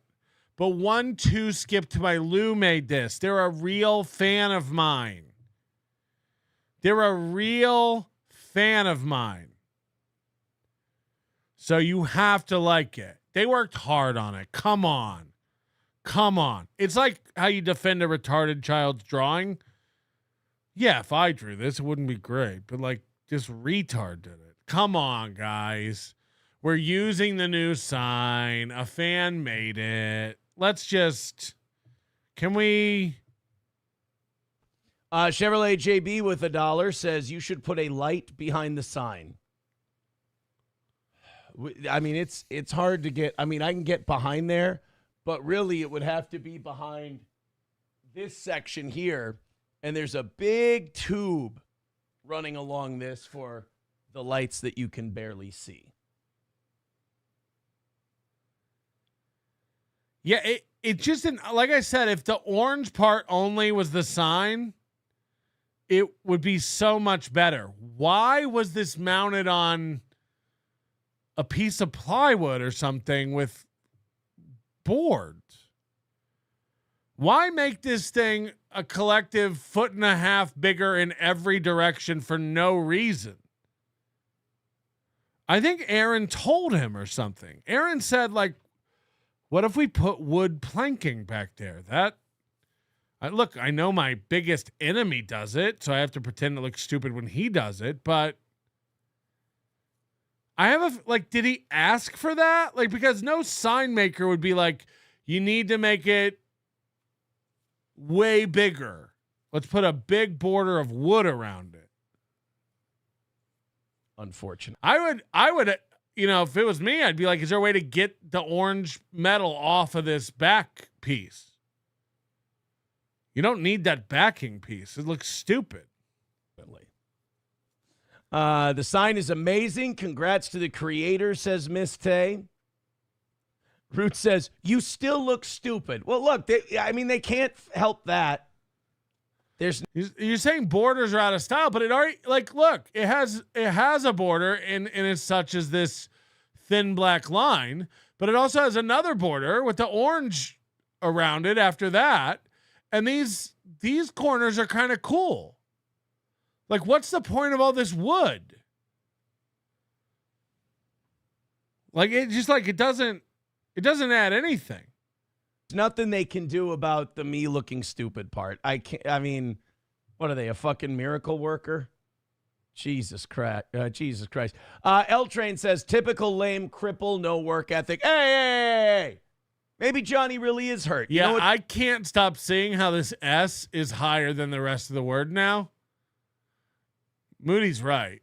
The toe, you kind of get away with it because it's in the center of a 3-letter word. It gets a little more lost. This S, the longer you stare at the word seal, you notice that S is a good 1/4 inch higher than the rest of the word. I can't unsee it now. That means you should just give me money. Streamlabs, PayPal, Venmo, Super Chats, Rumble Rants. The O is too high too, but it covers better. It covers better because it's a 3-letter word and it's in the middle. You kind of get away with it. That S is clearly just higher up. I did fuck you guys over a little bit yesterday. After the recount between the morning and evening show, you guys missed. I think I would have noticed it eventually. I wasn't really paying too much attention of it in that one picture we got, but now that it's like mounted there, it's like very, very clear that the S is floating out on its own. 60. And then when he said it's Times New Roman font, it's like, fuck. This guy's worse than we thought. Not 80. So it was a $60 miss yesterday. I'm not going to worry about that, no. To be honest with you. It's not a big deal. Dude, the value of the sign. Like, did you give that guy his $100? And the morning needs to hit the goals. So I'm not going to start adding more. Like, hey, you guys can get a 5-hour show. If you knock out yet, let's not worry about that. I'm already worried enough on a morning show about knocking out the 320 we got. So, we'll cross that bridge when we get there. Please tell me he hit the goal today. Please tell me he hit the goal today. I can't. If the morning audience missed 2 days in a row, I don't even know. I don't even know what steel toe is anymore. Right now, we never have these anymore. We'll hit a goal, but, we never have those days anymore where it's like almost knocked out in the first hour, unfortunately. Aww. We never have days where it's almost knocked out in the first hour. We used to have those days. Chandler!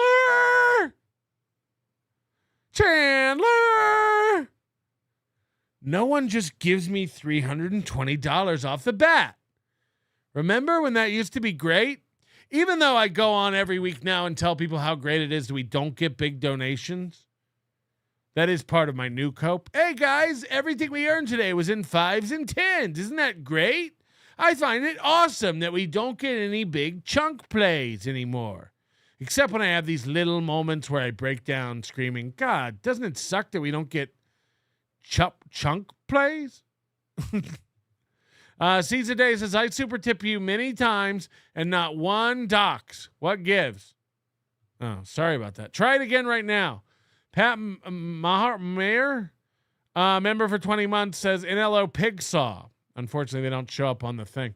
Rygod gifting 5 Nobody Likes Onions memberships. Thank you, Rygod. That's 50 memberships today.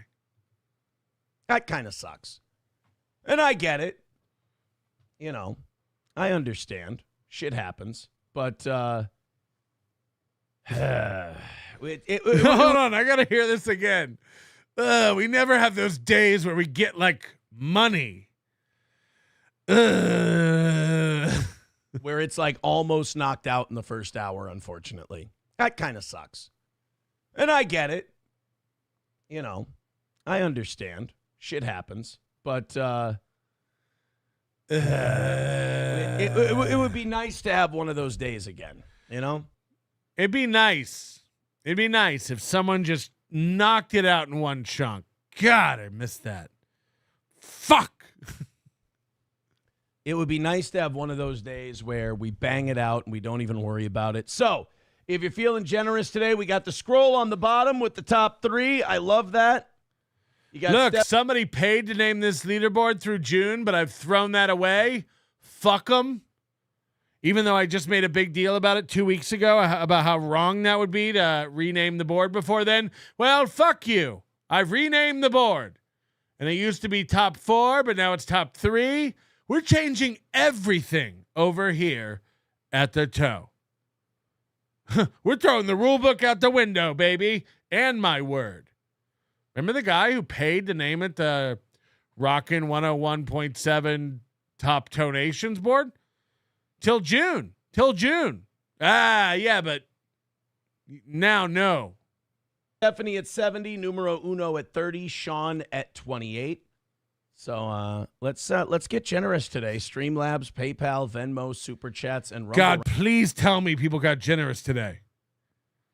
Please tell me people got generous today. I can't take another day of not hitting the goal in the morning. France, let's have one of those days that we used to have where this thing just gets banged out early. Let's do it old school. Red Fox Mad with $4.99. Let's do it old school, guys, like the radio days where you give me $300 right now at the beginning of the show. Let's do it old school. Give me $300. Let's do it old school. Says Aaron, is it true you are? You remember old school? where we used to get $300. God, guys, I'm feeling nostalgic. This new sign has me feeling nostalgic. Let's do it old school. Doing a live show from SCSU on Friday. Rumor has it you are. Oh, you know me. Fuck. You know me. I just I'm really welcome on the, what do you call it? The college campus of St. Cloud State University. Oh, no. Moody's emailed me something he's been working on. Oh, no. In honor of you leaving for a bit, I made this for you.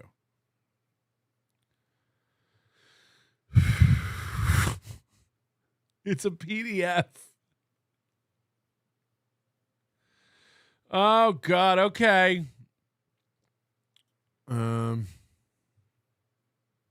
Let's open it. You know, you can get a virus. Holy shit. Holy shit.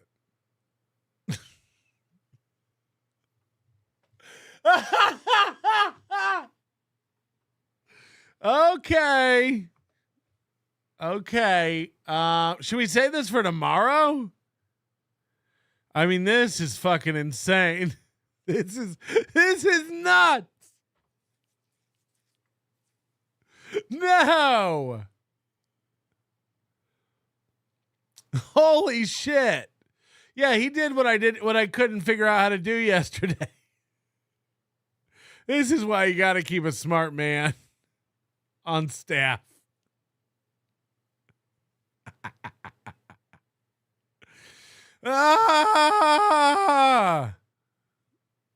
Fuck. Okay. I don't know how. I guess we got to save this. Should we save this for tomorrow, Moody? He said people are saying share with the class. Okay, we'll just do it now. This is a presentation put together by our own Mahmoud, titled Quantitative Proof that Aaron's camera is out of focus. Brought to you by Autism. Okay. Boink. Bank. Oh no. Oh no. Quantitative proof that Aaron's camera is out of focus.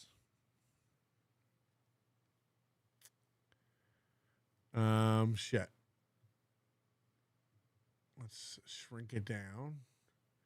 Shrink ding ding ding ding. Okay, color grade.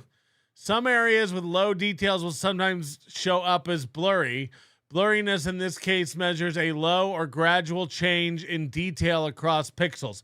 Diffused light on a face or skin may appear as blur in this case. The in-focus part or distance from the image should have the darkest pixels in the image.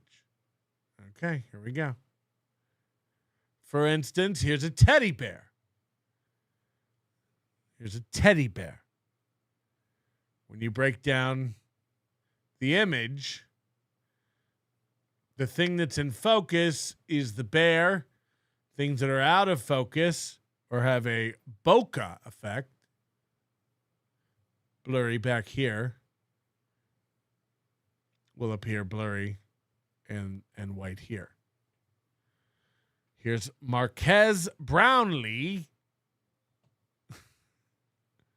for instance.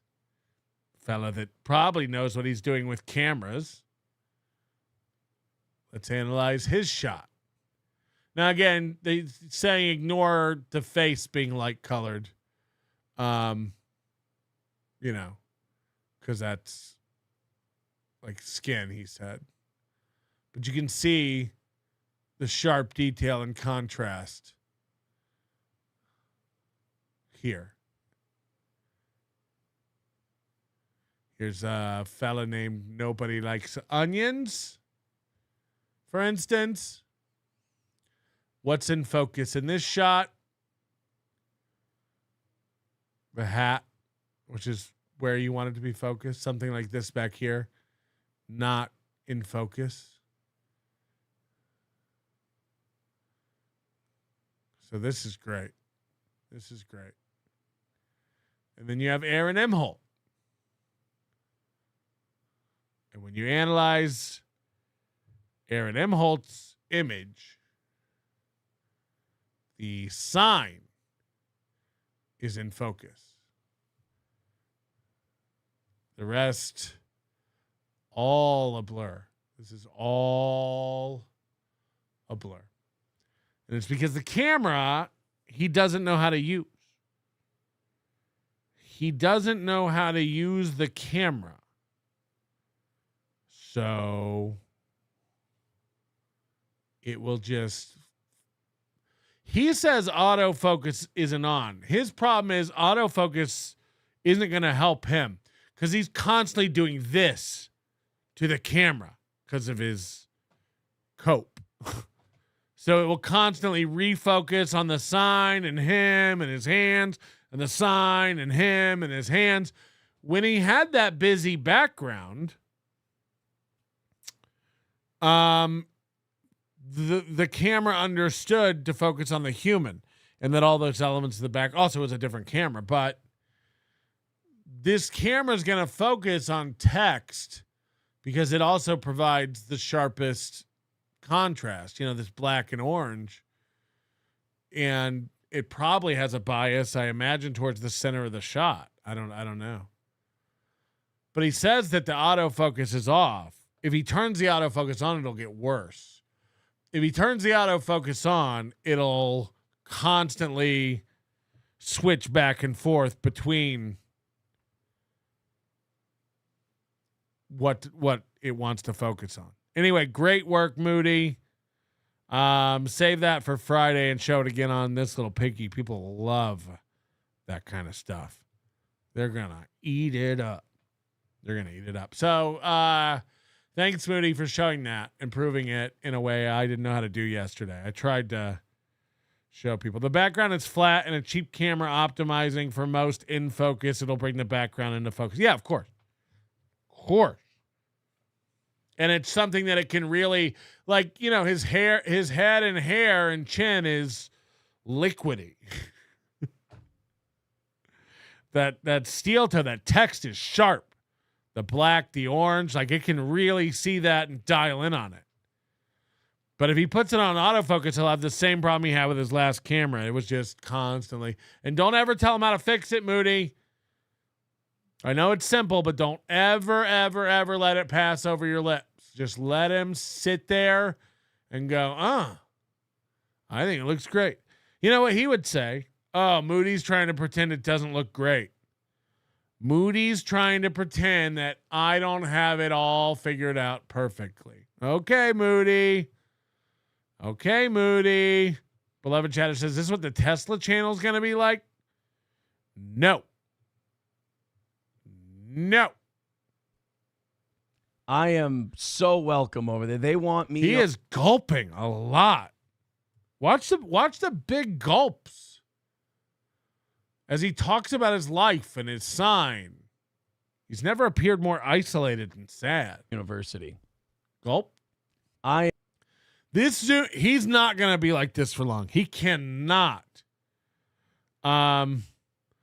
Moody said, I just wanted to show people it wasn't, that he was lying when he was telling people it wasn't blurry. I know. It's blurry for a couple of reasons, too. But I'm not going to say anything. Dude, he is not going to leave himself this large on the screen for this long. He's going to look at himself. He's going to hate this. It's going to eat him alive to see himself accurately representing his chins, his gulps. I am so welcome over there. They want me out there really bad. Especially since all the news articles that have come out. I mean, they can't stop. My phone won't stop ringing. I mean, I got to put it on silent. Good thing you have all those meetings already scheduled. Just to stop the universe. So no, Red Fox Mad. I will not be doing a show at St. Cloud State University. Eaton Clam says the tarantula hasn't woken up yet. It's looking limp. He's starting to descend down. I got new hair gel yesterday. It's not as strong. He's starting to descend down. Why do guys with no hair constantly use so many products?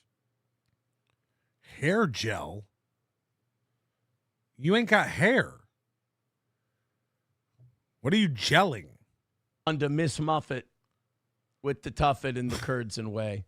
Professor Tie-Dye said, all right, we got to go to the timestamps I've been told to go to because we got to get out of here. I was told right around here. He said something really funny about degrading the quality of his video or something. Bro, thinking some of you got fucked up computers. All right, let's. Oh, yeah. Okay. Now he's coping about, no, it looks bad because your computers and TVs are bad. He said this yesterday. Every one of us, all of our computers and TVs are bad. His shot's not blurry, dude. Your TV's fucked up. Or it's maybe he had to blow it up from a cell phone. That's possible too. Let's take a look. Did he report this accurately? Because I did say I didn't expect any money from Kevin. He pay you for your appearance. He brought in, go back. I lost it. He brought in lots that day thanks to the toe. He should have kicked it up. Kevin didn't invite me on the show. I believe Keanu did. So no, he did not pay me, but I don't see it as like, I don't want this to be clipped and people be like, oh shit, Kevin didn't pay Aaron. He's a piece of shit. I wasn't a. Whenever he says something like that, by the way, that's exactly what he wants. If you really don't want it to be against Kevin, you say that. You say, well, Keanu's the one who asked me to come on, so it wasn't, I don't think anything bad about Kevin. Kevin doesn't need to pay me for that. But then he like literally lays out a roadmap. He goes, and I'm not saying I want people to clip this and say like Kevin's a piece of shit. Kevin should have paid him. That's not what I want. That's not what I want. We're not telling him that, Moody. Let that problem just sit there. Book guest. I didn't expect to be paid. All right. You know what? Buzamak, he did a good job. Good work. Good work by Buzamak. That was, as the kids call it, fair and honest journalism. Okay, so he said, I don't want people clipping this and saying Kevin didn't pay me. Then Buzamak clipped it where he said Kevin didn't pay me.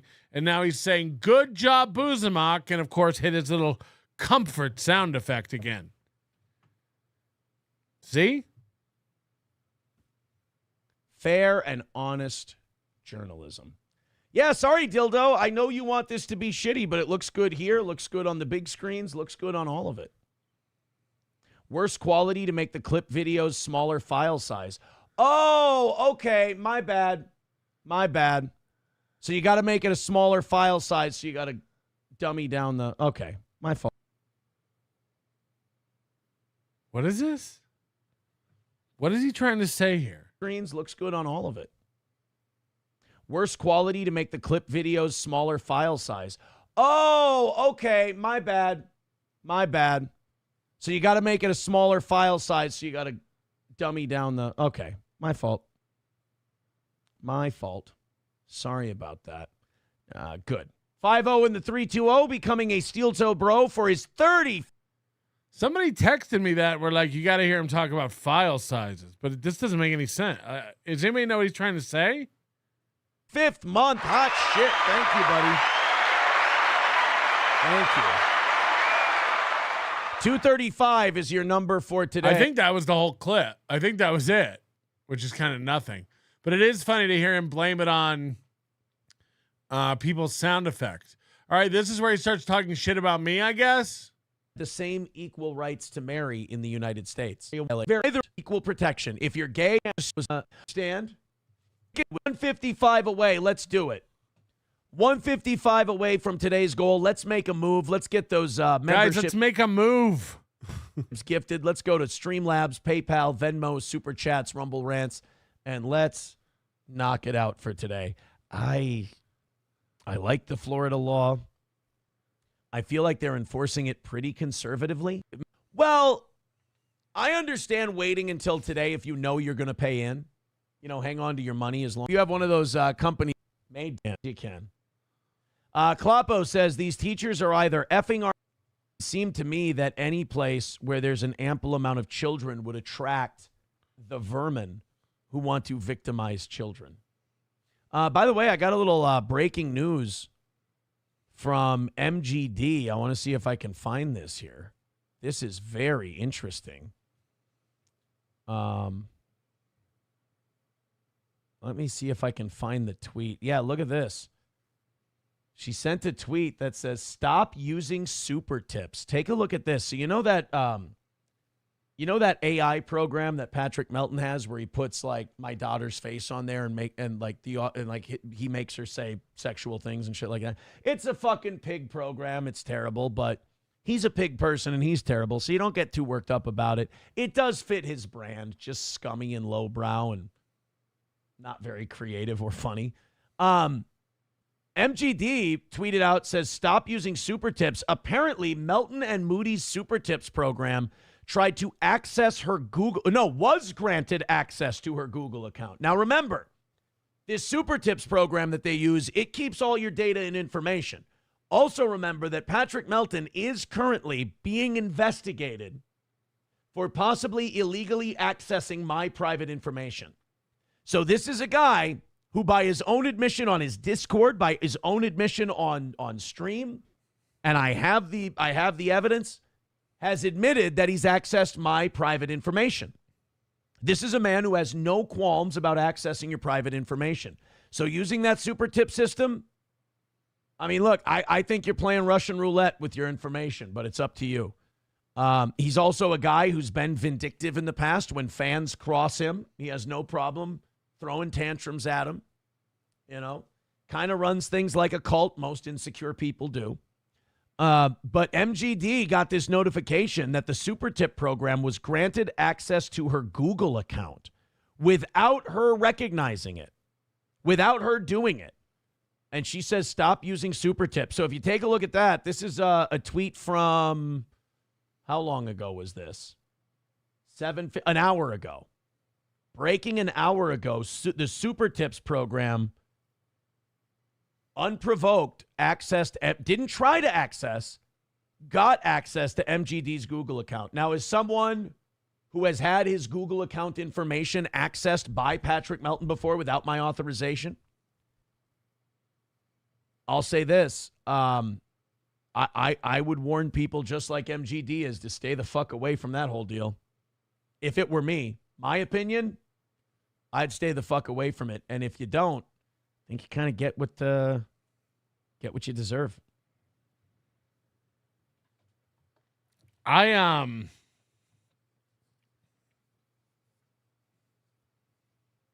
cannot comment on ongoing legal matters. Your manner is most unbecoming of a gentleman. Would you be high on cigarettes? I don't know if the comedy hasn't hit them yet. They're full-blown retarded or just high on cigarettes. A question posed to stupid hoes who don't get it yet. Excuse me, miss. Are you high on cigarettes? I don't know if the comedy hasn't hit them yet. They're full-blown retarded or just high on cigarettes. All the laughter that you deploy if you listen to the show, boy. Patrick Melton faces have you stacking that low point. It's the low point, not the reason. The reason is fucking gold. Gonna make the taco pony party be a party of soul. Gonna make you vandalize a van with a pedal sticker so bold the family probably get arrested before they get down the road. Or stupid motherfuckers just got NL loaned. Other radio shows are straight bitch mail prone. Talk shit on the youngins that nobody like past. Have my homeboy lame prank call him fast. Have him thinking that he hates him like right before he berates him. And the way that he baits him, put him right on blast. Like Patrick is an asshole and his show won't last. And every time I called in he treated me like trash. He would abuse and berate me for the sake of some laughs. And the worst part was when he fucked your mother straight in the ass.